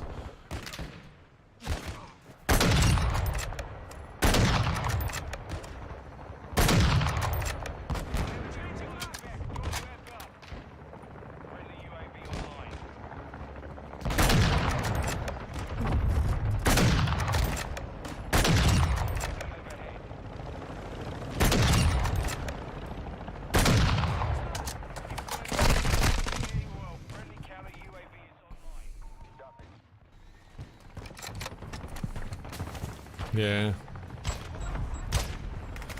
Could just be different error messages because it's broken, but I don't think it matters, Squiz. I think you can get it on either one. But you know, I could be wrong, I don't know. You do it on whichever one you feel more comfortable. But since Convict is saying that he redeemed it on the COD page. Have I seen a Jack Lane ski suit? Yeah, I've got it, thankfully. I've been very lucky that people are giving me codes for all these things. Except Papa John's, I actually got my Papa John's one.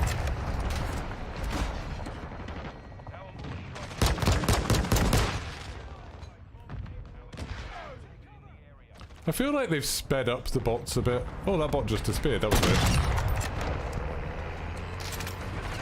God damn it.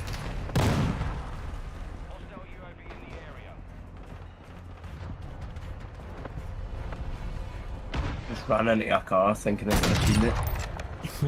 Was it anyway? Not really ideal. Why is the music all tense already? Have I not finished this gun yet? No, apparently. I was just thinking that. Apparently, it's still on 20, like, it's still got none. Like, this happened to me before, where it looks like there's no progress, and then, like, a second later it says it's done. It, like, gives me all them for loads. People are selling them for 40 quid. Jesus. Yeah.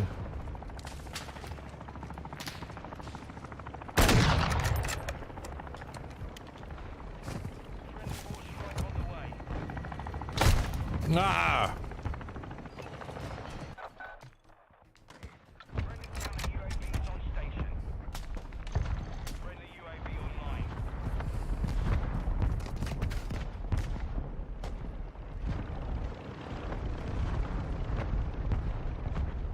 Our UAV is orbiting the area.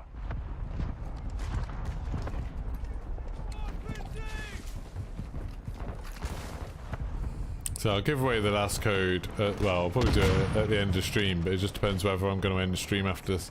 I finish leveling this up, or whether I'm going to do a bit more. Don't know yet. Haven't really decided yet.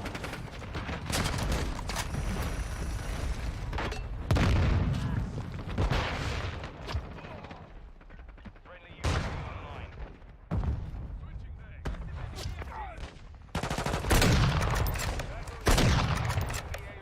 Halfway to mission complete. Secure this victory. Enemy UAV active.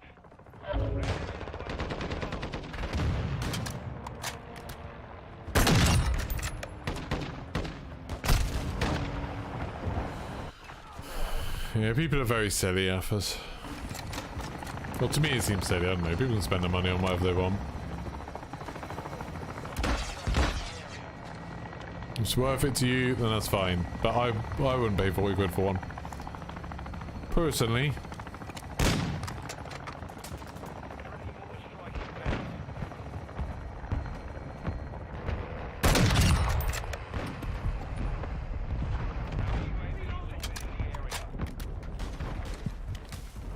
You bought an LCT screwdriver. Jesus, what aren't they like $70 or something?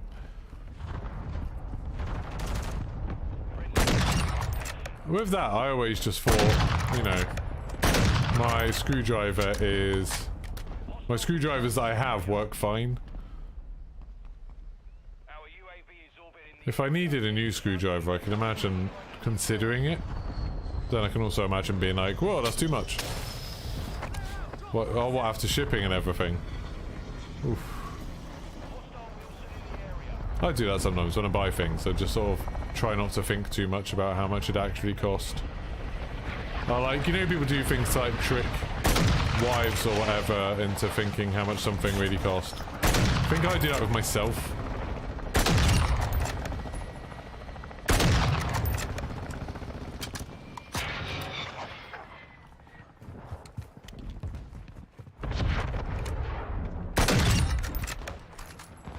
hostile VTOL incoming.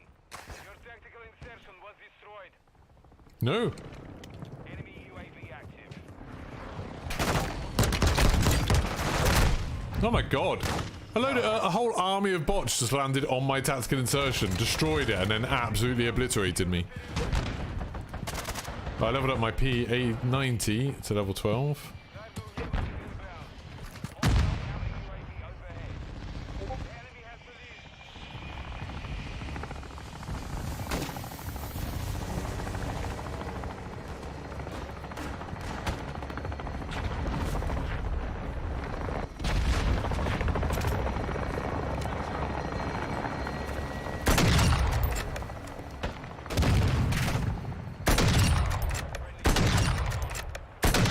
Surely this is leveled up. I just killed like an entire helicopter's worth of people. Yeah, it's finished now. UAV overhead. Nice. So I've just got the SPX-80, then I finished all of the main weapons. Friendly will be deployed. The enemy is over halfway to mission. Friendly heavy armor. Run around and do what I can with the pistol for a bit.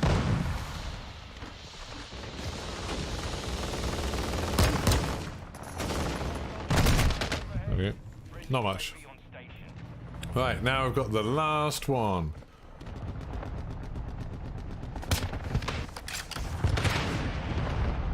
Hostile UAV in the area. Enemy UAV overhead. Don't know this gun at all. We've secured the lead. Our UAV is orbiting the area.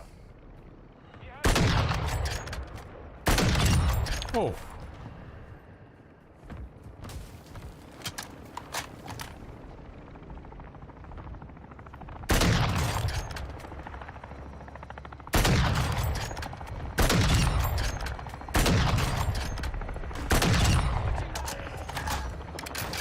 Level 7.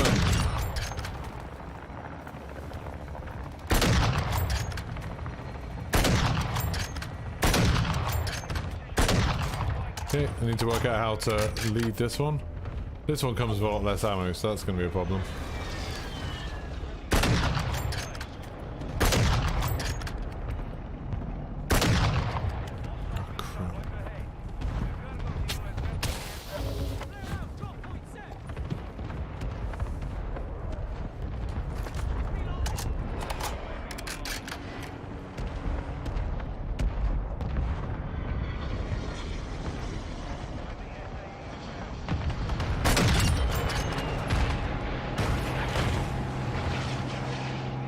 Oh, the bloody tank coming by and killing everyone. Spoiling all my fun.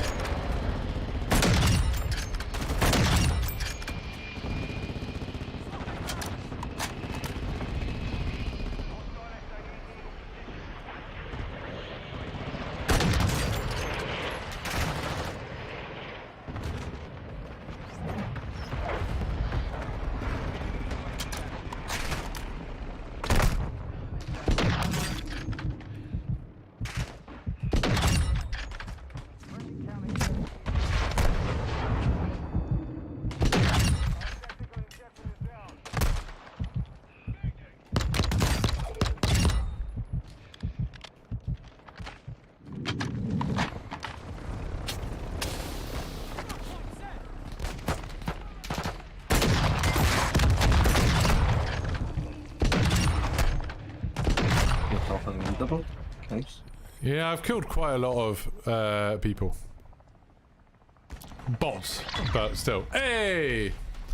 It's weird because team score, someone's got like twice as much as me with 122, and then score, I'm super high apparently.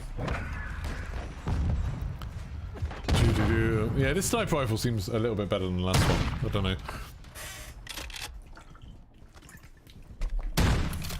I'm still going.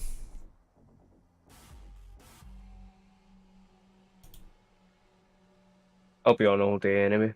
Cool. Let's keep going then. Like I said, the last code won't be until I'm like actually finishing stream, so apologies. But I need to give people some kind of reason to keep going. Top of the board again. I got pretty much a whole level in that one. Even though I only used it at the end. That's pretty good. When do I get the fancy scope for this thing? Look at all these attachments I've got.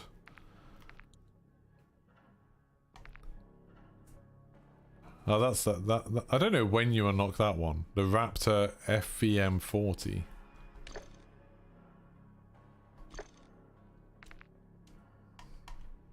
Does anyone know when you unlock it? Because it doesn't have a level on it. The SBX is your favourite sniper. Yeah, it seems pretty good. Looks cool as well. Oh, wait, no, I can make it a bit uglier. Let me put ugly camo on it. I want to put ugly camo on it. I've unlocked so many camos now just doing this. Just leveling up the guns. No, I didn't manage to. Oh, this bloody map. This map's a really hard one to snipe on. It should be easy because it's just like loads of long, like corridors, but it just feels much harder than the others for some reason.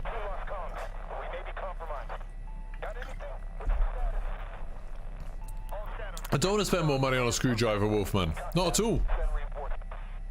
With tools, I want to spend as little money as possible. We're 6 likes away from 100 likes. If anyone wants to like the stream, I'd appreciate it.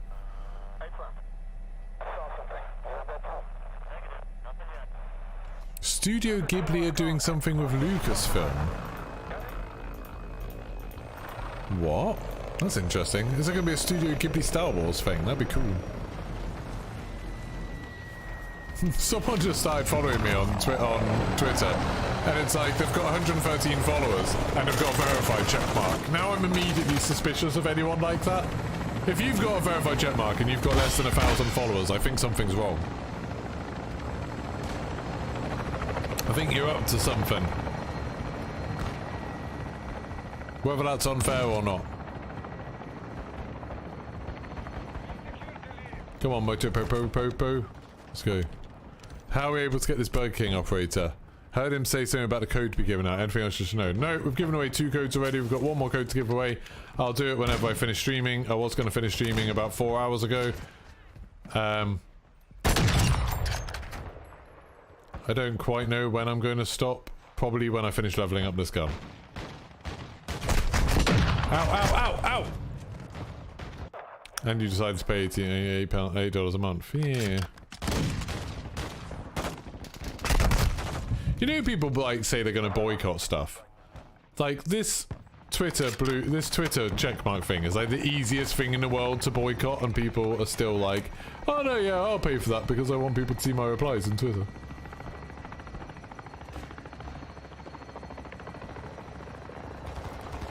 It's funny, I've had some people giving me advice about Twitter, about how to, you know, Twitter better, and then you look and they've got like 200 followers and they've been doing it for years, and I'm like sitting there 13,000 followers being like, oh really, it's very interesting.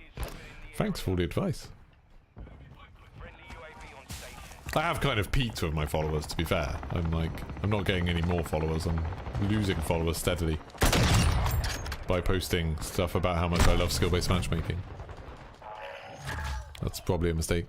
I find it really funny when people come into my chat. Like, I'm not saying you're doing anything wrong here, Lewis, but I find it's very funny to me. People come into my chat like that, and then they talk about me in the third person. I think, like, people are used to doing it with bigger streamers, but it's like, I can read all your messages, I'll just respond to you. Someone else is unlikely to respond for me. It's just me. If you say something on my chat, I'll probably reply. I think I've replied to everybody in the chat today. Oh, the man is dead. If anyone has any tips on how to do well...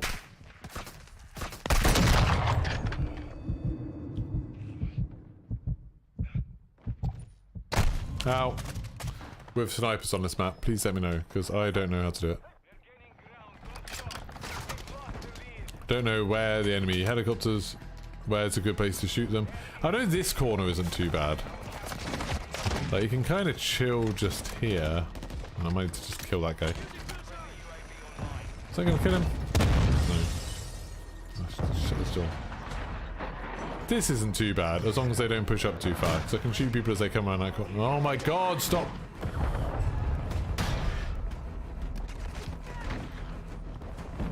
This bit.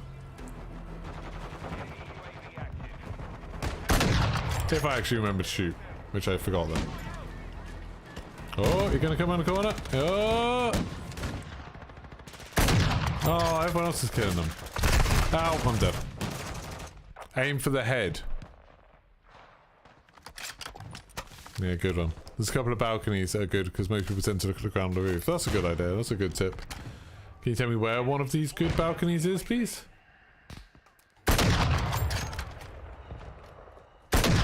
Oh, I hate it when I get a new sniper rifle and I don't know how it works.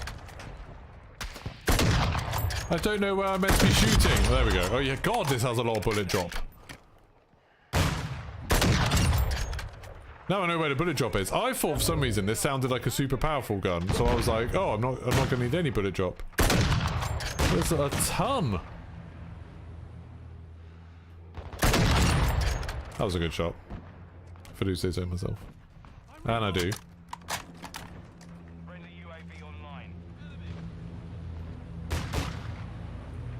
That's not gonna go well for you, is it, mate? Oh, that was not a good shot.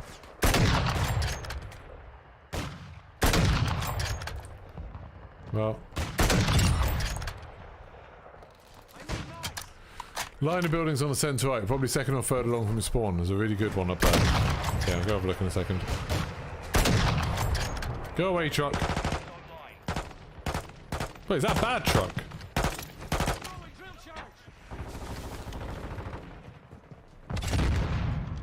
Oh, I killed that man. That's a centre line of buildings. Well, so those balconies, do you mean? Okay. Ow! Died. There's one in the house with the windows. Ah, I hate you all. Bloody window houses. That's all you ever talk about, innit? Yeah, sucks to be you. Now you're dead. Ow. So am I. Problem is, just moving in this game is a pain in the ass, isn't it? There's all these stupid people using sniper rifles. What are you meant to do against that? The enemy has the lead. Gonna go this way and no, I'm dead. It's so difficult to get anywhere near those buildings. Yeah. Control. Certainly is it hard to get near any buildings. Oh. See, just then, I got a one-shot kill. I killed one sniper, but then it's like, then there's another sniper behind him. I hate this map. Beats are incoming. They're driving them back. Keep pushing. Right, someone threw some smoke down. I'm gonna push up under the smoke cover. Ignore that explosion.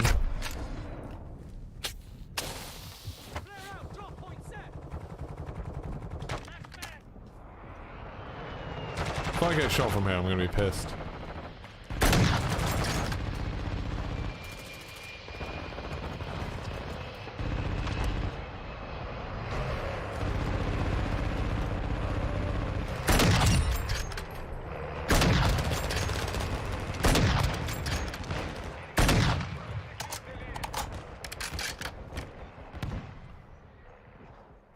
Probably go to the other door, to be honest.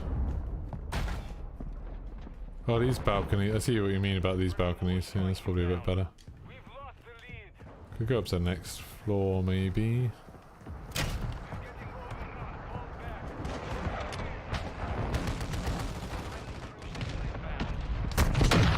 Whoa! Someone's having a crack at me. Hostile soldier.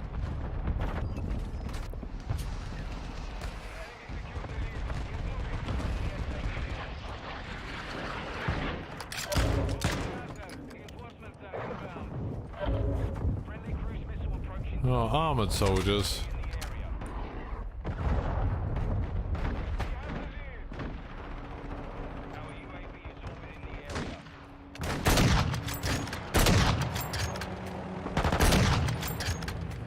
How are you not dead?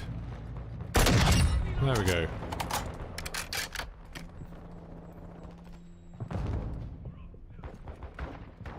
I can see Cobb. Giving Cobb Overwatch actually can't help you in any way here.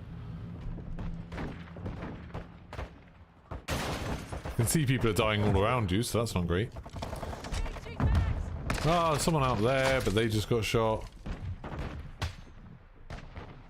Cobb's dead. Guy on this side is dead. Oh god, it's horrible. Oof.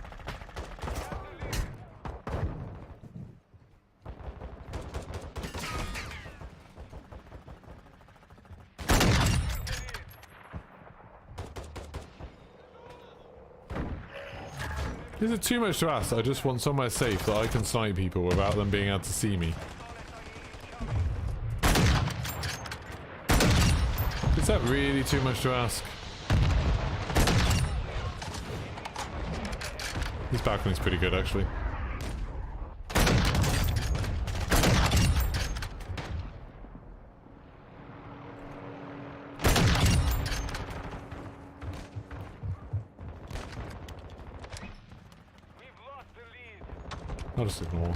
I'll just ignore the sounds of people running around. It's probably fine.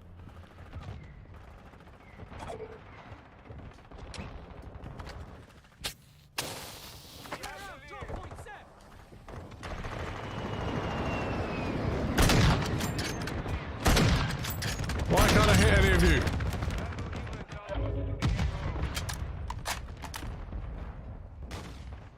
Whoa, stuttering. That's a player. Oh.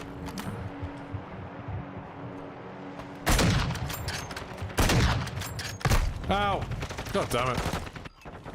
A glitch spot. No, I don't want to cheat. I just want to be invincible and kill everyone at will. That's all. Yeah.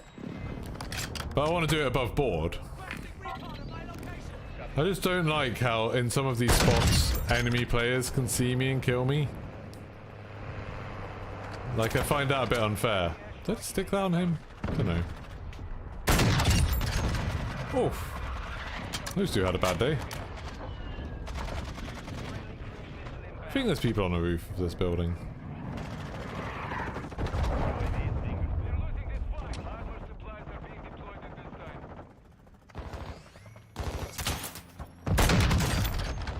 How are you not dead?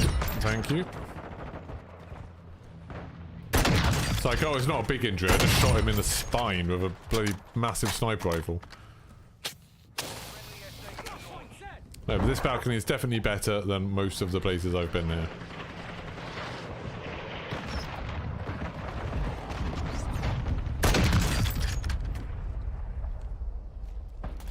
God damn armored enemies.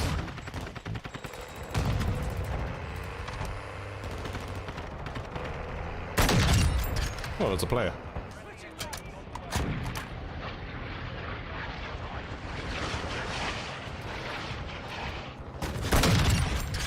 Also a player. Ow! There's a bloody player right next to that person. Yeah, exactly, screw it. It's like the problem with this spot is just that sometimes people see me and kill me. And I'd rather if they never saw me and killed me.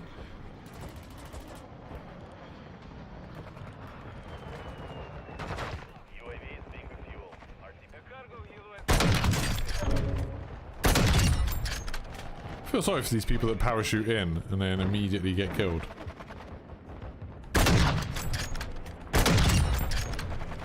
Feels like it's not really in the spirit of things. Level 10! What's this? It's only got 19 levels. There's only 9 more levels. That's not bad. Then I'll be done with all the primary weapons and pistols. I don't even care if I don't get the pistols done before. Pistols would be fun anyway, because they're alright.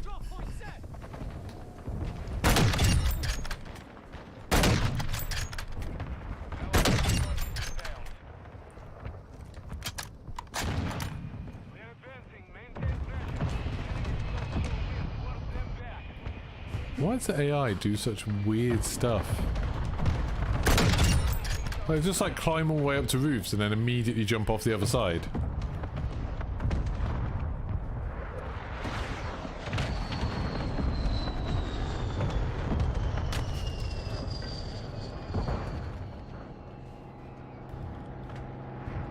Where are you going? There you are. And you're dead. Yeah, this sniper rifle is better than the other ones. And it's the last gun to unlock. Well, last primary to unlock.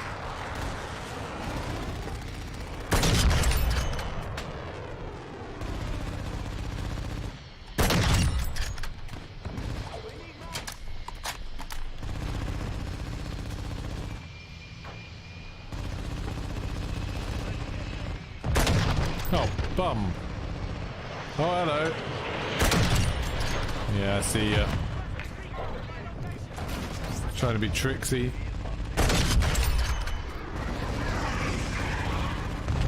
I've got one bullet left. God damn it. Oh, now I've got to find... Oh, God. Hey! Oh, we were first and second. Nice! Look at that. That's a good game though. I should run both tactical insertion and the ammo crate. It's just not worth it, because the ammo crate gives you one magazine. It's rubbish. The ammo crate's so bad in this. Like, really, really terrible. So it's just like, I'd rather have the tactical insertion more often, you know? I've just been watching my videos since Verdansk for help in the secret stuff and Easter eggs. Secret stuff. Secret stuff. I like it. So that's why my speciality is secret stuff. Walk around the building, tech isn't quite ready. Yeah, it's bizarre that the AI is like, oh, I need to retreat a little bit around this building. I'm just going to climb this ladder for a while and then hop off the other side.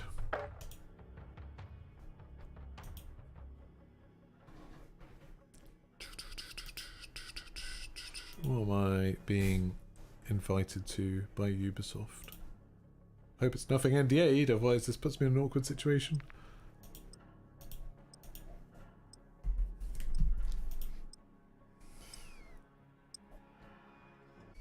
I don't think it is.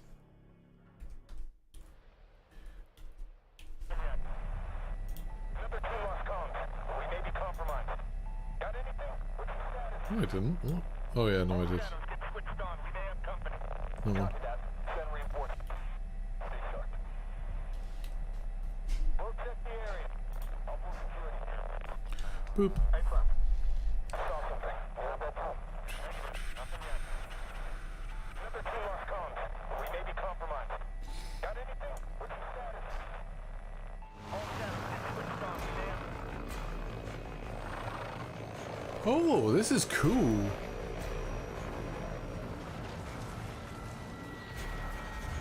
This is a cool thing. Yeah, I'm allowed to talk about it. Ubisoft are offering me a thing where I get a code for with 3 months access to Trackmania, like their new Trackmania thing that's coming out in December. Or no, what?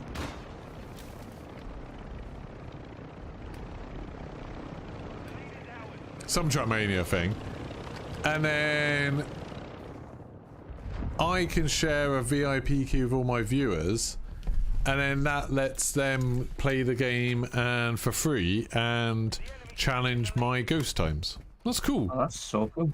Yeah, it's a cool idea. I don't know if that means you can play the whole game or you can just play it to challenge my ghost times, but that sounds cool. Definitely do that. They're saying that I'm going to get the key in like December. Please give you a shout out. You're a big fan, Sky. No, I'm never going to mention you, Skyman Joma. Never in your wildest dreams am I ever going to mention your name, Skyman Joma. So stick that in your pipe and smoke it.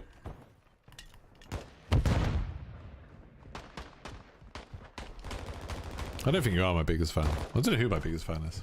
Oh, you're a big fan. You didn't say biggest. You didn't use any superlatives. That's on me. I wonder who my biggest fan is. Who's watched the most of my videos?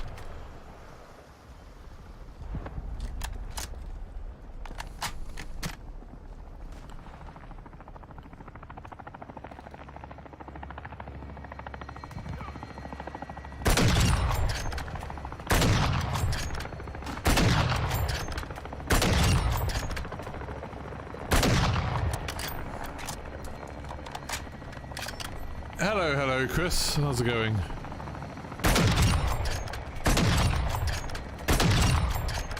That was pretty good. 3 shots, 3 kills. Level 11, yeah. 8 levels to go. Enemy counter UAV is active.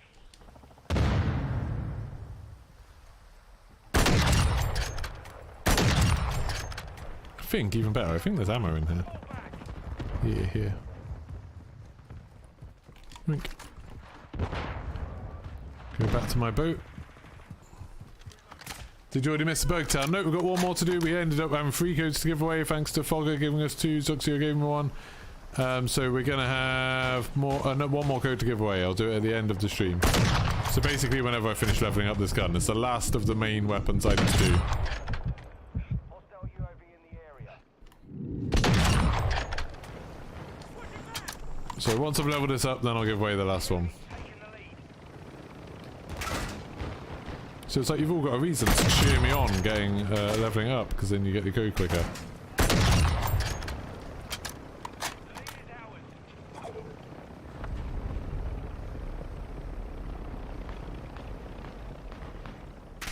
ours. Oi, oi, oi, oi. Taking the lead. Bloody AI trying to kill me. No, no, no, no, no, no, that's not AI, that's not AI. Why did that just put me in slow motion? Weird. We've lost the lead. We've lost the lead?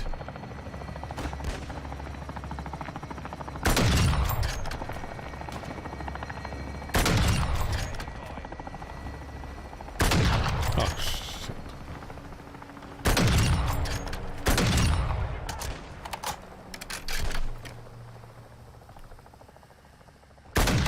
Oh, I shot. All I could see was the guy's elbow shot him. What code is F to give away? Just one more Burger King code. This is SPX. This is the last sniper rifle.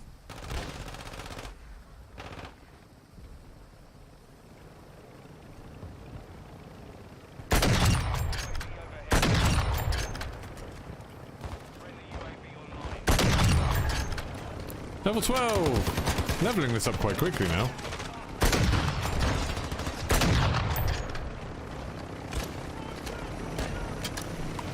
Don't know where the AI is. There.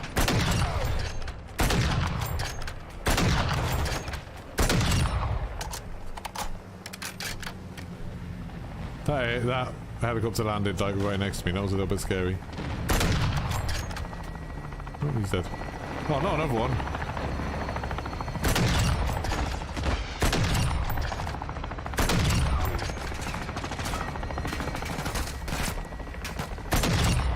The AI is kind of surrounding me now. Overwatch Hilo. That's fun. Nice.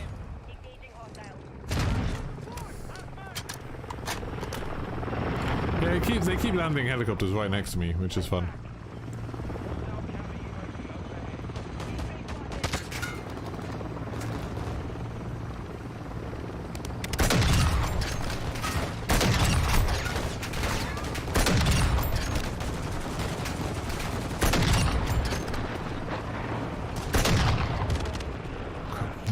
Ammo. Ah, level 13.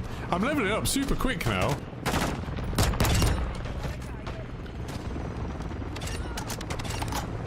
Oh god, my Overwatch hero just killed 2 people.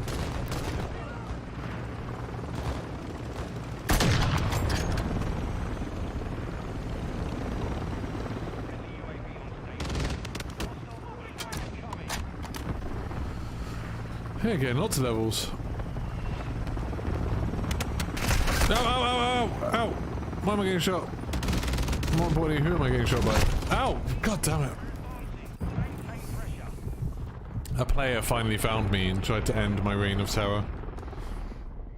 Annoyingly, I'm going to respawn exactly where I was and he's going to kill me again. Oh no, I didn't! He killed my thing just in time.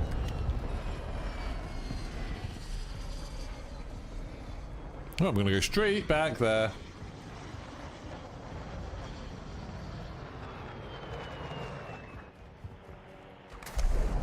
Have a nice refreshing swim in my ghillie suit. I can do it! Yeah. I love the way the world looks in this game. So refreshing.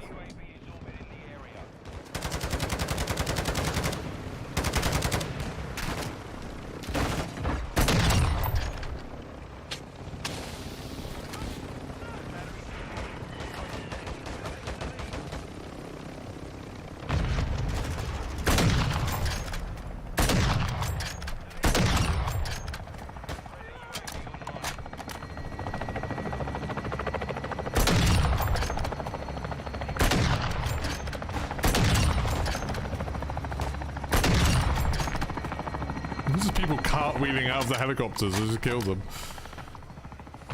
Bless them.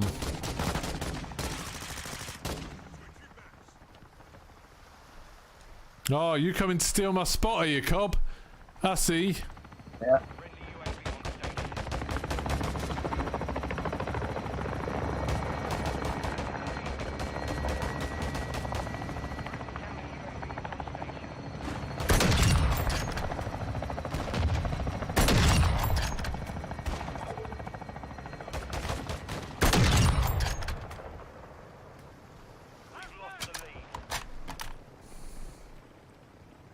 I need more ammo.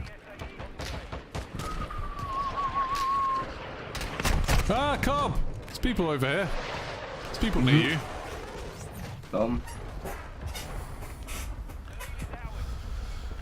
Another one somewhere. And I've definitely got more than my fair share of levels in this.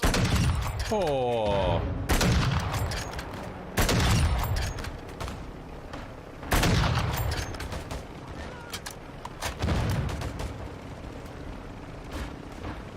Actually saw an AI that was caught on a helicopter, not anywhere close to helicopters, so just flying around. That's quite funny. I like stuff like that in games. Oh, hello. Someone just blew up the helicopter. That's a waste. Oh, they all parachute out. Do they all parachute out if, like, is that because the helicopter exploded? Or is that just normal parachuters? Damn it.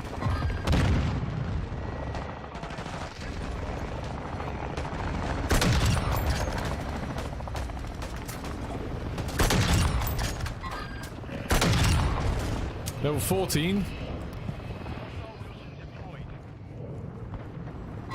Definitely getting there. Thanks.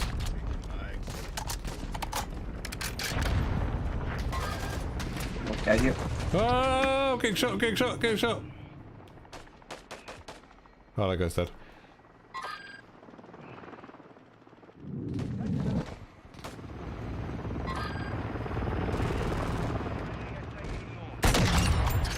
Killed a player.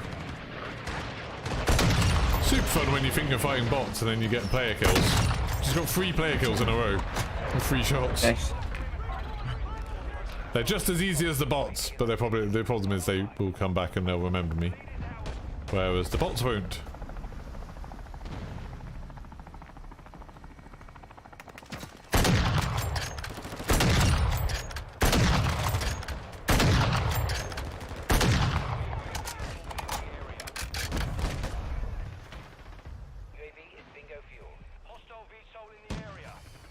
Hostile VTOL, that could be a problem.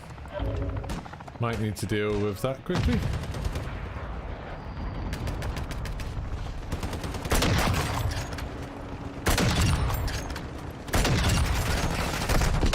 Ah, my god! This helicopter's landing right on me. Flying through the levels on this sniper. Yeah, it's going really quick. Consider if I'd had a double XP, I feel like I could have finished this in this game.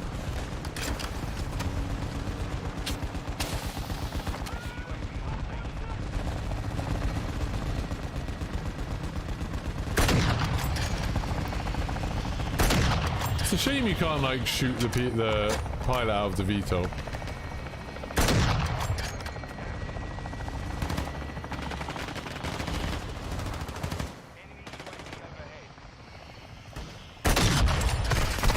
Oh, okay. Player killed me. I'm good, thank you, Panda. I can't remember if I already spoke to you. I probably did. I'm sorry if I spoke to you twice.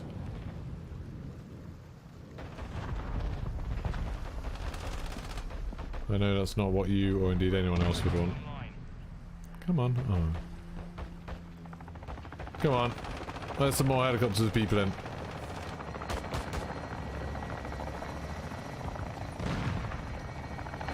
Oh, this one's landing close.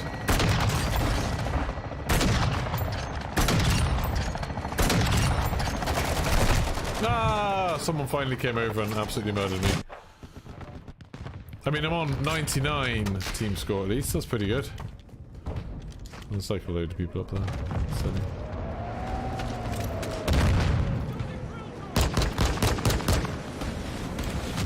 Enemy tanks in that spawn, isn't it? Yeah, It's one of great. the people just got killed. That's nice.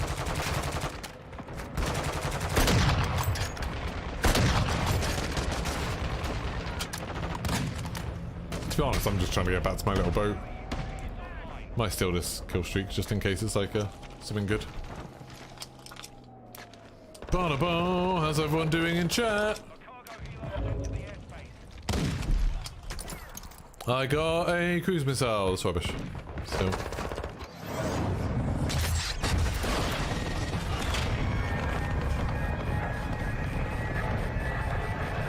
You thought you're safe! I love finding someone with the cruise missile who's like in a really like unassuming place. Just ruining their day.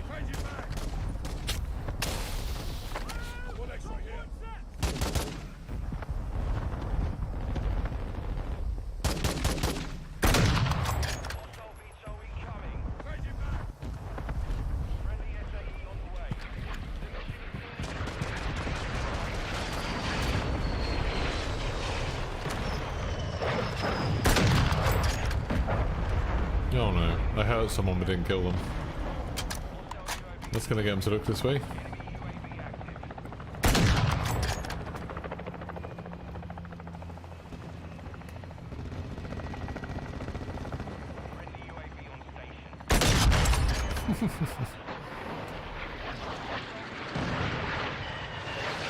Level 15!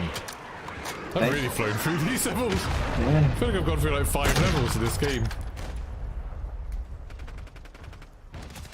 I don't feel like I've leveled these guns up at all. Oh really? You're having a bad game. I actually remember pop up. Probably that's it.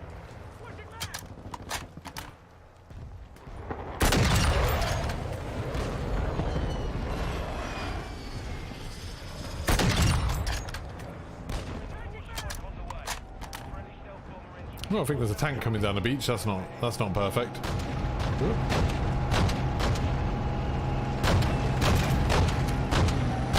No! Yeah, you shoot me, tank. But you're the one that's dead. Yeah.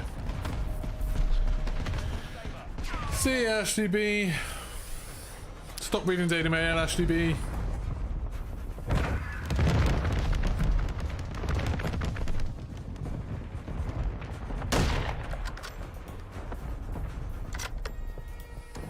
$7 hours, Jesus. My kill death ratio was 2.2 there. That's pretty good going. That's decent. That was a good game. You were third. Yeah, I did alright. Did alright.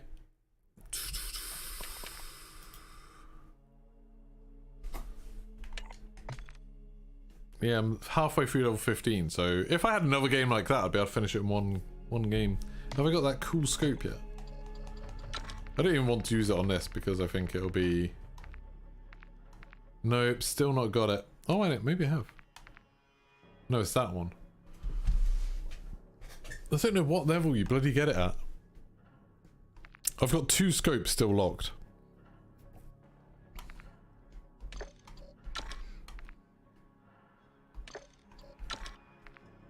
It doesn't even tell me what level you unlock it at. It just says that they're locked. Does anybody know how you unlock those 2 scopes?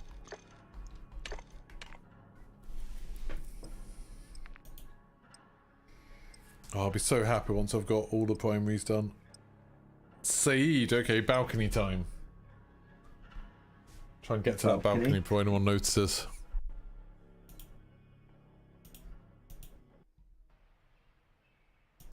Number 2 lost comms. We may be compromised. Got anything? What's the status? All shadows get switched on. We may have company. Copy that. Are they not the ones that you can't unlock until season 1? But I've seen people using them. I've seen people using them. I'm sure I saw someone do a whole video about how amazing that scope is, where you can actually see the bullet drop. Number 2 lost comms. We may be compromised. Got anything? That's going to be annoying if you can't unlock them. Switched on. We may have Is there some tricky way they're doing it? Is it on some weird thing? Hey, AMG.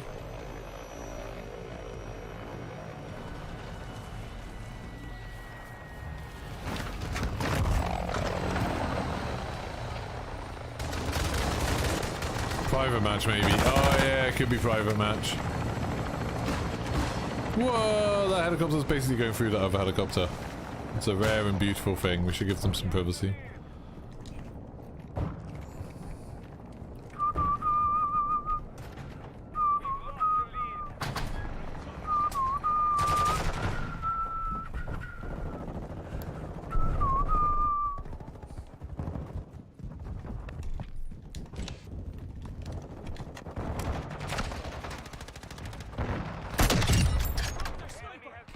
It's one sniper dead.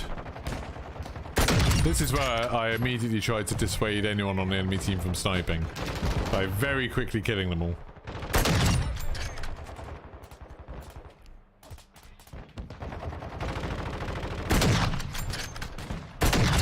Oh! God damn it. They got to me first. Yeah, it was beautiful, wasn't it, Chris?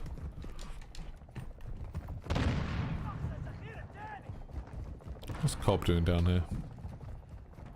Right, yeah, to the balcony. Oh, you're going to the next balcony here. Yeah.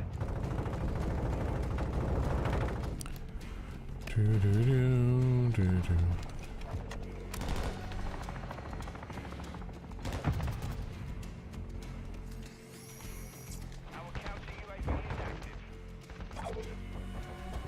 Friendly UAV online. Right, is this guy going to be waiting for me? Yeah, ah, someone is! Bloody hell. Have to do the little wait till they get bored now.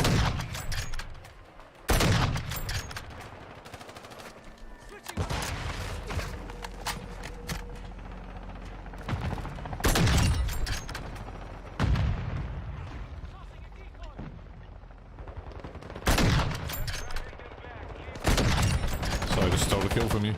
Oh no, that's Captain Pap. Sorry, I confused you for Captain Pap. Sure, that happens all the time. Yeah. It's quite common. All the AI just dies so quickly on this map. Oh, Cobb's on my balcony, I see. Yeah. Mine didn't work out too well. Oh, I just got sniped! I swear he was trying to shoot you. I'll get copyrighted, but because my singing of it was so good, my whistling. It's likely. John Williams did say I am his worst enemy. Was John Williams to Jurassic Park? He must have done. Does basically everything that's good.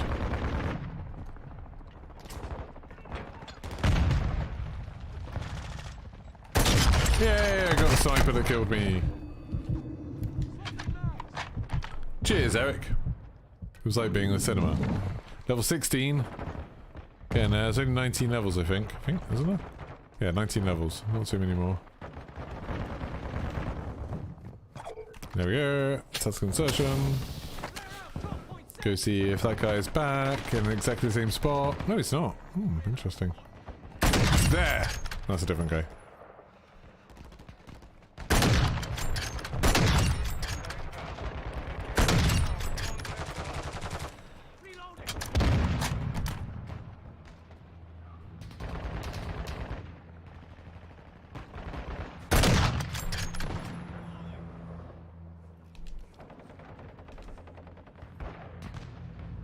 Oh, I see ya. Oh, Dangux. You're never gonna kill me.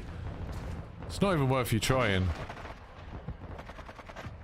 You probably will kill me now. Oh! Someone else coming.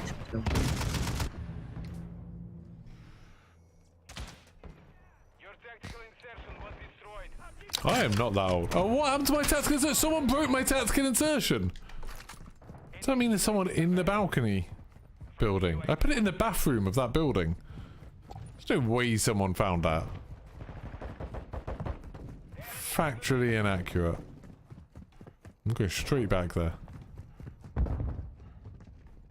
It's the place. No one found us. I don't believe it.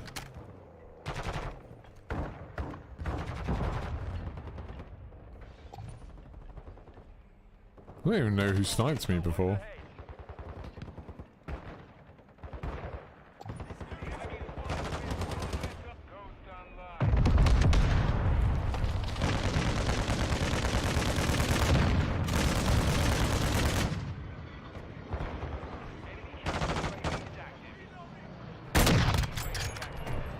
Damn it.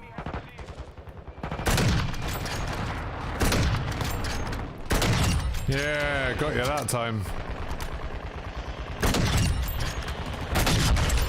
Serious playtime is dead.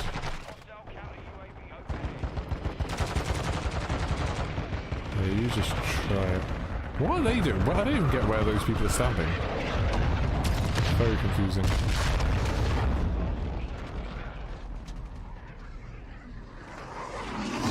Oh! The cruise missile. Yeah, and they hit my balcony with a bloody cruise missile. Oh, it was gonna get me. Thanks. Yeah.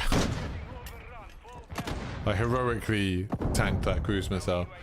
You have a 600 megabyte Warzone 2, Modern Warfare 2 thing. It's exciting, isn't it? What do you think this is going to be?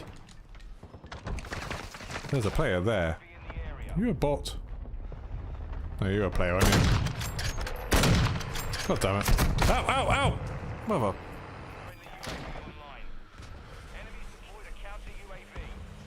AI have destroyed your attack insert. Yeah. Yeah, I've had AI do it, but only when they like landed directly on top of it. I think it was more because they landed a helicopter on top of it. They did that in the game earlier.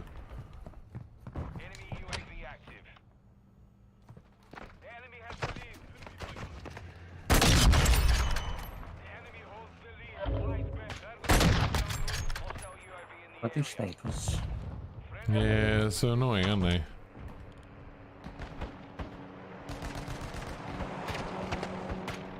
I don't really get where they are either. Oh, I see him. Wah. I see him. Ow! Definitely not getting as many levels this time. Have to keep stopping because I die.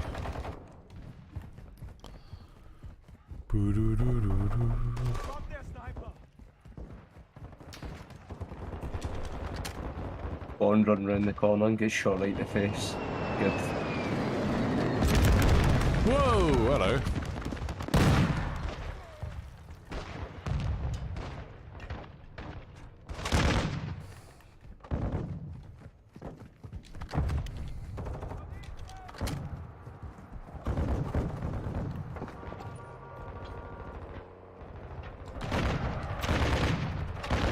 Spend one at the pleasure beach? No.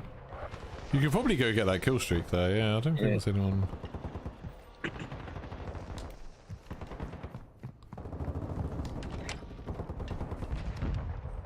Probably just security updates. It'd be nice if they did something to fix the bloody crashing. Juggernaut. Nice. Oh, Oh, I got Juggernaut on this and immediately got destroyed.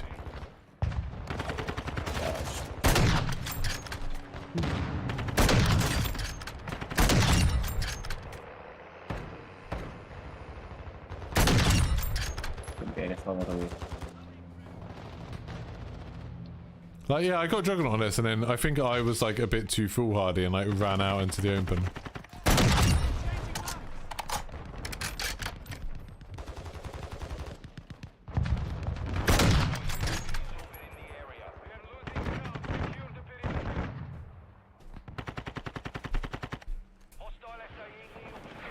You right?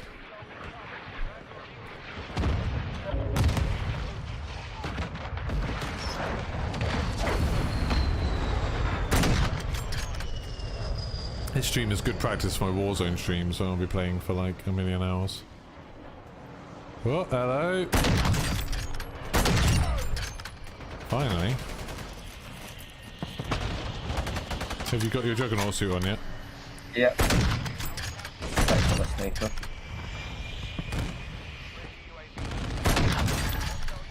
Oh, level 17. 2 more levels.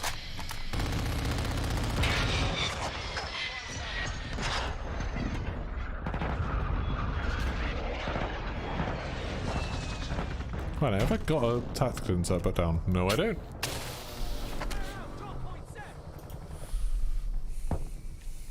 What's a letdown pine shot?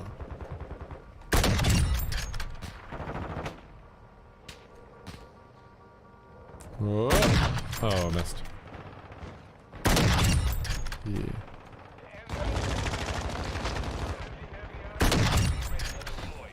LCFC Jack. Oh, oh, oh, oh! People trying to kill me for a bit. There's another one of those kill streaks in the same place it was before.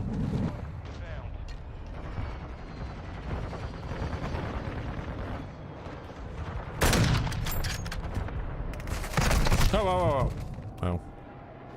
She got taken down. Yeah. It's alright.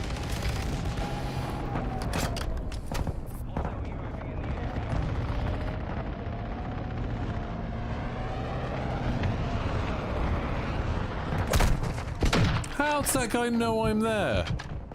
He must have high alert or something. Poor Dangux. He doesn't know I'm there.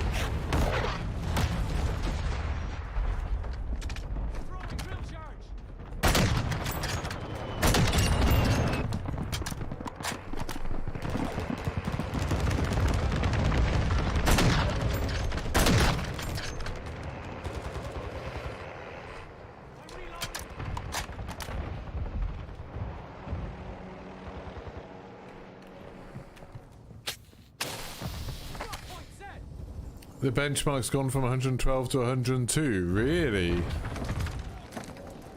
mean, to be honest, I'd take a little bit of a frame rate reduction if it meant that the crashes stopped before Warzone comes out, but I haven't had any crashes for a little while, but that probably means it's about to crash.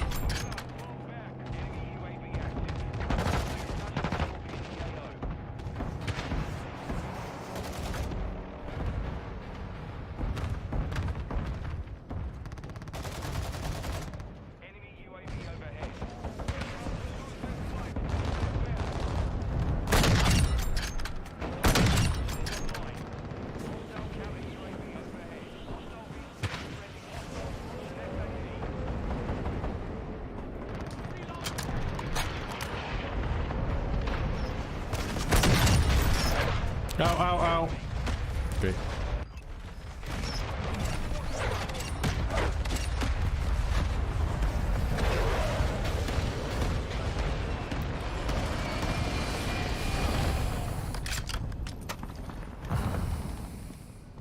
It's doing that thing where it's not tracking my XP again. So I don't know, I might be done, I might be close to being done, I might be still a level away. Oh, got sniped from C. Damn it.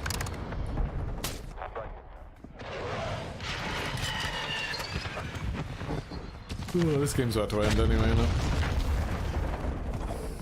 Yep, just about. It's very close.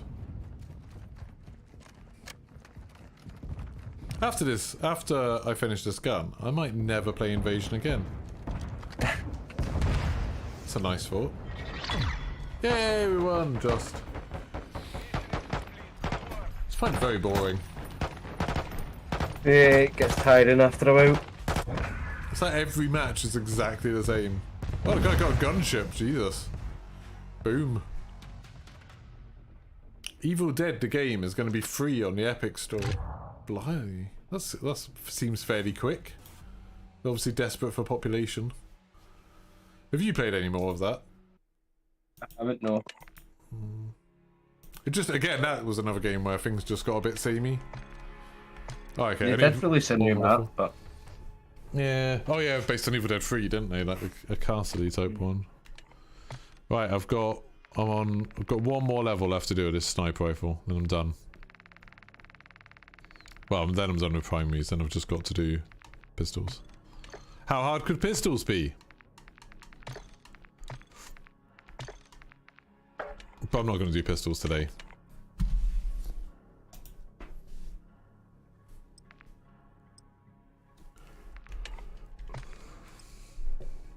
Pistols have weirdly quite a lot of levels. There's like a 27, a 27, a 20, a 29, and then a 22. That's pretty bad. Right.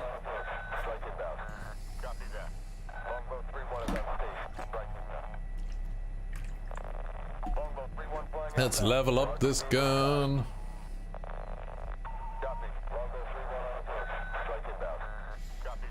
Hopefully I'll get it done in this game, and then I'll hand out the last code after this.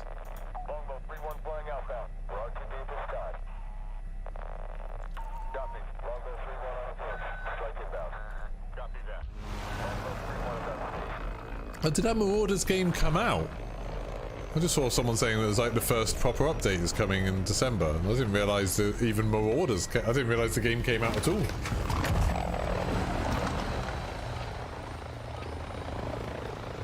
Oh, I hate being on this side of the map. Oh no, wait, no. Wait, which side are we on? Actually, I'm confused. I don't actually know which side I'm on. Oh no, I like this being on this side of the map. This is the easy one to... Once I can push up past people Kill these people. Oh, you're dead. Where's your friend gone?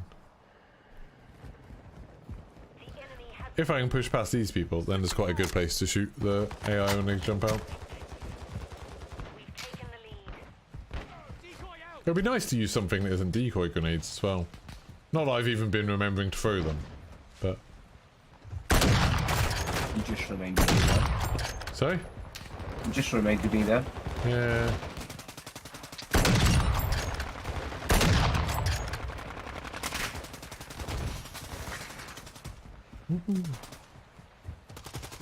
Right, I've moved up to the place where the helicopters land, so that's good. Now I just need to get a tactical insert. And then shoot all the people when they jump out of this. What? Fire! Didn't expect to have to deal with that. 1, 2, 3, 4, 5. Oh no, I missed that, that's all. But I did get a tactical insert, that's the main thing. I got a combo then. What's that about? It just said combo plus 1 point. Is that because I shot 2 AI in 1 shot? Maybe. Okay, that's so.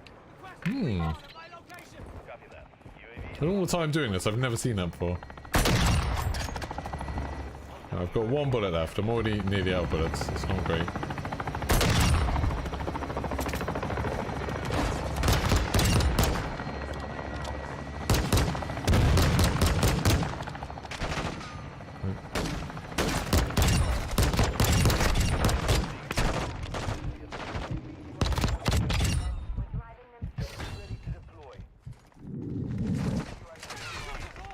Oh, I've actually run out of pistol ammo as well now. Good. So now I've just got to melee my way. Oh, someone put an ammo crate down. Was that you? No. Oh man, well, you could have taken the credit for it, because that is absolutely spectacular for me. Are there people on the side of that? Yeah, there are. There's a player somewhere.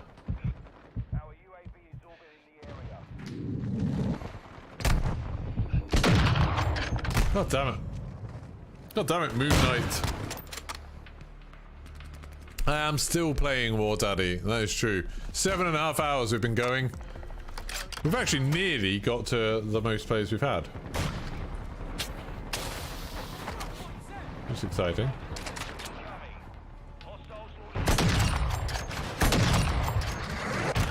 Oh, cruise missile.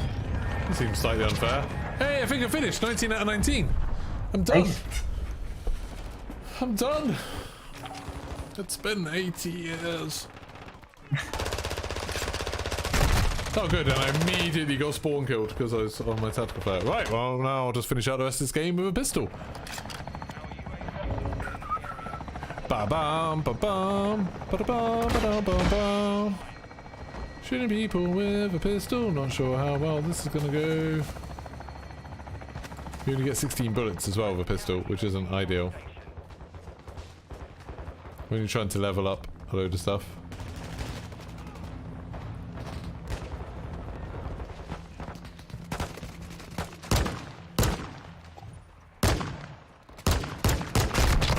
Oh, long shot, 35 meters away with a pistol. That is an embarrassment for that guy. I've leveled up every primary now.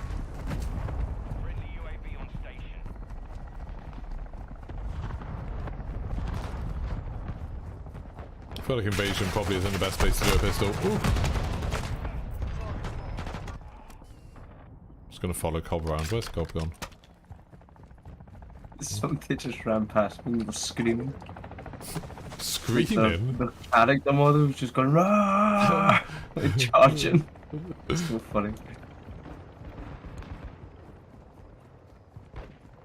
Ba ba da da da. Using the pistol, get some kills. It's quite hard because the pistol kind of sucks. So not bad as a pistol, but as a primary it was rubbish. Oh, killed a player. fun. I just had like, you know, the viewpoint like zooms in when you spawn. It started from below the map and just like zoomed through like the underworld.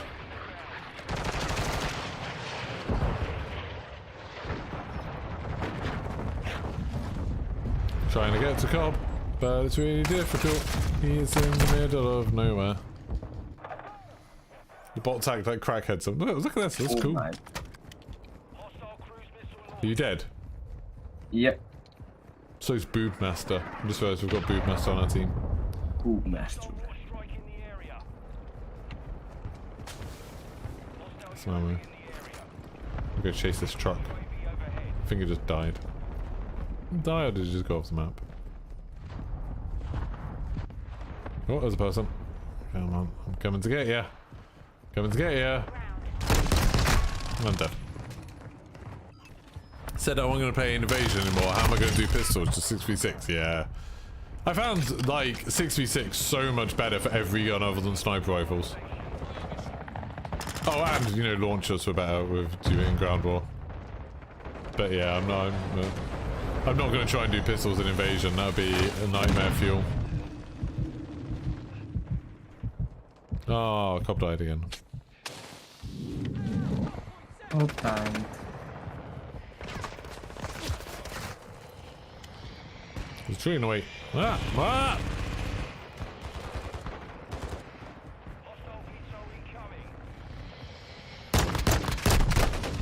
God damn it.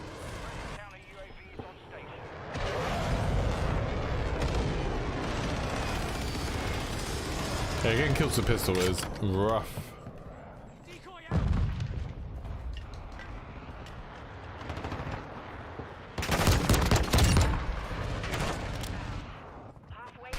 Ow! God damn it. Got killed by a tree spirit. What can I put on?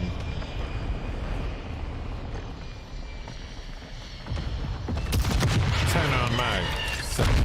Whoa! Someone just crashed a VTOL into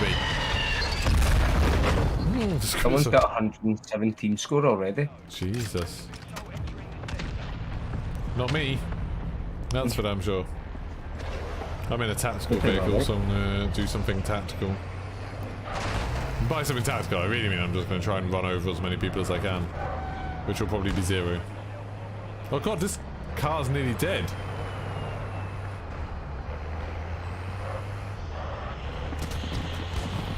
Hey AI! And I got shot. Did run someone over though, so that was good.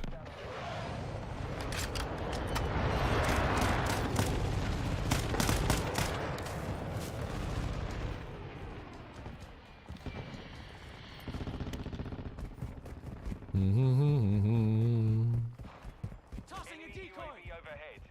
Friendly SAE launched.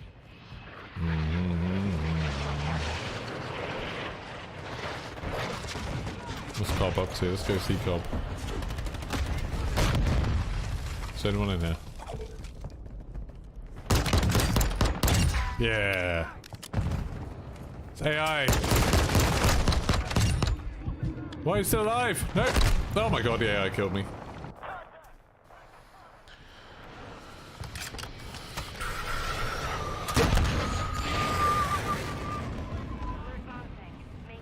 Cobb's absolutely wrecking those AI.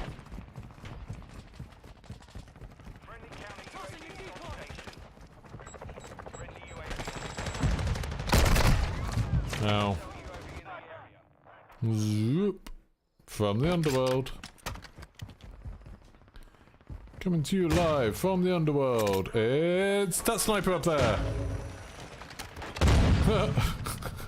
What an idiot.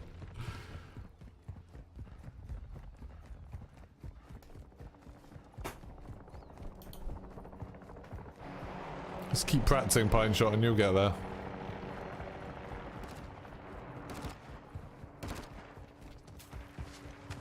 Oh, I'm so glad I've done all the snipers. I really didn't think I was going to get them all done for the game.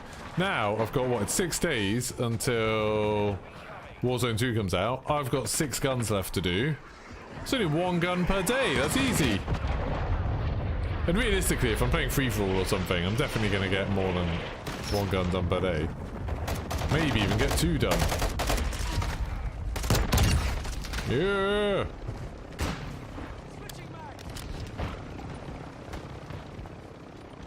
Oh, I'm gonna die. This is a horrible mistake. Okay. Whew, it wasn't a mistake. Got an SAE. Boop, boop, boop. Just go with airstrikes on us, I think. It's probably fine.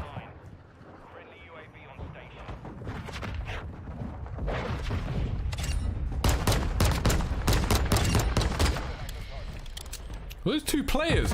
I just killed 2 players with the pistol, a double kill. Like they literally didn't react. I stepped out of a doorway and murdered them. They must have been. That was really silly of them. Drill charge might be the best thing added. Yeah, 100%. Drill charge is amazing. Love it. Oh, it's a tank. Here we go, that tank. Who cares about hostile Wilson?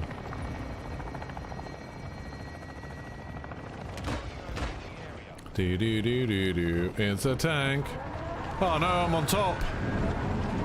Not like this. Oh yeah, just hold still. That's really good for people who are on top of your tank.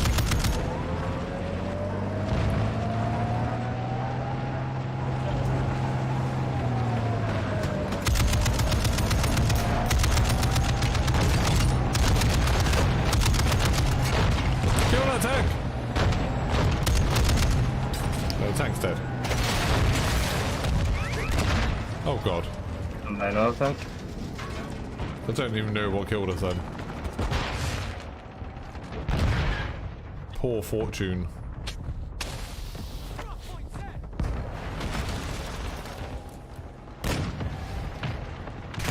Ow, ow, ow. Jesus Christ.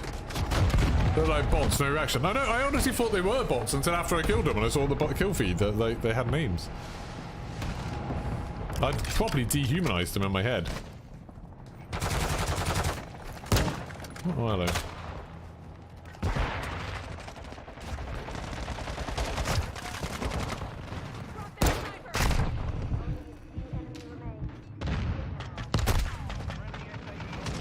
Defo grinding today. Did already do giveaway. I've done 2 out of the 3 codes. We've got 1 more code to give away, which I'm going to do at the end of this match. So you don't have long to wait at all. You just have to cheer us on as enthusiastically as you can, Faceless Fishing. The more enthusiastically you cheer, the more likely I am to actually do the giveaway. If I don't think Faceless Fishing's being enthusiastic, I might just be like, no. Oh, you're gonna have a knee problem. Ooh, a dual charge into a shin. That must be super painful. No, not you, Squiz, just Faceless Fishing. I don't think he's being very enthusiastic yet. I've not even got a woo out of him.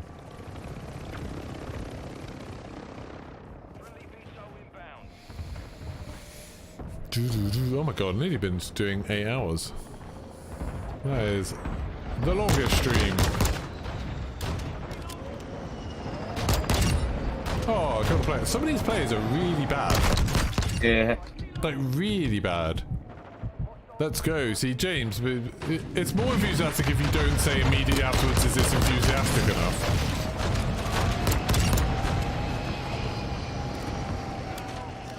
Followed that tank around. Yay! Well, we were 2nd and 3rd. That's pretty good. Not bad. I don't know. Faceless Fishing on something. Right, Cobb. That's me done for today. That was No worries. Thank you very much. enough Call of Duty. Thanks for the games. You just got here, so you don't know what's happening, James. Don't worry about it. It's not important. Everything's gone a bit weird. I've been streaming for too long. Too long. Oh, Cobb managed to break even in that. I did not. To be fair, the second half I was running at them with a pistol.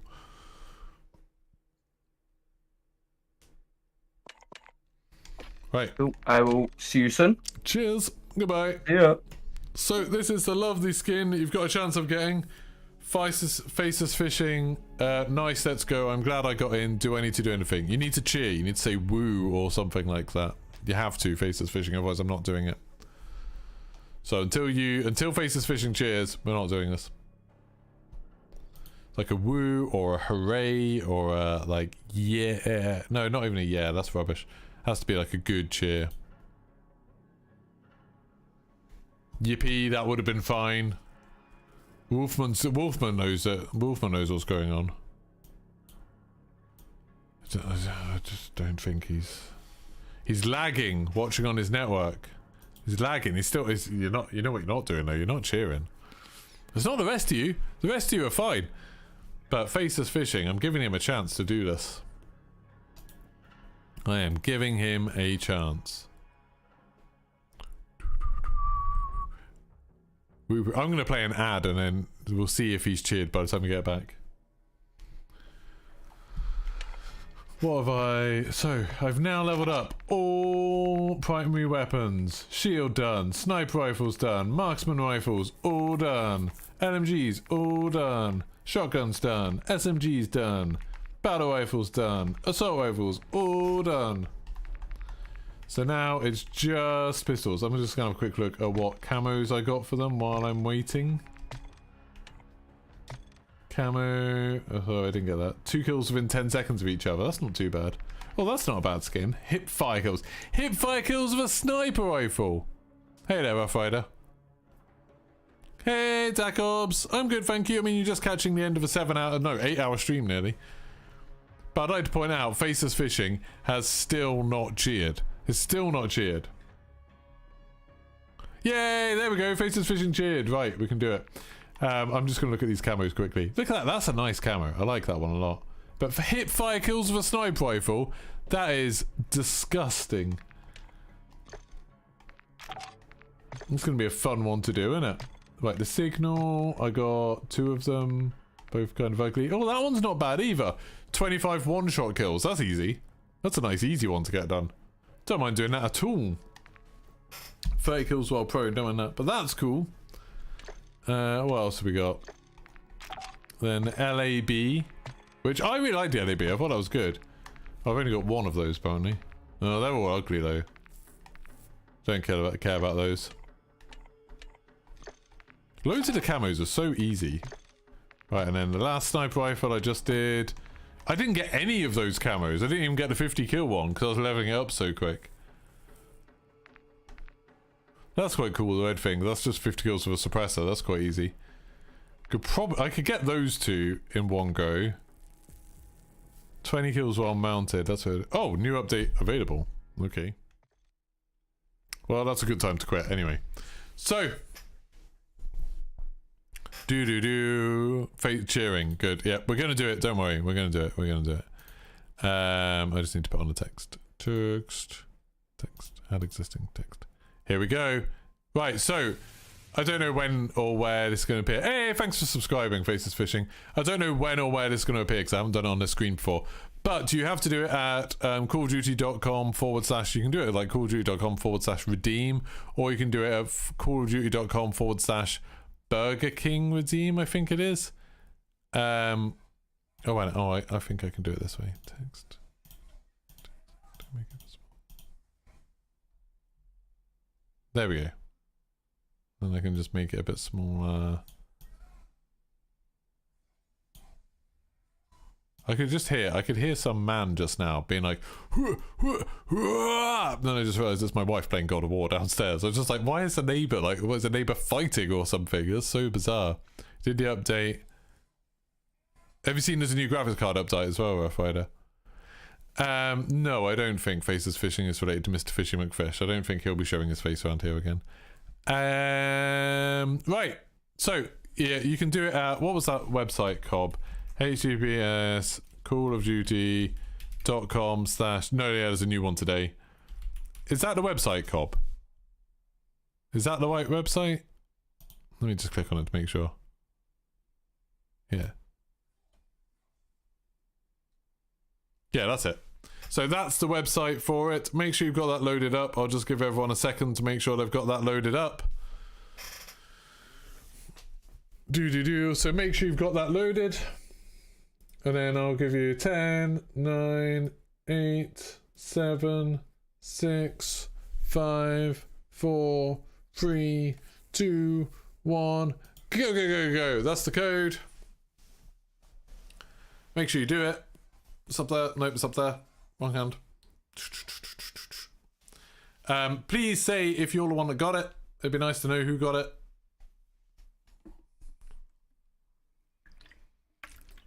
These last 2 codes are courtesy of Fogger. Redeemed. Who got it though, Pine Shot? Who got it? So these 2 are courtesy of Fogger. The first one was courtesy of Zuxio. You can thank them. I'm going to have 20 Mountain Dew codes to give away. Did you get it, Herc? Nice! Herc got it. GG, Herc. That's nice. We've had all 3 people manage to actually say they did it. GG, Herc. Thank you very much for watching. Right, I'll take that off. Like I said, we'll have some Mountain Dew codes where with the Mountain Dew codes you get a skin. I really like the Mountain Dew skin. It's pretty cool. You get a skin and you get some double XP or something like that. Nice. Awesome, Herc. Hope you enjoyed some of the stream. And we will... Yeah, we'll have 20 of those codes to give away, so you got a much better chance of getting them. And we'll do that on Saturday. So tomorrow morning, there won't be a stream because I'm going to go to cinema. I might stream tomorrow afternoon, maybe. I haven't really decided yet. I might stream in the evening rather than the afternoon. So I might stream kind of late tomorrow. And then Saturday, yeah, we'll stream Saturday morning. I'll be streaming, so that'll be awesome. And we'll be doing the pistol stuff.